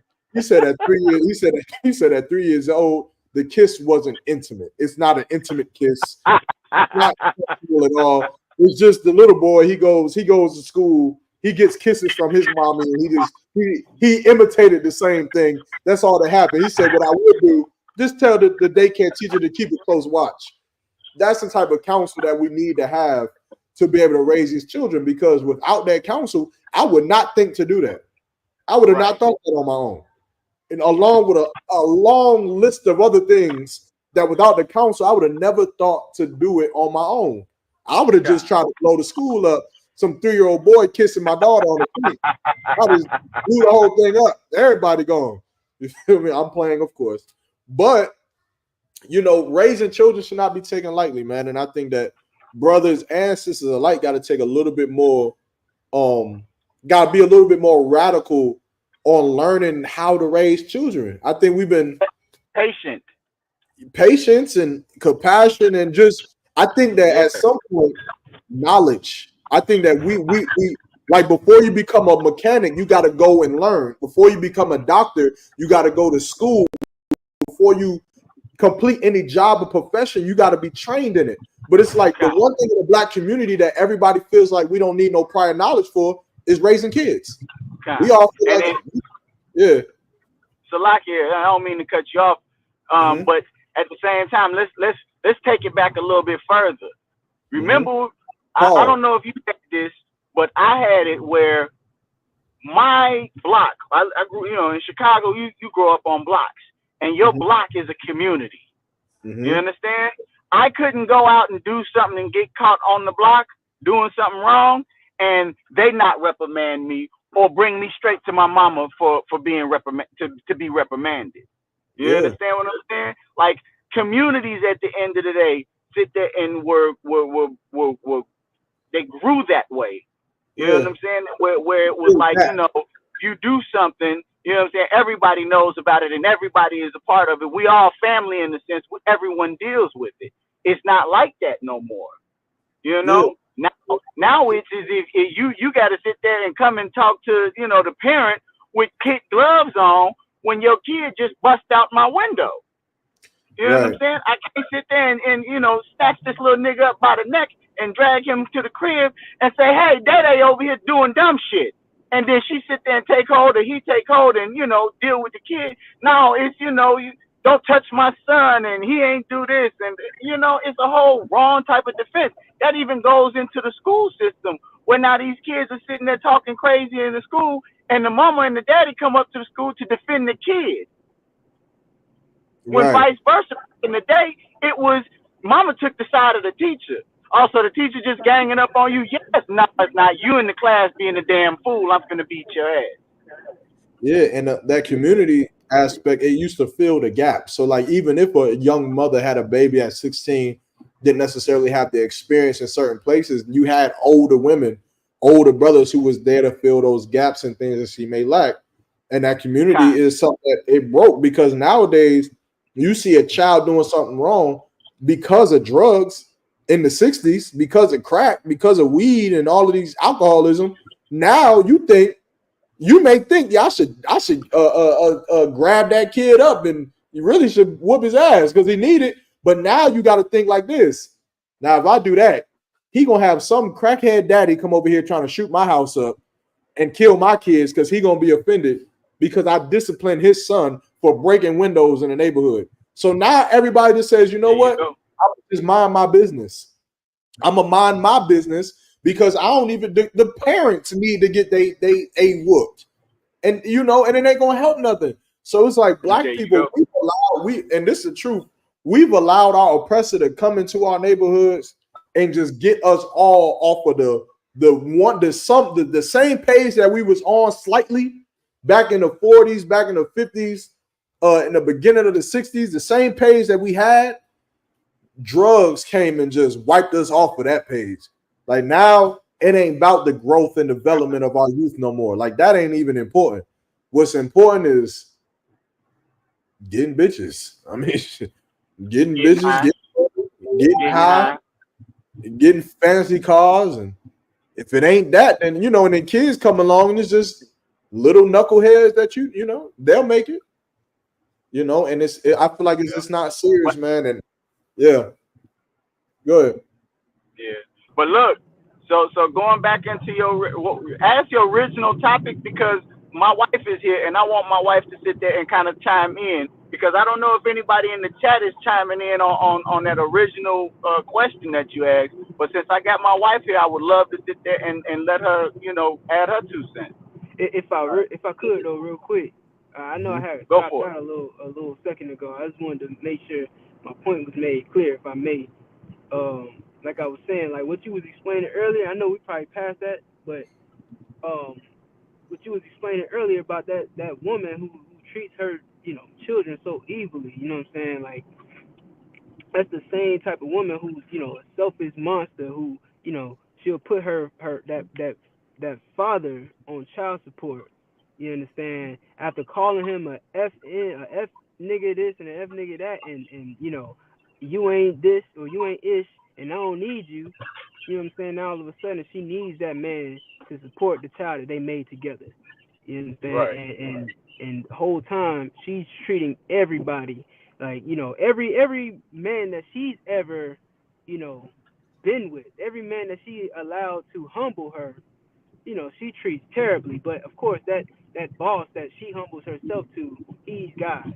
You know what I'm saying? He could do no wrong, and you know she does whatever he tells her. If he tells her that skirt is too short, you know she's gonna go and get another skirt so she can keep that job. But of course, if that man tells her, "Hey, look, I don't want you dressing like that. He's dressed inappropriate to be my wife and to be a mother."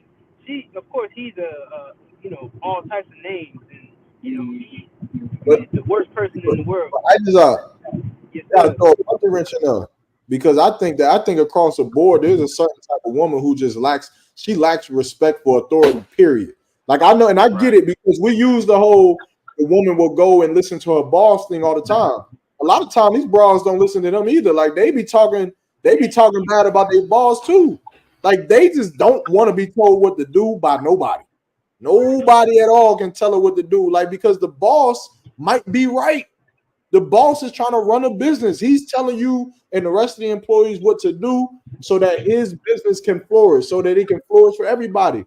She don't like that because she don't want to be told what to do. And then it trickles down back at home because you know when you respect authority, then you like when the man above you tell you something, you do it and you do it with haste. Like you do it and you trust in what he's telling you to do. But I think that's something that trickles down from how our daughters are raised. Like daughters being raised and they're seeing how the mother just demonizes the father, just belittles him, doesn't listen to her father, doesn't regard anything he got to say. So the woman, that little girl, she grow up and that's all she knows. Why she got to listen to a man for? Her mother didn't teach her that. Her mother didn't show her submissiveness or how to yield her authority. All she's seen is her mother say what her mother had to say, and that's what happened because her mother was the boss. And so now here we are, 2024, and now we're trying to fight against that. But that's why it's important how we raise our children. It's important. That's right. Now we making kids now, and now we got an opportunity to raise our children to only know the truth. And I know for myself, I take that with like that's on my agenda. That's my number one agenda is to raise children correctly. And I think that's something that we should all be getting into. That's a heavy point. I just what you were saying too. Nonetheless, we gonna dive back into this one topic and then we're gonna clip it after that. I know the sister wanted to get into it. But Sadat, let me know if the question was the right question. I think we were talking about the what was it? The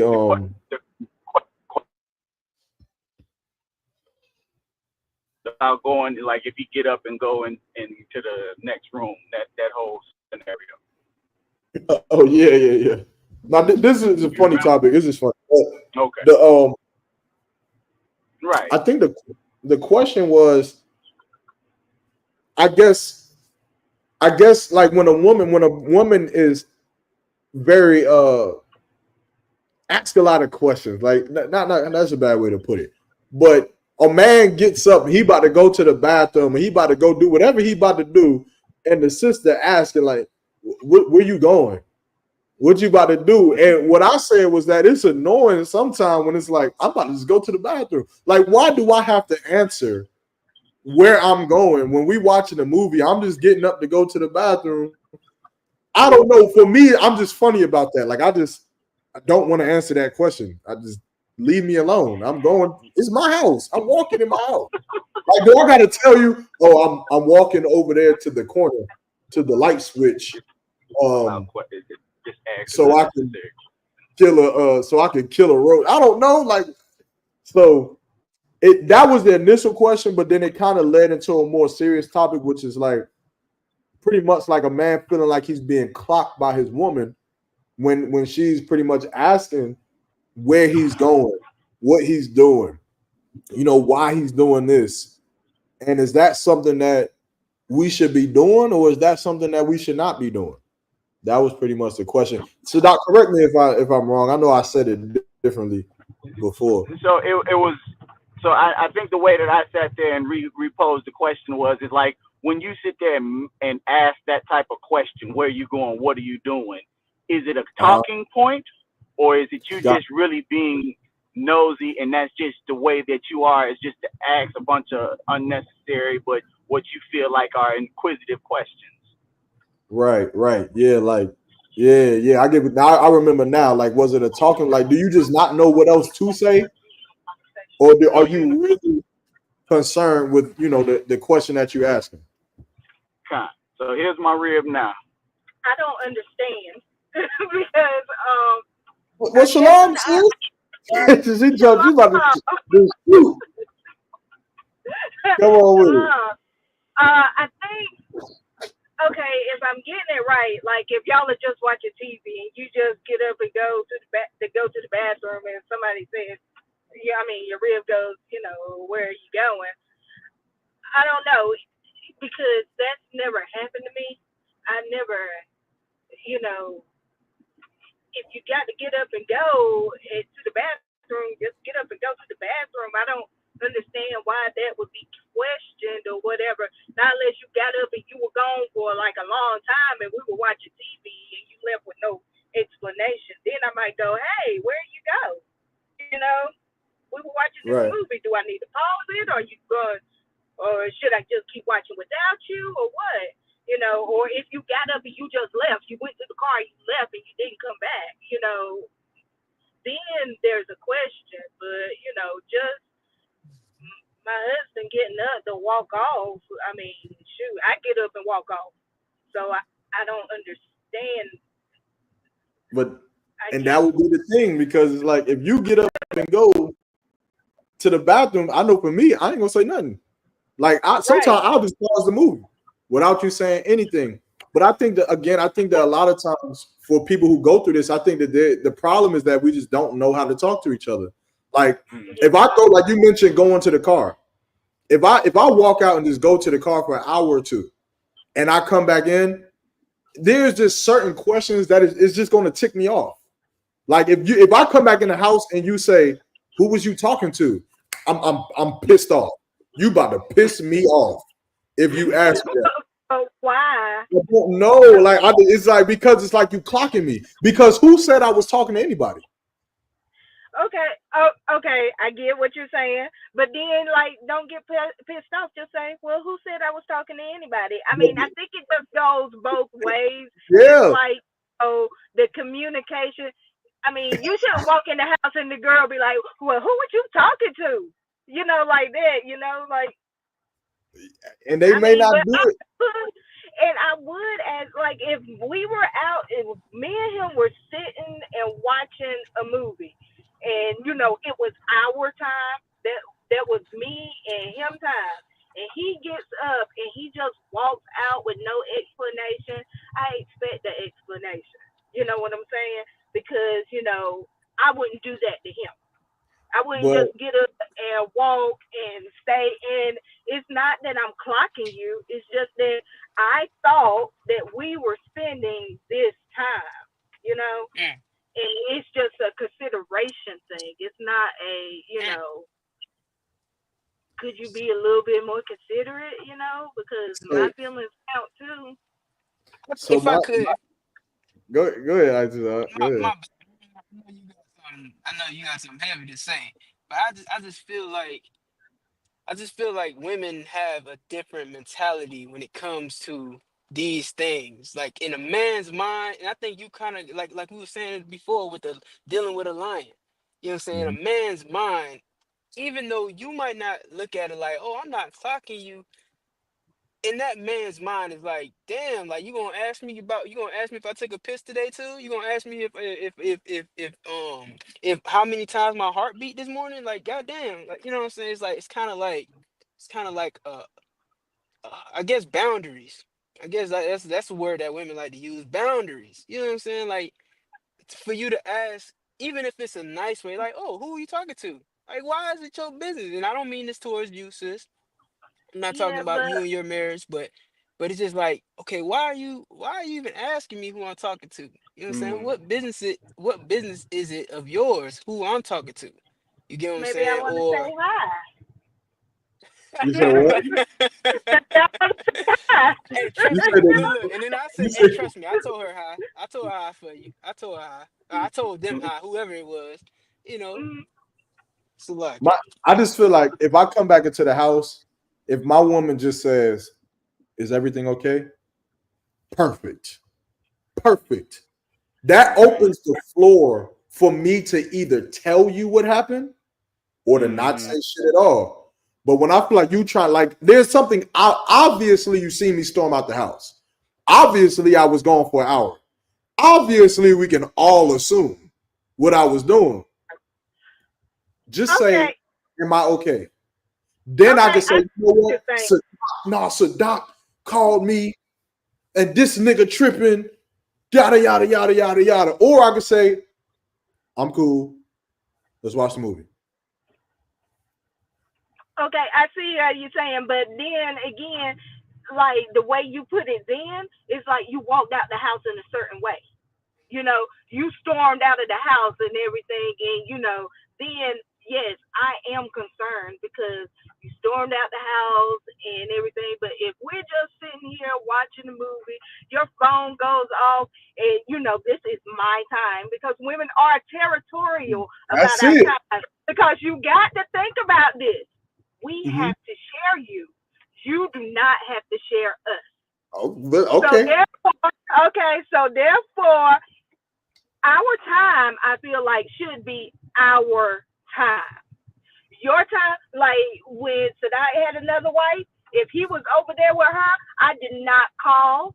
I did not interfere with that time because it was not my time and I'm considerate and my sister is my sister. Whether she likes me or not, she's my sister and I respect that. And I respect the same thing on the other end. But So sis, it's a monkey wrench there. And I like what you said is cool, and that's very sisterly. But if I got two ribs and I'm chilling, like, because it's so many different scenarios that'll be different, right? Because what if you live with one rib predominantly, and so and that there's not was the really case. Right, but so there's not really a designated time we live together. So it's just like, we don't have a date to watch a movie. We just kind of turn the movie on and I'm just sitting here. But if I needed to leave, I can leave right now because it's not our time.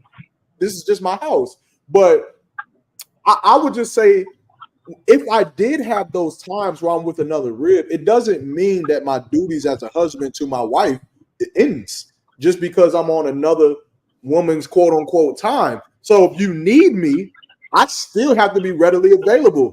So just like if I'm with the other woman, and let's say you have an emergency, you can call me and I have to be able to answer that phone and go outside and talk to you. Here's the wrench where I would get upset, because here's the thing.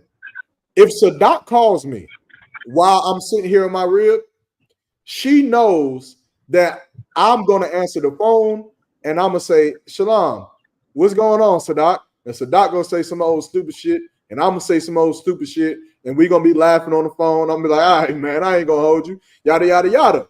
Boom. She ain't going to say nothing. She ain't going to say nothing. But the thing is that she realizes patterns. She'll realize that if I have to go outside, then in her mind, that just means that it just had to have been another woman. That's the only reason why you didn't take that phone call and talk in front of me. So now the question is, who are you talking to? That's the thing that would irk me. That's the thing that would tick me, because I know why you're asking this. Like if I leave the house right now and slides with no socks on and a tank top, she may just assume I'm going to the mailbox. But if I get dressed and I get fly and I'm clean, now she's going to be incentivized to ask, where are you going? Now I could still just be going to the mailbox, but the thing that irks me is that because you think I'm about to go out to the club or something, you just asking so I can say I'm going to the club so that you could get pissed off, because it happens all the time. That's how we talk. So I just feel like there's a way of talking to each other that we don't care enough to learn those ways. We don't care enough, right? Like my woman may not like being called a bitch. We get classes of General Mahayman saying literally, call your wife a bitch. But my woman doesn't like it. I care enough about keeping the peace that for her sake, I just won't say it. All I'm saying is for my sake, can you just say, is everything okay? Is everything okay? And then open the door for me to let you in. But don't try to bust the door open. Try to figure out what's wrong. You're my wife. Yes, I know you love me. I love you, but you cannot help me in 90% of the problems I have. If I'm out there in the club getting beat up and shot at with Sadat, trust and believe me, our wives are not the 10th person we calling, because y'all can't do shit. They're not helping us. But vice versa, if y'all are out somewhere and you in a situation where you need help, we are the first person that you call. So I think that it's just a difference there. And the way that we talk to each other, it has to match. Don't pry into my life because you know I have more than one wife. Go ahead. Salakia. It's definitely a circumstantial situation at the end of the day. You know? Oh, yeah, for sure. And in my head, yeah. So in my head at the end of the day, if we sitting down, me and my rib sitting down, and my other rib call me, off top we have an understanding of, you know, what's going on or whatever the case may be. But if I sit there and and I'm like literally we doing something, me and the rib is out and about doing something. I'm not saying we at the house, right? We done gone out to dinner, and my other rib calls me and wants to sit there and like hold a conversation. You feel what I'm saying? In that aspect, I'm like, yeah, you know, hey, let me hit you back. Yeah. And be out and sit there and be on the with you when I'm supposed to be sitting down having dinner. You know what I'm saying? Yeah. We out right now, let me hit you back. You know what I'm saying? In that aspect, it's like, you know, I'm not finna, you know what I'm saying, just disregard what I'm already in to sit there and have some frivolous conversation. But that's why I said if it's an emergency, right? I I'm think not that's just gonna. where I was trying to go to. Yeah, like I'm not just gonna answer the phone. We chilling, we watching a movie now. I'm about to pause the movie because you want to talk about your day. Like that's something, of course. Like, yeah, you can hit me back later. But all I'm saying is for the woman that I'm with, it's like this. Try not to pry into my life so hard where we already have this understanding. You already know I got multiple women. You already know I could be on the phone with any woman at any given point in time. And it's like, don't hurt yourself, right? Because y'all may have an understanding where it's like you don't care who he on the phone. You may have that, but then there's other brothers who don't have that necessary understanding where they know that if their woman found out that they was outside in the car on the phone with another broad, it's gonna cause an argument, or she gonna have an attitude. So that's why I'm saying it's subjective, it's situational, it changes for each person. But the bottom line basis is that sisters, you should put a little effort into learning your husband. You should learn him a little bit. You should learn what ticks him off, what pisses him off, and then try your damnedest to not do it. That's all I'm saying. Just like by saying this certain thing, it ticks me off. If you fart in front of Sadat, it's gonna piss him off. What are you gonna do? Just keep doing it? Just keep farting in front of him? I'm just saying that obviously that's a light thing. That's joking. We can laugh and have fun about it. But on the more serious matters, are we just like you done argue 10 times over you doing this thing? Are we gonna keep doing the same shit? Or can we try something different? That's all I'm asking. How many times does it take to learn a lesson? Yeah, like I give y'all one. You know what? Uh-huh. My bad, not to cut you off again. Uh-huh. But you know what? Unfortunately, for women and children, it takes a lot of time to learn a lesson. It takes a lot of time, and it's not a knock. That's just nature. That's evident. You know what I'm saying? I'm not trying to be like old Itazab, old woman hating. No, it's not even that. It's literally life. Like that's what we deal with. I mean, anybody on here can correct me if I'm wrong, but it's been times the fact that Yaramak is even mentioning that type of scenario is the proof that it happens all the time. It takes multiple times for that woman to learn this lesson, and she don't even know that she's learning it. But and that's why we have to put it in her face. Like, you see, we talked about this last time, and here you are doing it again. And she Hey, gonna wanna. What's up? What's up? Go ahead. no. Real quick. I didn't mean to cut you off, but I just want to know if you brothers have experienced this. I just want to know. It's been I ain't gonna mention no names, right? But it's been years I've told a real. If I'm gone and you try to call me and I don't answer the phone, do not call me back to back to back to back to back to back to back. Do not do that shit. See, he laughing. He laughing, right? I told him, do not do that. Here, then we argued, right? Because of course I'm pissed off. We argue. I say, bitch, what the fuck? Don't do that. I'm trying to show somebody something on my phone. You calling? I click the end button so I can show them the video, and then all they see is you call back. I hang up. You call back. I have to hang up. You keep calling. I have to keep hanging up. I can't show the people what's on my phone, and it make me look crazy. Don't do that. But here's what you do. If you call me one time and I don't answer, if it's not an emergency, just send me a text. If it's an emergency, text me 911. Text me emergency. Text me something like that, and I will stop what I'm doing if I can, and I will call you back. To this day, I've never had it happen.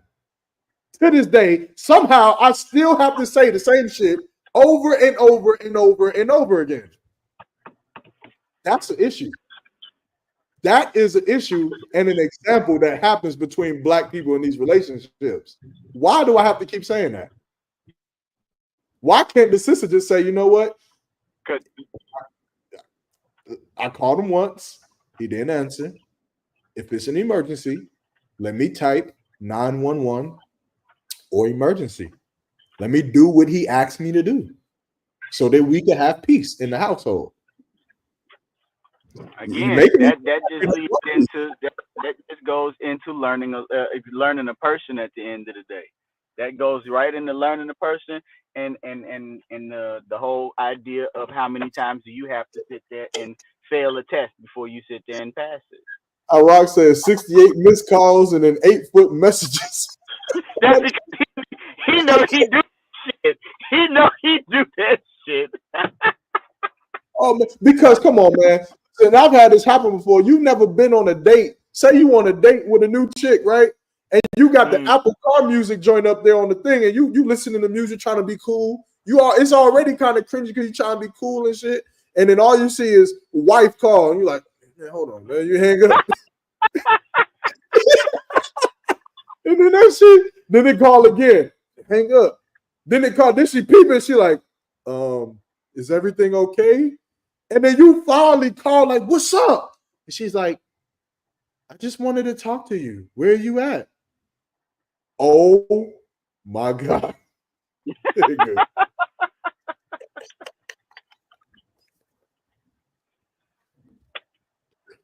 Don't do that no more, bro. Right? But I agree with you on that. But at the same time, so it kind of goes back into something I was sitting there saying earlier, when it's like it's something new for us to sit there and we not, it's not a norm. Maybe it's somewhat of a norm, but it's not a norm necessarily for us to have more than one rib. So it's a learning curve for women, but then it's a learning curve for us to be able to be comfortable with sitting there saying, hey, baby, what's going on? Okay, look, check the move. I'm out real quick. I'm going to call you back. I ain't got to sit there and disclose who I'm out with or what I'm doing, but I can sit there and be like, hey, what's going on?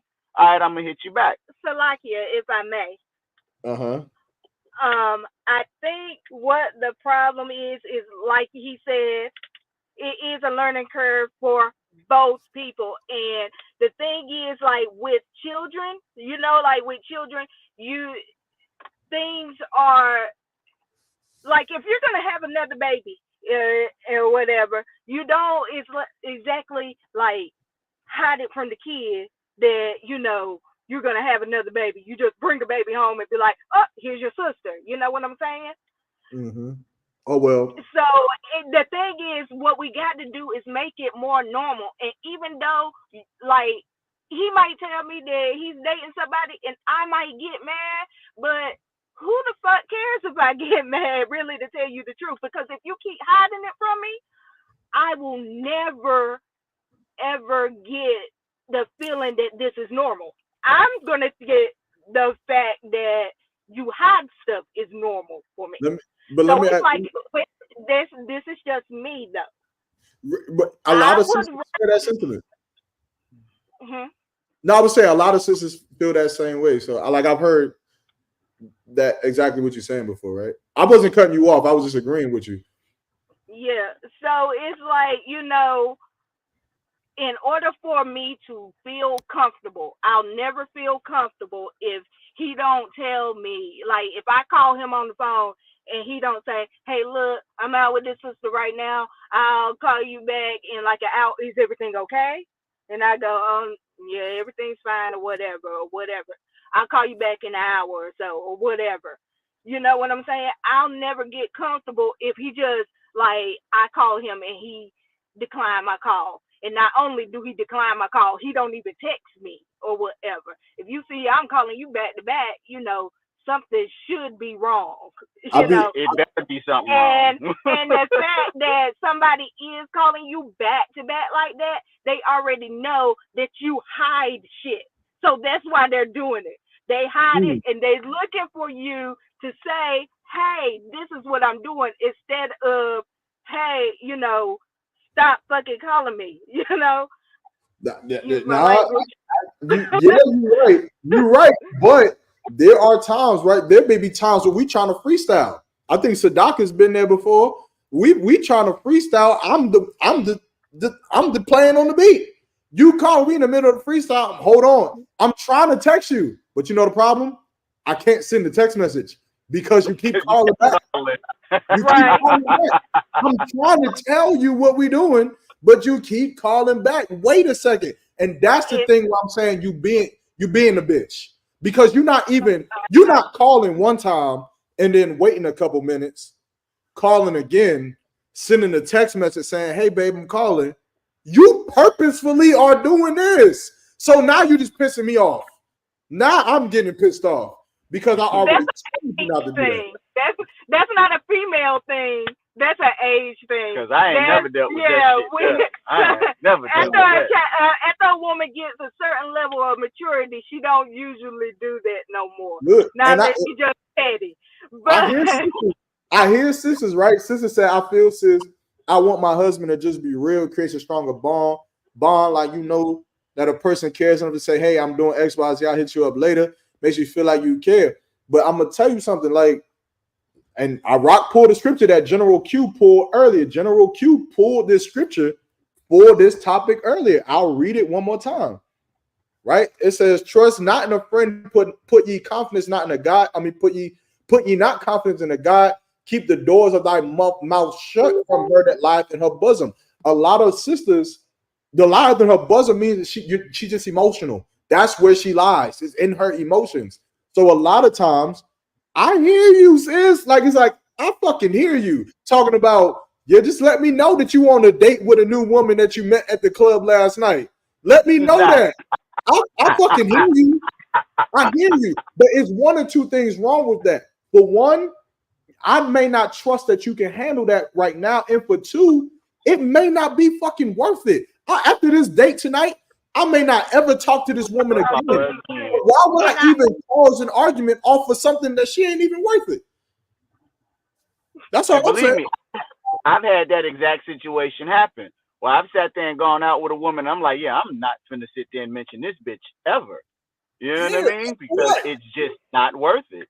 You know what's gonna happen? Your woman gonna be like, "Nigga, you date a different bitch every week," and it's gonna be like, "See, this is why I don't need to tell you nothing. This is why I need to shut up." Hey, we already think that anyway. No, so I hear you. You tell us or not, but it's like that don't hold up in counsel, though, sis. That don't hold up in counsel. I just need to make it normal. Make it normal, because either I'm gonna get mad or I'm not gonna get mad. More likely, or just like you say, we got to know you. You know your wives, right? And so therefore, whether they're gonna get mad or not. You know that if you're dating somebody and it doesn't go nowhere, or you dating somebody and it does go somewhere, after a while you're gonna have to tell about this woman, and she's gonna be mad then too, right? Nah. Why not just get it out of the? Nah, I feel like there's something different. Like the topic we said earlier, too, because this is heavy. I love this topic. The water for being here, for one. Shout out to you for being here, because we definitely need the female aspect, because brothers get up here and this talk, and trust me, we be wanting to get the opposite side too. But for one, it's like when you're dealing with your woman, right? With a new woman, right? That's what we're talking about. There could be a way that makes it undeniable. Like General Q said, like, I've been courting this woman for 6 months. 6 months. You ain't granted, you ain't know nothing about her. But she been in the school. She about to get a name. She been doing this. She done did that. She done did this. So now it's undeniable, because when a woman hears about another woman, she automatically thinks whore. The whore light goes off. Like, that's just some whore. That's just some slut. But if it's undeniable factors underneath her rap sheet, now, come on. Hold on. Do you think that? No. Okay. No. I had to ask. Damn, do you automatically think this bitch is a whore? No, I'm gonna tell you when I do think she's a whore. Okay. When it's like you sat there and you brought her around, like you've been dating her for you done been on about 3 days. Okay. And I finally meet the sister, and guess what I picked up on that you didn't? That she was a whore. She had said some stuff or whatever, because a lot of times y'all don't see it. Then all of a sudden you find out, oh, she's sleeping with such and such and such. Well, I could have told you that because she's a whore. Yeah, I heard this in the conversation that we had, But guess what I'm gonna do? I'm gonna keep mouth shut, and I'm gonna let you date that whore. But you know what, sis? And again, I'm not talking about you at all. I'm speaking from on the other side, right? Again, yes, she might have been a whore, but so was my wife when I found her ass in the club.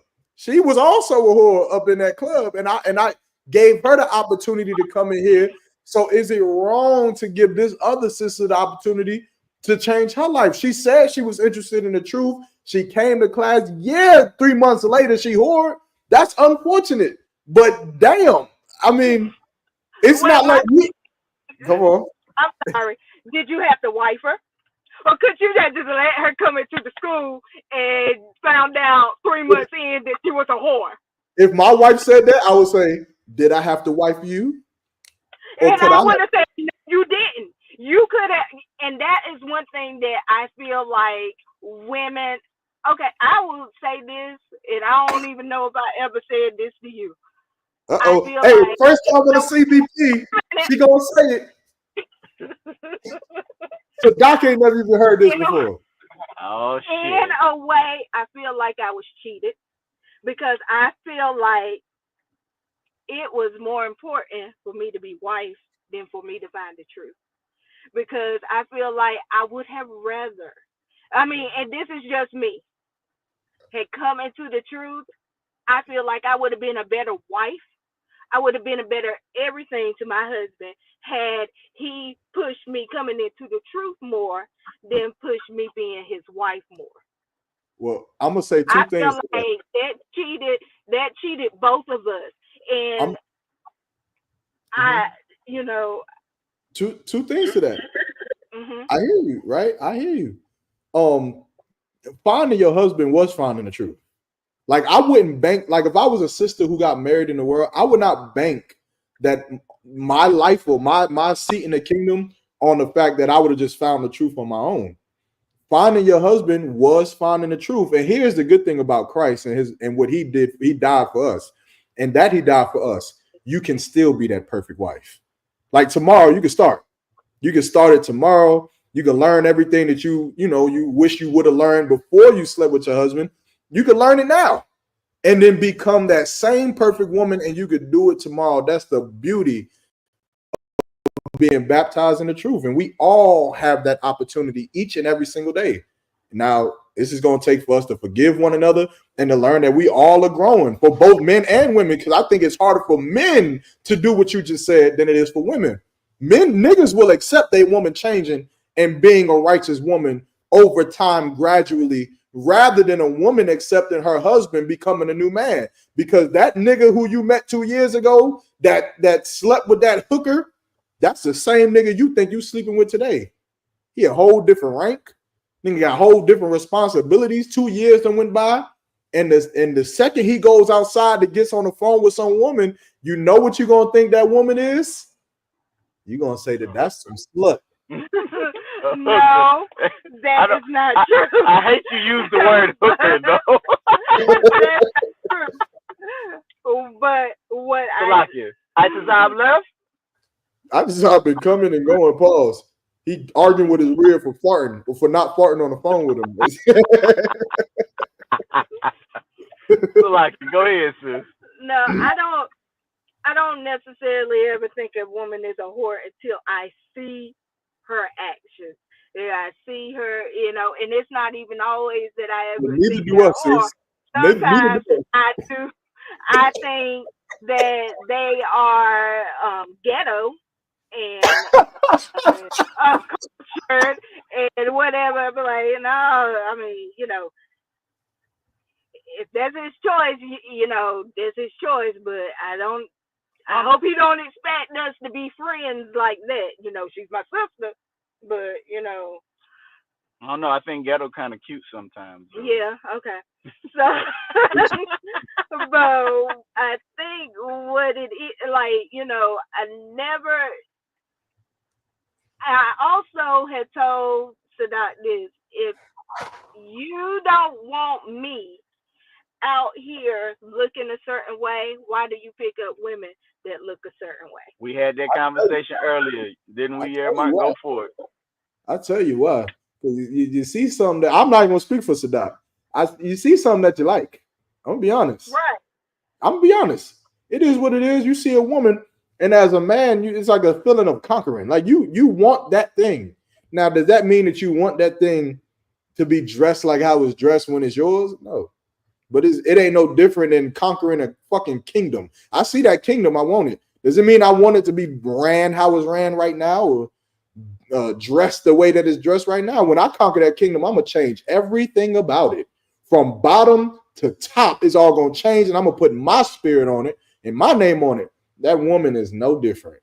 No different. Now, some things is obviously like, I mean, fuck. I mean, if she's prostituting herself on the street, obviously, you know, like, why would you want that? But then there's some sisters out there who is just lost, and you would never know.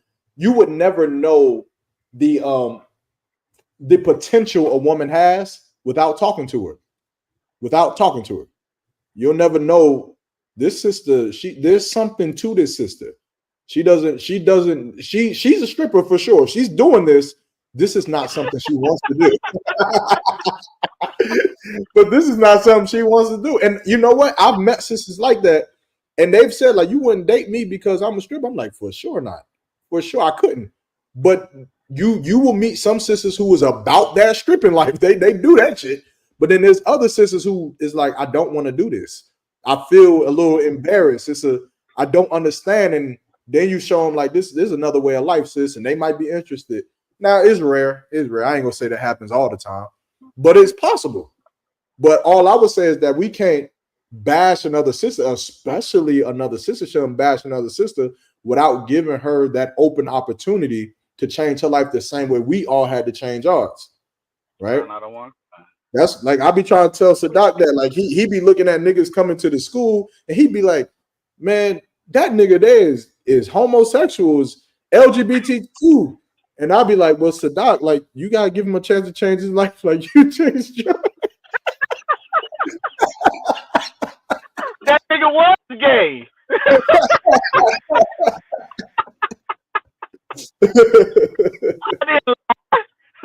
I've been playing. Sadat was never effeminate in no way. I'm just making a joke for the show. That's all. Me? Nigga, oh, you mother. Oh, you didn't even get the joke. That shit went over your head.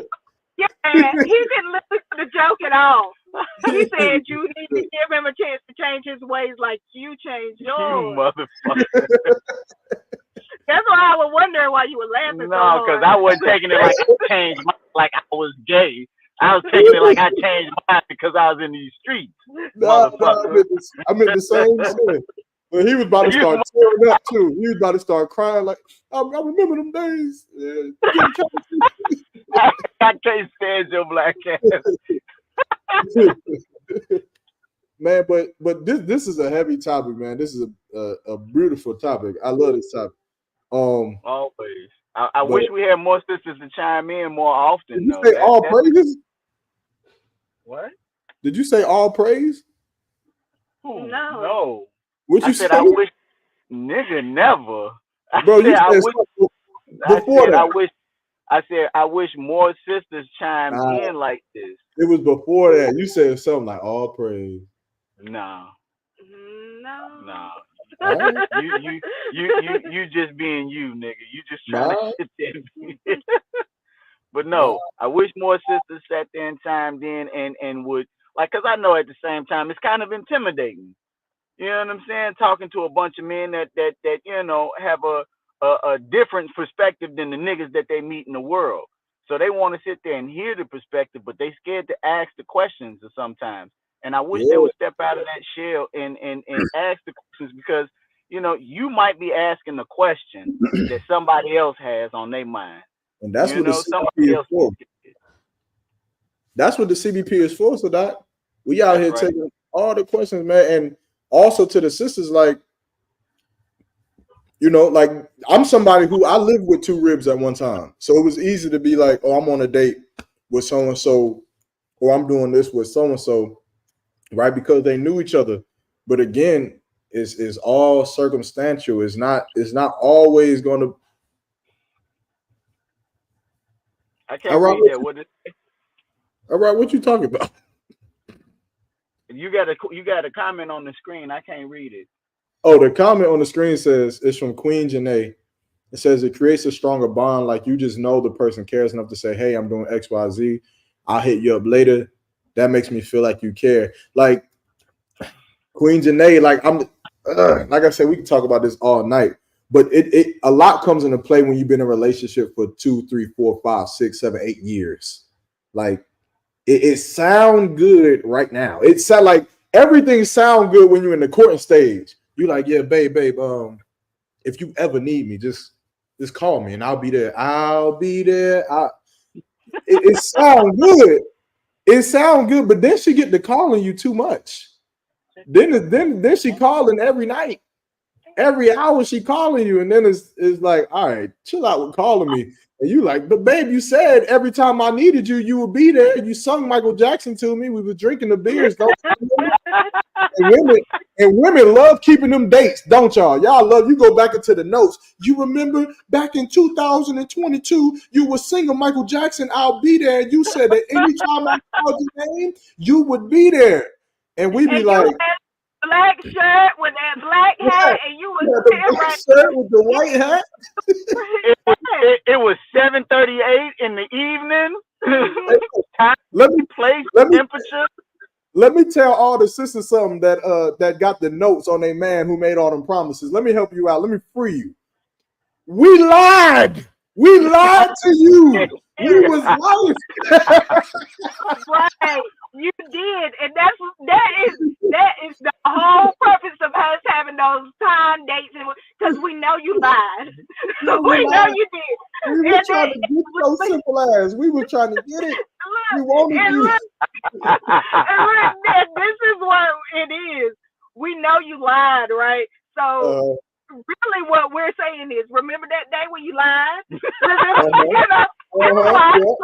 this right here, because this day right here, when you were sitting here and you said Michael Jackson to me, you didn't have to lie. You should have told me, look, I'll try my best. Look, that ain't gonna get it. That ain't gonna get it. You got to say I'm working on this. What kind of car? What kind of car Sadak said he was gonna be driving by this point in his life? He said, "Babe, I'm working on this. I'm about to have this kind of job. My business about to be. I'm about to have a BMW X7." But hold on, but now was I lying though? Listen, it's not a lie, right? Like in the moment, that's how you feel. I feel like I'm gonna be there every time you call me because I want to be that person. I want to be Superman. The problem is that we get put in the game and we're not as good as we thought we was. That's the problem. So, sisters, y'all gonna have to have a little compassion on us. Look, so Doc, before I got in the game, I told the bro, I'm gonna hit 10 3-pointers. I'm gonna dunk on LeBron James. He ain't got shit on me. I'm gonna cross off LeBron James. I got in the game, nigga. These niggas is nice. Baby, you gonna have no rebounds. No 3 points, no rebounds. Baby, you gonna have to still love me. You're gonna have to love me. I'm sorry. I didn't end the game with 33 points and dunking on LeBron James. But I think it depends on what you're lying on. Because like some things you don't have to lie on. You know what I'm saying? Some things we know you lying because we already know you're not gonna dunk on LeBron James. Like, oh, you know, he got delusions of grandeur. But my whole thing is, if you say you're gonna call me like this right here, and you do it, and then all of a sudden you stop, you lied. And you just lied to get me, and I don't do that. Just be like, you know, hey, I'm gonna call you. Don't hate the player, hate the game, hate that you lost. I'm gonna call you. Listen. Because that's exactly what I do. You know, because women, we do stuff and everything to get a man too. You know, we be like, oh yeah, I'm gonna cook him this, and we gonna do this and that and the other. You know, we guilty of that too. But look, it's called sweet talk for a reason. Right. On both ends. You know, I told Sadak in the beginning, hey, look, I'm not much of a cooker. I'm not, you know, but you know, but look, I'm gonna try. But look, and that's the beauty part about it. She told me from the beginning, listen, nigga, I am not that type of chef. But understand something. Every time in the beginning, even to this day, she'll sit there and put that crock pot on. You know what I mean? She'll sit there and put that crock pot on. Huh? Make that slave stew. whatever the fuck it is that she did, I appreciate the effort. Nah, That's facts. all my saying. That's That's all I'm saying. and I think that that's the beauty. Like when we talking about the beauty, and I think it's just understanding that the relationships that we have is life. And like you said, like I think that there's spurts. There's spurts where shit is gonna be so good. It's gonna be so good. Y'all gonna be on the same page. Shit gonna be good. You're gonna be eating well. Money gonna be all right. The kids is okay. Like stress is, lessened. And I think that we gotta enjoy those moments. Just take it for full granted because shit gonna be bad again. It's gonna be bad again. So that car gonna break down and he gonna be pissed off about that. And you know what his solution gonna be? He gonna get another woman. And somehow you gonna be like, how the hell does that make sense? How the hell does you losing a car mean you gonna go on a date? That's sometimes that just be like I'm making a joke, of course, but life be life and like that sometimes. But we gonna have to find a way. We gonna have to find a way. That's the one thing we all gotta agree on is that no matter what problems we have, you married to somebody, you in that thing with them together until the wheels fall off. And then when the wheels fall off, you better go pick the motherfuckers up because they're the only wheels you got. And if we can come to that understanding, then we can, as black couples, we can reach new heights. Our children can know Uncle Sadat and his wife forever. Our children can know Aunt Thalia and Uncle Mahaiman forever. Whatever. These relationships that have become flagship relationships in the UPK. Mahayar and Thawa, flagship relationships. Kalaya and Thabawan, Lawaya and Thabawan from our Thabawan. These are flagship relationships. It hurts us when they break. Right. So we got to figure out how to make sure that these things do not break ever.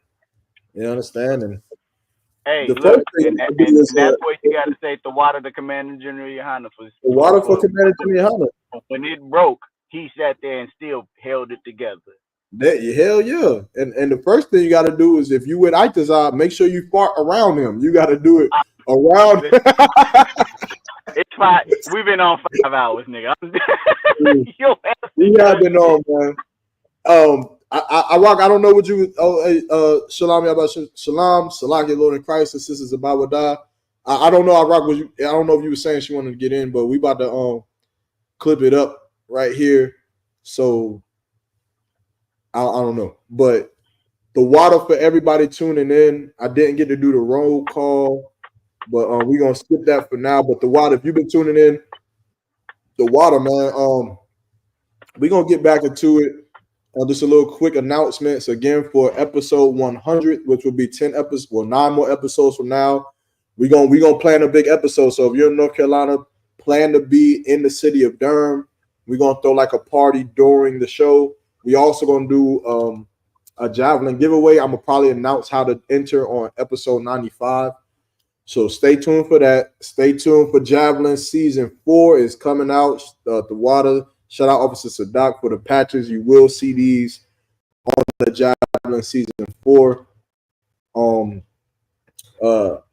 Also, shout out General Q for tuning in. Shout out to Itazab, Officer Sadak for joining in on the live today. Y'all made the show rock out today. And to all the viewers, rock out with us again next week. Sadak, is anything y'all want to say to the viewers out there from the islands of St. Croix? So if we're going to talk about the islands, you know what I'm saying, ISUPK, St. Croix, U.S. Virgin Islands, look me up on Facebook, YouTube, Twitter, you know what I'm saying, lock in with me, like, subscribe, drop me a DM, you know what I'm saying, link up with me. And then special announcement, I hope this gets out. Make a clip out of this if you can, Mark. I'm considering, and it's not even more of a consideration. I think I'm actually going to sit there and do it. I'm going to start making scrolls again. Damn, nigga, I thought you about to move back to North Carolina. Oh, shit. Don't give a damn about them damn scrolls. Move back to the star play. Good. Believe me, if it was possible, you'd be the first to know, nigga, because I'm living with you when I get there. But nevertheless, but now I'm going to sit there and start back making the scrolls. It's going to definitely be a process. It's definitely going to be a little bit more pricey because of where I'm at and how I have to sit there and get it there. But if you want to get in with me and get a scroll, hit me up on the inbox side, and you know let's go ahead and go through the steps. But that's where I'm at. Most high in Christ. Sis, anything you want to say to all the sisters out there? Just shalom. I hope to see y'all again. Passover. Passover, yeah. It'll be a Passover. Passover. But I enjoyed having the conversation with you today, and hopefully I'll get to do it again one day. Come on, man. Let's set it up, man. Let's hit me up, Sadak, man. Let's do it for real, officially, man. God, hey, look, you. With more women, because I kind of feel like I'm by myself like this. So. Nah, and see, the last episode that we had went live. We had two sisters from the world come onto the show, and we needed a sister that was in the truth to kind of, you feel me, weight tip the scale. So, huh? She was work. I was probably at work. So if it was me, it would have to be like 5 o'clock. I got you. Put me in. Okay. But nevertheless, yeah. Take a sick day. Take a sick day. But no, definitely. I already feel as if I'm definitely a CBP member. So you know what I'm saying. I'm definitely trying to be in the screen come next week. I stay in tune. I'm always watching. I'm always liking. I'm always sharing. So definitely we got more bigger and better shows, I'm sure, coming down the pipeline. Damn right.